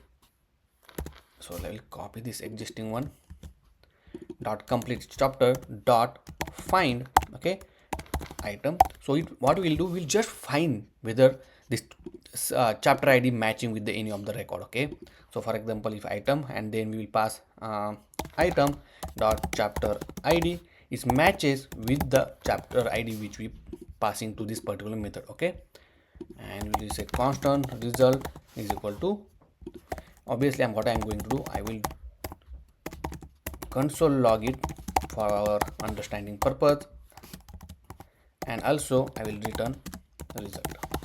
Okay, now this method we're gonna call to this, let's call it for now over here. Okay, because we want to show the background, so what I'm going to do, because we want to change the style accordingly, right? So here we can call another method or another styling. For example, if check is chapter, we pass the item. So here let's add the method called, and we pass the item dot id, not the chapter id, because obviously this is a chapter and for that id we need to pass.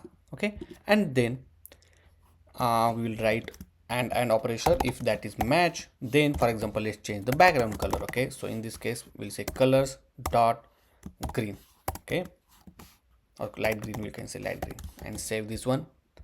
And if you see, if we got one error that cannot find the find property, so over here we need to get the first element. Okay, because user enrollment chapter is, as I said last time as well, it's a list. Okay, so that's the reason. So let's close this one, let's go back again. So it cannot convert undefined value to object. Let's do one thing, let's add the user enrollment and operation and just check it now. And now we don't have any error, and now if you see, we got the result that okay, this three chapter has completed. Okay, let's go here And here as well we have one error that cannot read property completed chapter. Okay, we'll look into that one. But if you see, let me save this one. Over here at least we are getting the expected value. Okay, now what I am going to do here, only I will also add some more styling. For example, we added the background, so let's change this color as well. And here I want to change this color. Okay, means I will change to check mark button. So I will copy this method, and for this particular text which we are going to show number, here I will wrap inside the square bracket because I want to show the condition. And then I'm going to add the condition like color will be the color will be the colors dot green. Okay, so dark green we can give here, and we can give color background color, we can give light green as it is, not big deal. Okay, so and we'll say background color will be colors dot light green. Okay, let's save this one. This is how it looks, see. Okay, and same thing for this icon. Okay, I'm gonna change this icon. So right now we have the user enrollment index 0, that play button is showing and the log button is showing. Okay, we can add one more condition over here. So let's add one more condition, question mark, and add this let's add this condition. If this and this matches, then we're gonna show the icon with check mark. Okay, so I will copy for this for now, and then if this is matches, this will need to be question mark. And what else we miss? Okay, so this need to be like this. Perfect. Okay, and for this icon I will find some icon which is check mark, check filter and icon. So this check mark. Okay, and I will just put it here, and color I will change to green and save it. Okay, so nothing get changed really. We'll see what's the issue. Now here, instead of keeping it here, because first it will check if index is 0 and the user enrollment. Right now obviously every time index will come 0. Okay, so better just cut it from here and paste it over here. Okay, and if this condition match, then it will show this green color icon, otherwise it will show this user enrollment. Okay, and let's save this one, and if you see now here it's changed immediately. Okay, now if I go to this continue, right now I'm getting this error dot completed chapter is undefined. Okay, the reason is if I go to this watch lesson. Okay, so inside the watch lesson we setting the user enrollment. Okay, and we are setting the first element, so I will remove this from here. Okay, and also we'll make sure we also setting it from here. Okay, params and set user enrollment, and same thing I'm copy. Okay, just to make sure if parameter is not get updated in time, obviously this value will be empty over here or undefined. So we have to make sure that whenever the parameter value available, then we will set the value. Okay, and then over here, okay, because obviously we remove this the first element, we will add it here. Okay, and then save it, and let's test this out now. So let's go to this folder here, everything is looks good. Let's go to continue, and if you see now it's work completely fine.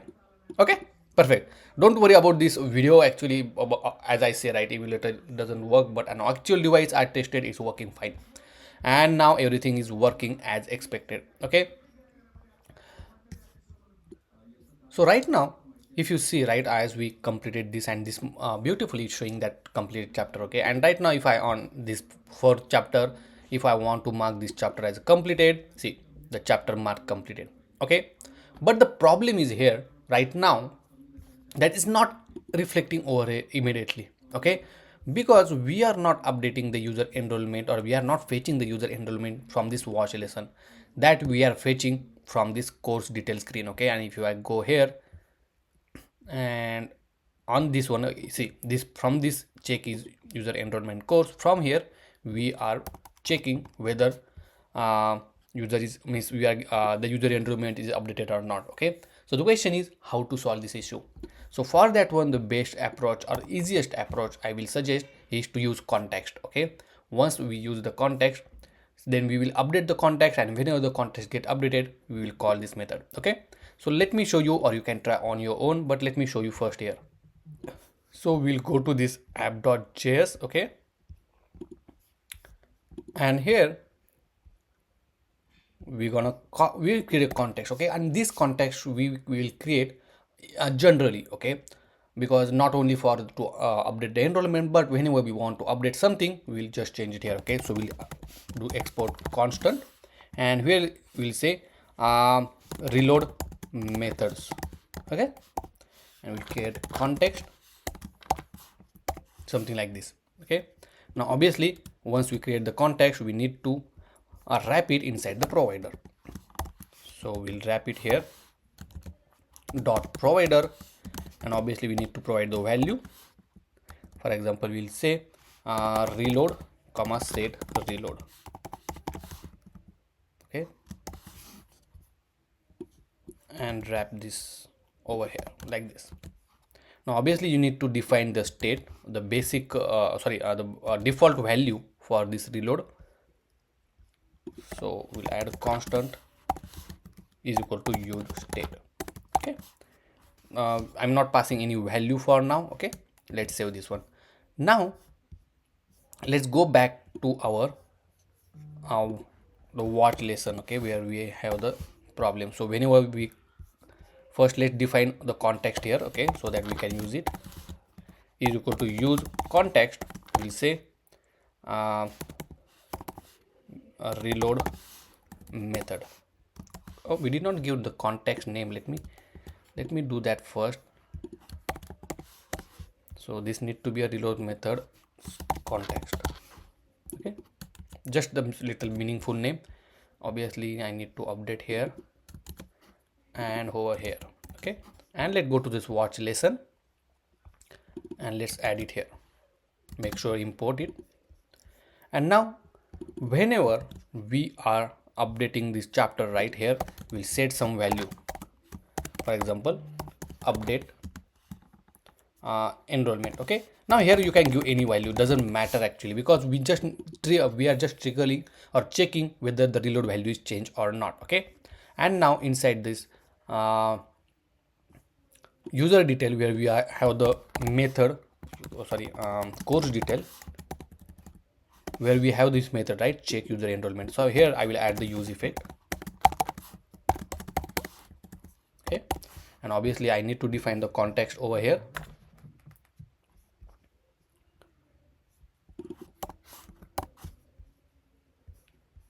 We define this similar context right here. Make sure to import that context. Okay, and here we'll pass the reload method. Okay, now here I will just say if reload is there and means reload has some value, then only execute this check is enrollment course like this. Okay, and then save everything. Until this point, we implemented everything for the paid or free course which has the chapters. But what if this course is on particular on YouTube? Okay, because on YouTube obviously we are not showing the video on our application, we are navigate to that particular video on the YouTube application. And right now if I open any YouTube video, okay, for example let's open this YouTube video, and if you see right now it just not showing anything on the top side because it's a blank. And here as well, if you see, we don't have lesson obviously because that's a YouTube video, right? So to fix this issue, or this is not issue, but this is to make or to implement this particular functionality, what we'll do, let's go to this course detail screen.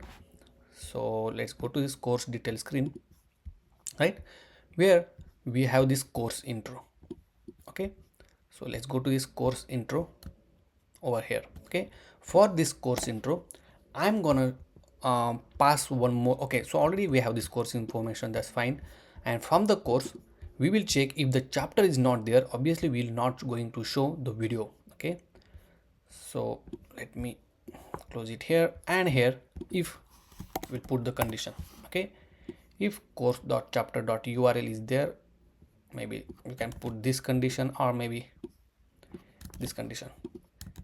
Okay, if this condition is valid, then show the video, otherwise we'll add the image with the banner.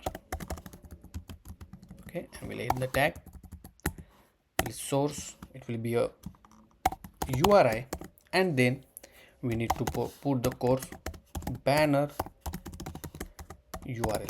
Okay, let's give a styling. So style, I will give width 100%, height will give similar height of video, which is 250, maybe get 280, and let's save this one. And if you see, now we have this video. Okay, let's increase the height, maybe 200. Okay, perfect. And we'll make the border radius 10. Perfect. Okay, now what happened, we are showing, if we, obviously this particular lesson don't have the any chapters or anything, it means it is on YouTube, and then we are showing this beautiful banner. Okay, let's test this out, the one which don't have the YouTube. Okay, and this is have a chapter, for example, and if you see, nothing get changed. For this video we have the YouTube, and for the video don't have the chapters, let's open this one, it will show the banner. Okay, perfect. Next, obviously we need to update this continue button. Okay, so let's go to the section called enrollment section. Okay, and over here I think I don't know, on enrollment, on continue press we have user enrollment we have. Okay, we don't have the button for the YouTube video. Okay, so either you can, on the click of continue, you can do the open on YouTube, or maybe you can pass the course information, and similar way what we did it for this particular banner. So for this course detail screen, I'm going to pass one more value, which is the course. Okay, because we from the course we'll get to know what value we need to show. Okay, so let me format this first. Now if user enrollment is not there, we will show the continue button. Okay, but along with that, okay, I'm gonna copy this button, I will paste it here. Okay, and here I will write condition if course, because we have the course information. Let me, okay, we did not get that one, so let's get the course information. We already passed from this one. Okay, so here see, and here we'll get if course dot chapters has at least one element, okay, at least one chapter, then only show this all of this thing. Okay, otherwise, and here similar condition but opposite, like this, and I will put it here. Okay, so obviously it will show this one, and it will, I will just say watch on YouTube, save this one, and if you see, it's saying watch on YouTube. Obviously we need to make sure that this particular button will not execute. Okay, so let me copy this condition over here as well, and operator. Okay, see, watch on YouTube. Okay, if you want to put icon, you can put the icon as well. And one more thing, the lesson section, we don't want to show the lesson section, so same thing, I'm gonna do it here as well, because completely I'm not going to show this lesson section at all if there is no chapter. See, okay, but once you make sure this one, let's make sure all of this, those who have chapter, right? See here it's failed, right? Because it's checking the course. Here you need to add this course colon, sorry, question mark, means it's optional. Also inside the here as well. Okay, and here. Okay, or you don't want to put here, you can put it directly on the return statement only. Okay, it's up to you how you want to handle. Okay, see here as well we have the issue, or better you can put here only, and let's test this out. See, okay, perfect. Again, let's open me the YouTube video, this one. Now it has everything, watch on YouTube. Just in enrollment section, obviously we have this new method called watch on YouTube. Okay, so here I'm gonna pass the course because course is already there. Okay, nothing need to pass actually, just write this method over here, and I will put the linking dot open URL, and the URL we need to provide, which is the YouTube URL. Okay, and then save it. See, now if I click on watch on YouTube, it jump to that particular URL. See, now it's open the YouTube app and all. Okay, but obviously we don't want to go here. I will remove it from it there. So this is how you can update the logic. Little bit depends on whether it's a YouTube video or it's a course inside our application. So in this section, we are going to implement the My Course tab section, where we are going to show all the user enrolled courses along with the progress of each courses. Okay, so if I go to this our TubeGuruji Academy website, here you will find the progress bar. Okay, this is how we are going to show the card and the progress bar along with the percentage and how much chapter is he completed out of how many. Okay, so this kind of thing we are going to add it now. So let's go to our application, and here inside the screen we have My Course screen tab. Okay, so let's add some style to this one and make padding of 20, and I will give margin top to 25. Okay, and save it. Then we'll give the name My Course. Here I will give some style. Let's give font family outfit bold, give font size of 20. Let's save this one. Let's give maybe 27. Okay, perfect. Now after that we are going to show list of course enrollment. Okay, so for that one we need a API. Okay, because previously we fetched the data only for the specific course about the user enrollment. Now in this case we need all the courses which user enroll. Okay, so let's go to this API playground, and let me create a new query here.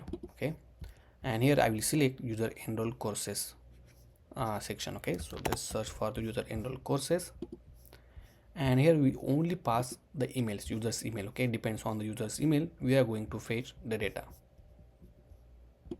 Okay, so obviously you can select the what are the things you need it. Okay, so after here you need a completed chapter. In that we need completed chapter and the chapter ID as well. Then we need a course ID, the course list as well. Okay, very important that we are getting the course list, so that author will get banner URL, then chapters. Okay, to select all the necessary field which we need to. So the same functionality we are going to, same field we are going to select which we selected before. Okay, so I think that's enough. Okay, and if I run this one you will get all the enroll courses. Okay, so here we need to provide the mail ID, so we'll add users mail ID and run it. You will see the enroll courses. Okay, so this is the first, then this is the second, like this. Okay, perfect. Now what you need to do, copy this query, go back to our application, inside the global API add a new method, constant get all user enroll courses. This will be a async method, and then constant query is equal to JQL tag and paste the query. Okay, and obviously we need to make a request, so I will copy it from here and paste it here like this. Another thing, obviously we need to pass the email. So I will pass the email, user's email, which we want to fetch the data, and the email, and make sure to export this one. Okay, next let's go to the my course screen, and here first we need the user's email detail, right? Means the user's details. From that one we will fetch the email ID. So we have the context for that one. Set user detail is equal to use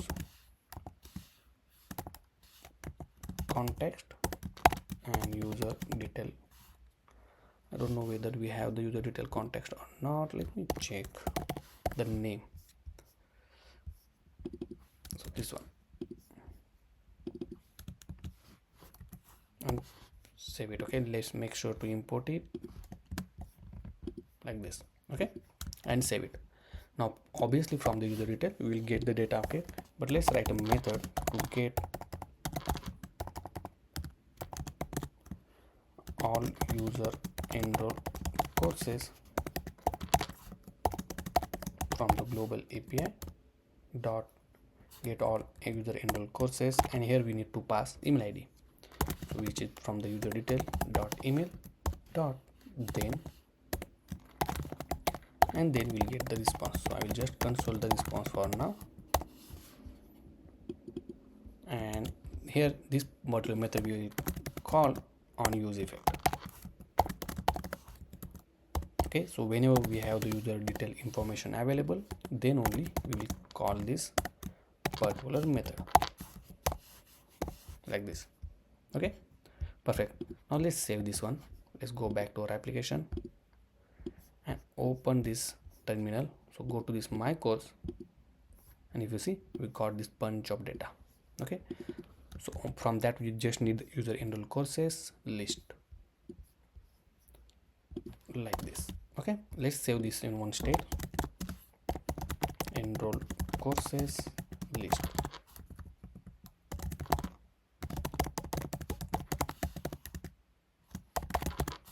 is equal to use state. Perfect.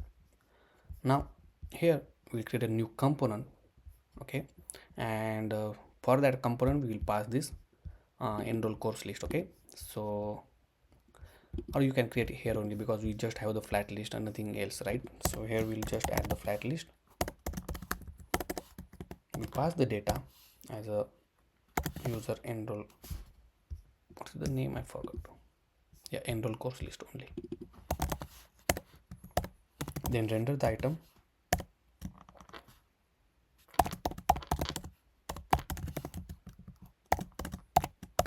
Okay, and here we need the item. Okay, let's try to use this item. Okay, obviously we are not going to use because we need to add progress bar, but let me show you the course item. Okay, so what I'm going to do, I will just add the course item, and here if you remember we just need to pass course information, which is the item. No, so this is not item. If you see, let me go back. So here this information we need to send the course list. Okay, so item dot course list, in that one we have the course information. Just make sure, see. Okay, so inside the course list we have author, banner and everything. Let me check within. Oh yeah, we select the name as well, and let's save this one. And I think something is missing. Let me check. So here I think we forgot to set the value. Okay, for the enrollment list. So set enrollment course list and then save it. Okay, and now if you see, we got the data. Okay, now this, if you see, right, this item, we, because of this particular course item we mentioned the width and all, that's the reason it's showing smaller. Okay, so that's the reason we are not going to use this course item. Okay, otherwise you have to make some modification, conditional modification. So let's, what we can do, let's go to this component and create a new component, and here we can call it as a progress course item .jsx. Okay, add the default template, and whatever we have inside the course item, I will copy all of these things including this navigation until the end of this one. Okay, so let's paste everything as it is. Okay, and obviously we'll accept it here as a course because we want everything as it is. Okay, only thing we need to add is to add this import statement as well. So let's add this import statement and save it. Okay, now let's go back. We close this one to our my course screen, and instead of this course item, now let's add the progress course item. Okay, and save it. And if you see, still the same result. Okay, because we just copy paste everything from the course. Now here, instead of giving the width, let's try to hide this width, and if you see, now it's complete full screen. Okay, also for the image, let's not give width and let's see how it looks. See, like this. Okay, so in this case I'm going to give some height, more height. Perfect.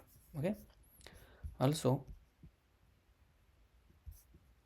let's give margin. So here I will just add margin bottom to 10.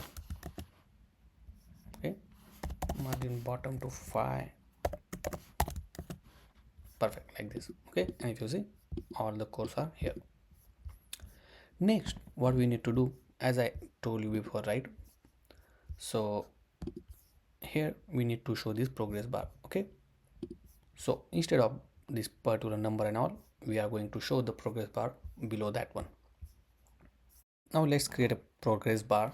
So in order to create a progress bar, let's create a new component called progress bar. Okay, I created here inside the component folder, and inside the progress core item below this 10 chapter and page, we'll paste it here like this. Okay, make sure to import it and save it. Now right now you will see here as a progress bar text is showing. Okay, now let's go to the progress bar, and here we're gonna remove this one, and for this particular view we're gonna add style of height 7. Okay, and we'll add background color of colors dot primary and save it. See, okay, our progress bar is ready. Now let's add the border radius of 99 and save. Perfect. Now what we need to do, obviously right now it's showing full. Okay, but we can only show the progress bar with the some specific height. For example, if I give the height width of maybe 100, and if you see, it now showing only 100. But the thing is how to get the complete width and then how to calculate everything here, right? So for that one, let's add a constant and let's calculate the screen width first. Okay, so in order to get the screen width, we'll get it from the dimension dot get screen dot width. Okay, so from this one we'll get the screen width. Now what I will do, for now let's replace the screen width, sorry, the width value with the screen width and save it, and you will see like this. Okay, so this width is going beyond our card. Okay, so to fix this, let's multiply it by 0.8. see, like this. Okay, and now this is our 100% width, we can call it as. Okay, next thing what you need to do, let's define one more constant and we can call it as a progress width. Okay, this is our actual size of the progress bar. Okay, so what we'll do, we'll take the screen width.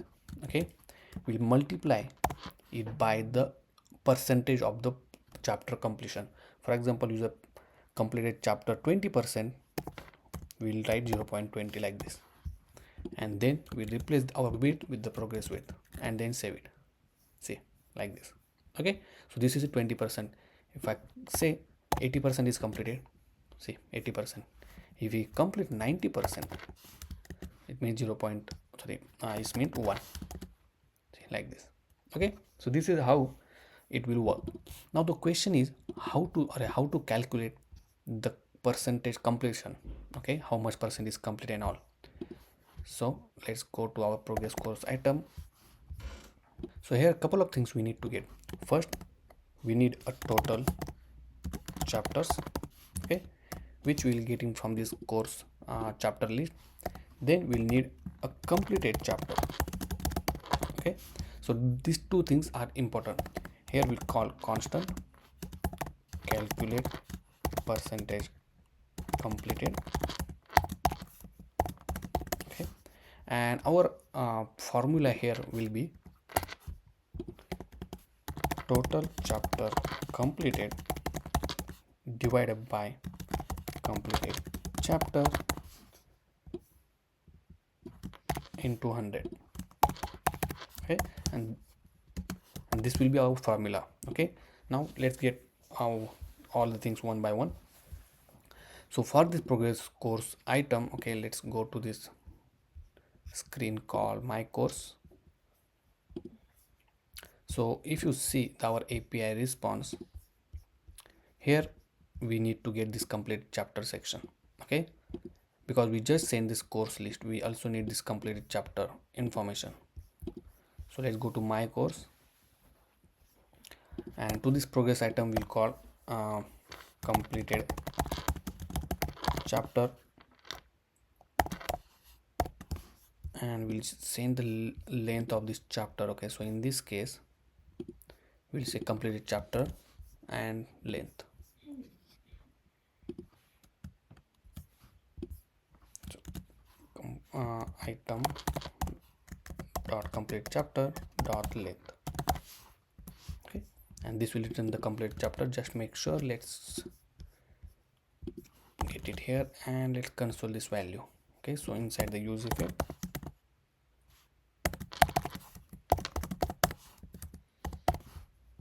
and just console this value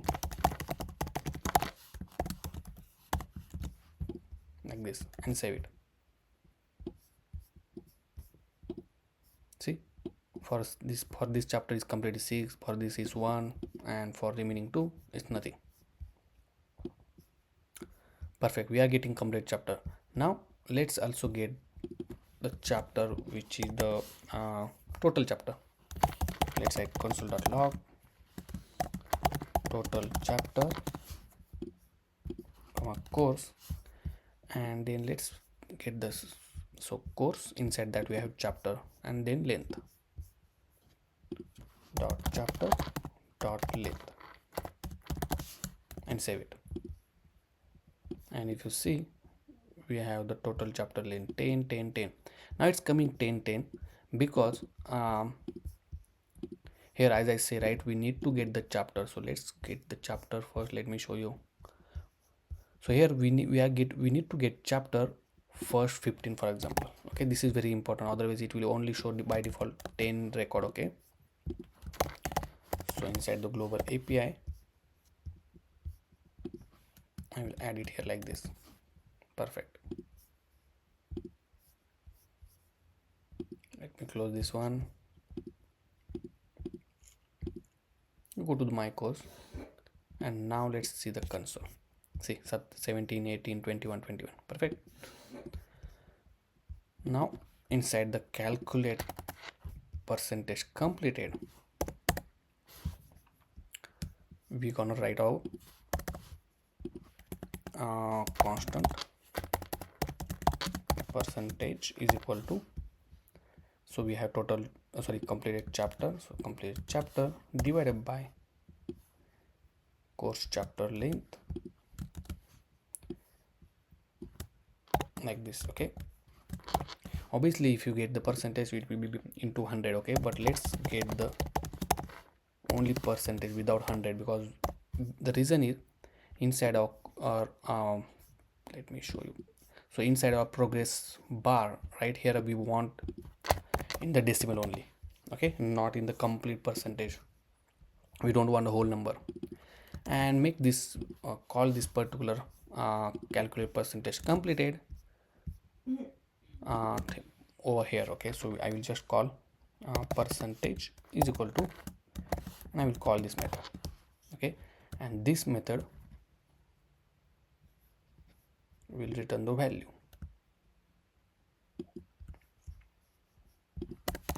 return percentage, like this. So let's save this, and just check whether we are getting any information or not. So here we miss here, instead of, we need to get the total chapter, right? So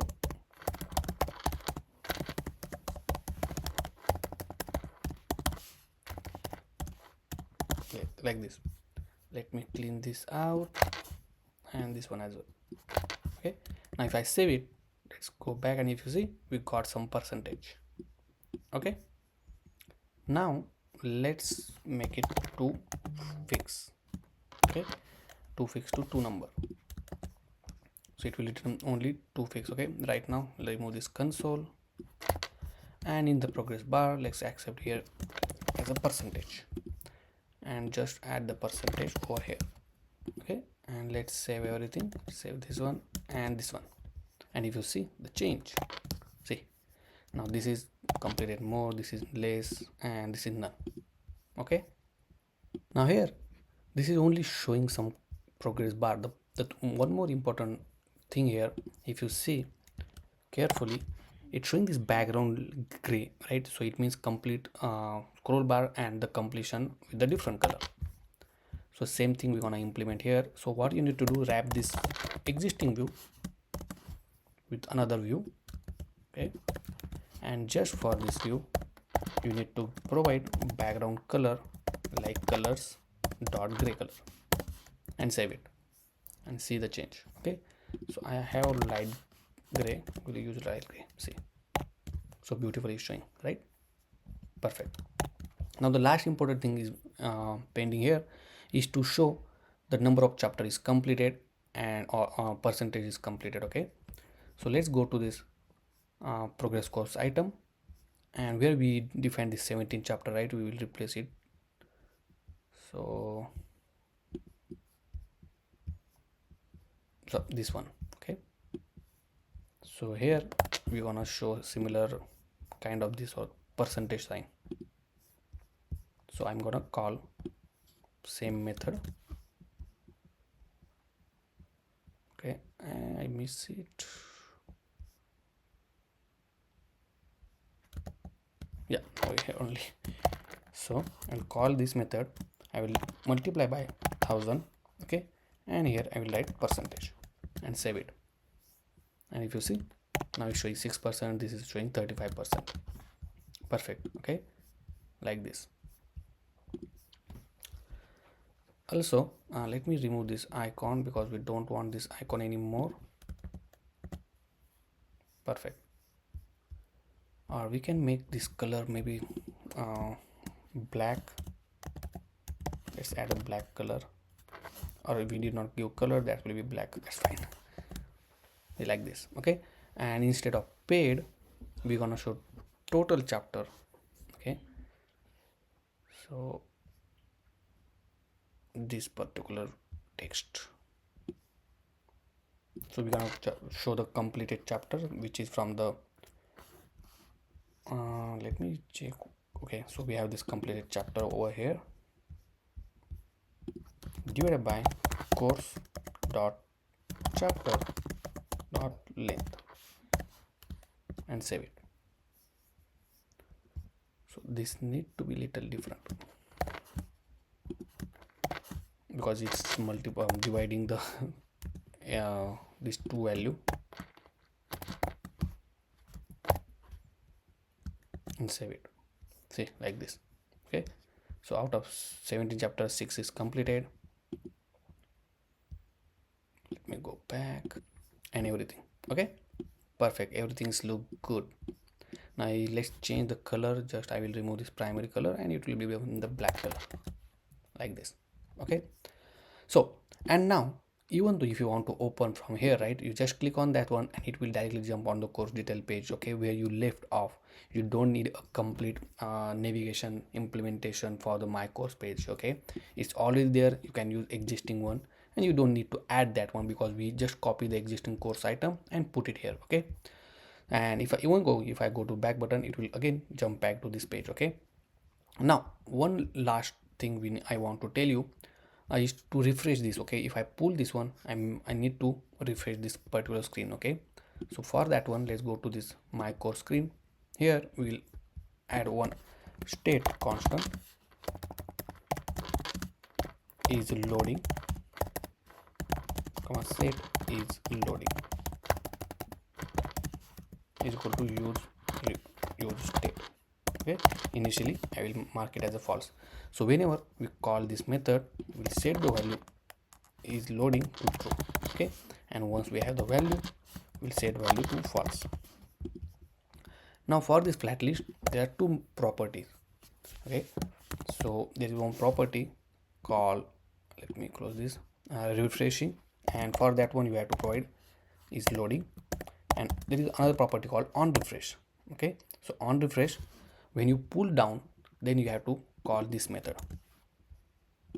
Okay, so it will get a latest information and then save it. Now let's say what's the issue. Okay, so maybe we need to call like this.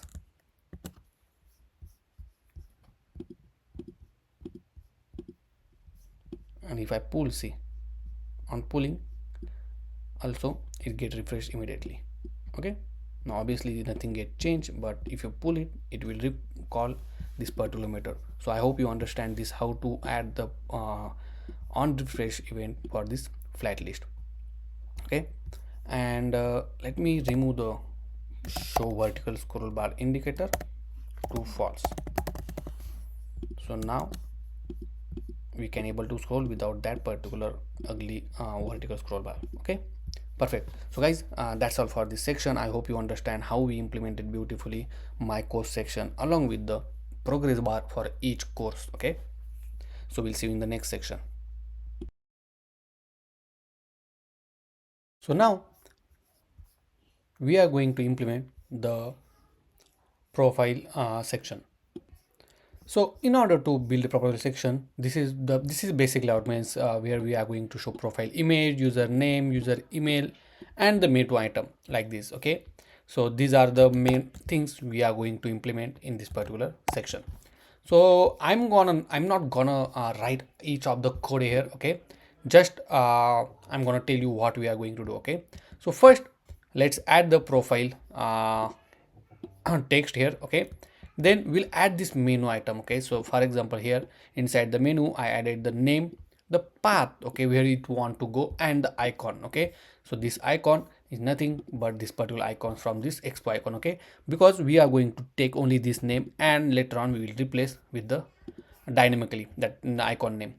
Then for my course, the path we send. Okay, but where we want to use link, then we will use the link, and then we are not using path anymore. Okay, so this kind of thing. Then after that one, let's add the user detail information, because we want to show user profile image and the name. Okay, so like this, I added this user detail section. Okay, where I'm going to show image, and this image is coming from user detail picture.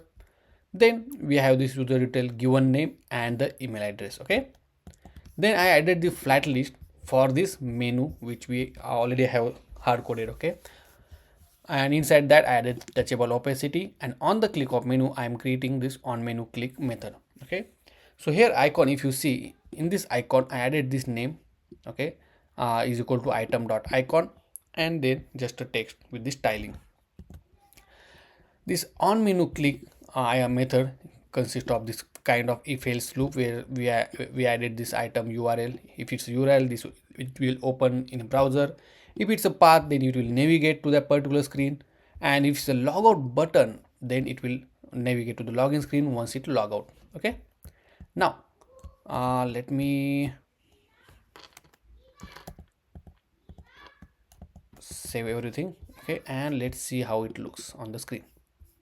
So right now, if you see, this is how beautifully it's looking on the screen with the profile image, name, and all the details. Okay, so that's all about this profile section. Now if I want to go to the explore, which will navigate to the home screen. Okay, so see, okay, for example, if I want to go to this my course, okay, where it have all the courses which we already implemented in the previous section, and so on. Okay, So, and obviously if I click on YouTube channel, it will navigate to the browser and logout button will log out from the application, and then it will redirect to this sign in screen. So this is how we build the profile screen section. Okay, so if you have any question, any doubt, let me know in the comment section, or you can anytime access the source code. The link is in the description. And still, if you did not subscribe to my channel, please do subscribe, share this with your friends and family, and please press like button, okay, so that it will share with your friends and all. Okay, so see you in the next section.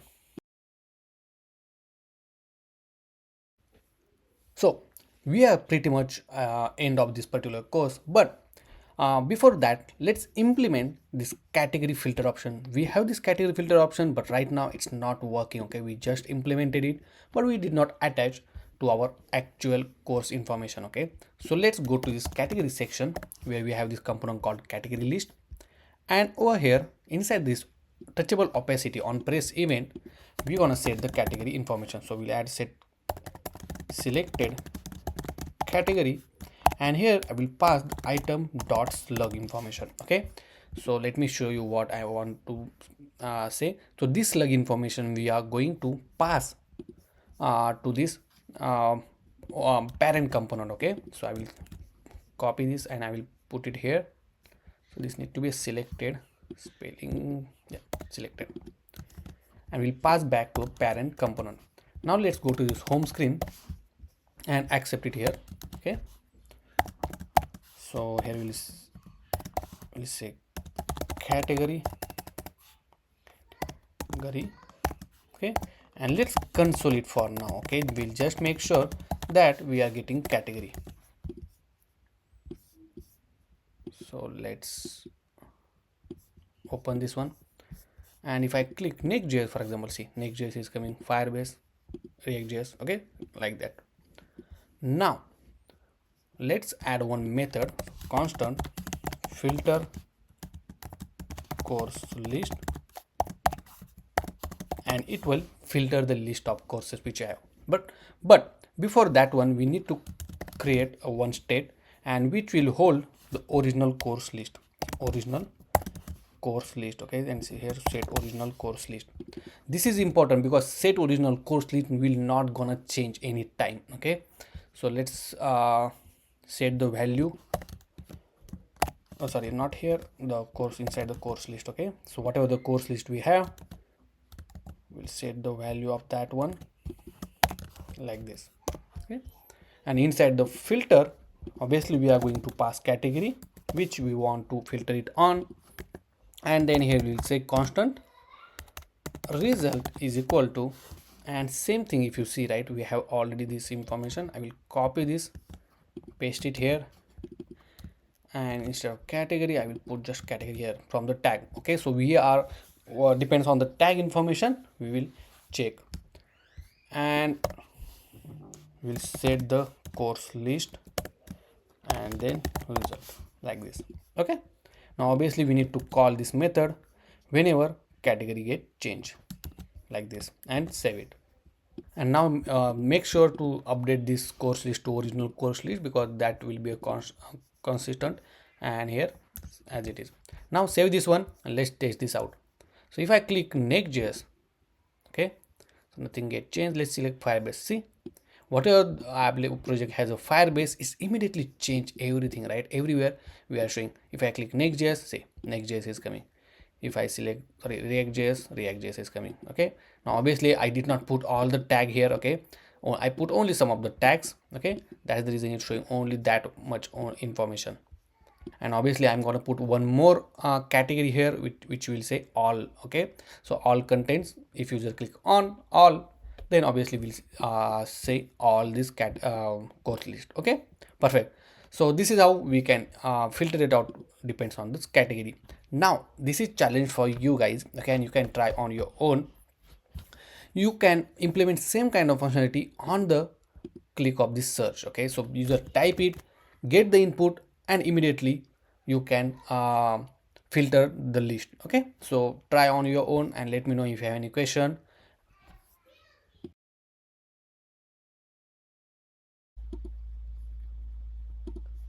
So now we are at the final stage of the application where we are going to build this application and we will export the APK file so that you can install in your actual device. Okay, but if you want to publish it on the Play Store or App Store, okay, then there is a different way to do it. Okay, and if you want to know how to deploy or publish on the App Store, please let me know in the comment section so that I can make a video.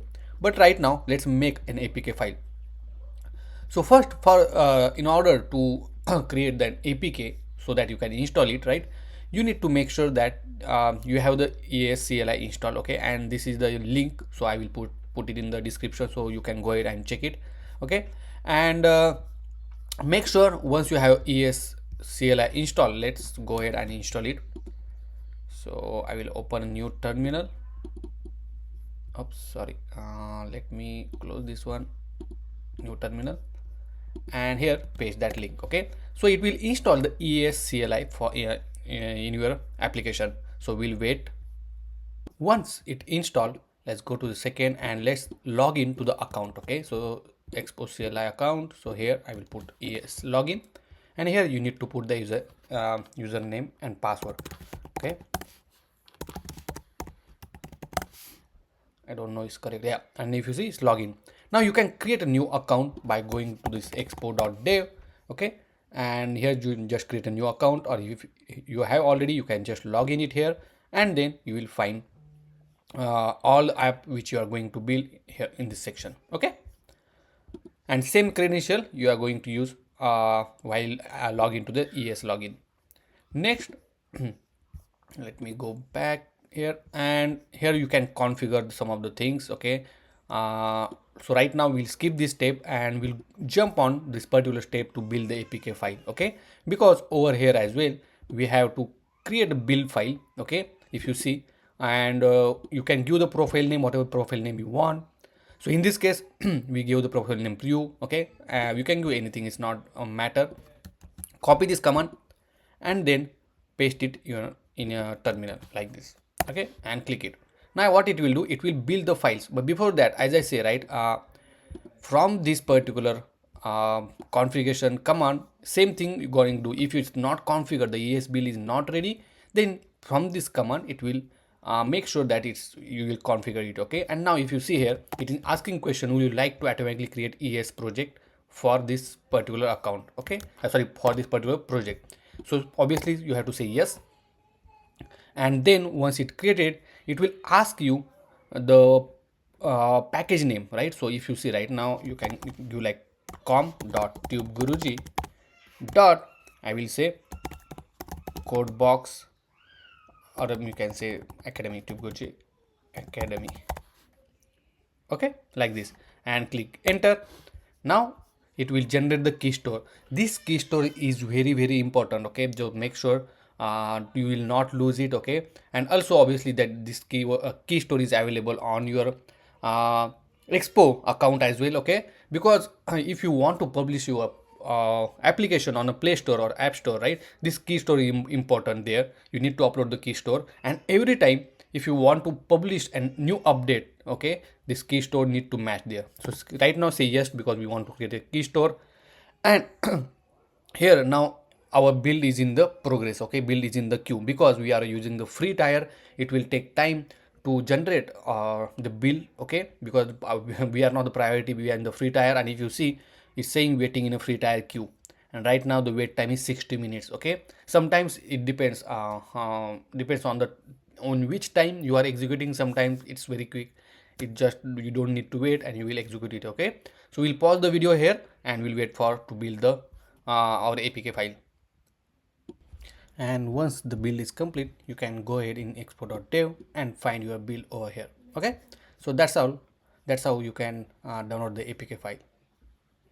So that's all for this particular course. I hope you understand how we build this beautiful React Native video streaming application for the learning in your course. Okay, now you can go to the tubeguruji.com and explore more courses on my application, where you can keep enroll to this course and you can access the source code, demo application, and everything. Not only this, but you can keep track of all or each chapter here. Okay, you can learn it here. You will find each chapter description. Okay, and everything will be available on this tubeguruji.com or tubeguruji.academy.com. So guys, if you have any question, any doubt, let me know in the comment section. And if you did not subscribe to my channel, please do subscribe. Press like button and hit that notification bell icon so you will get the updated information from my channel. So guys, see you in the next course.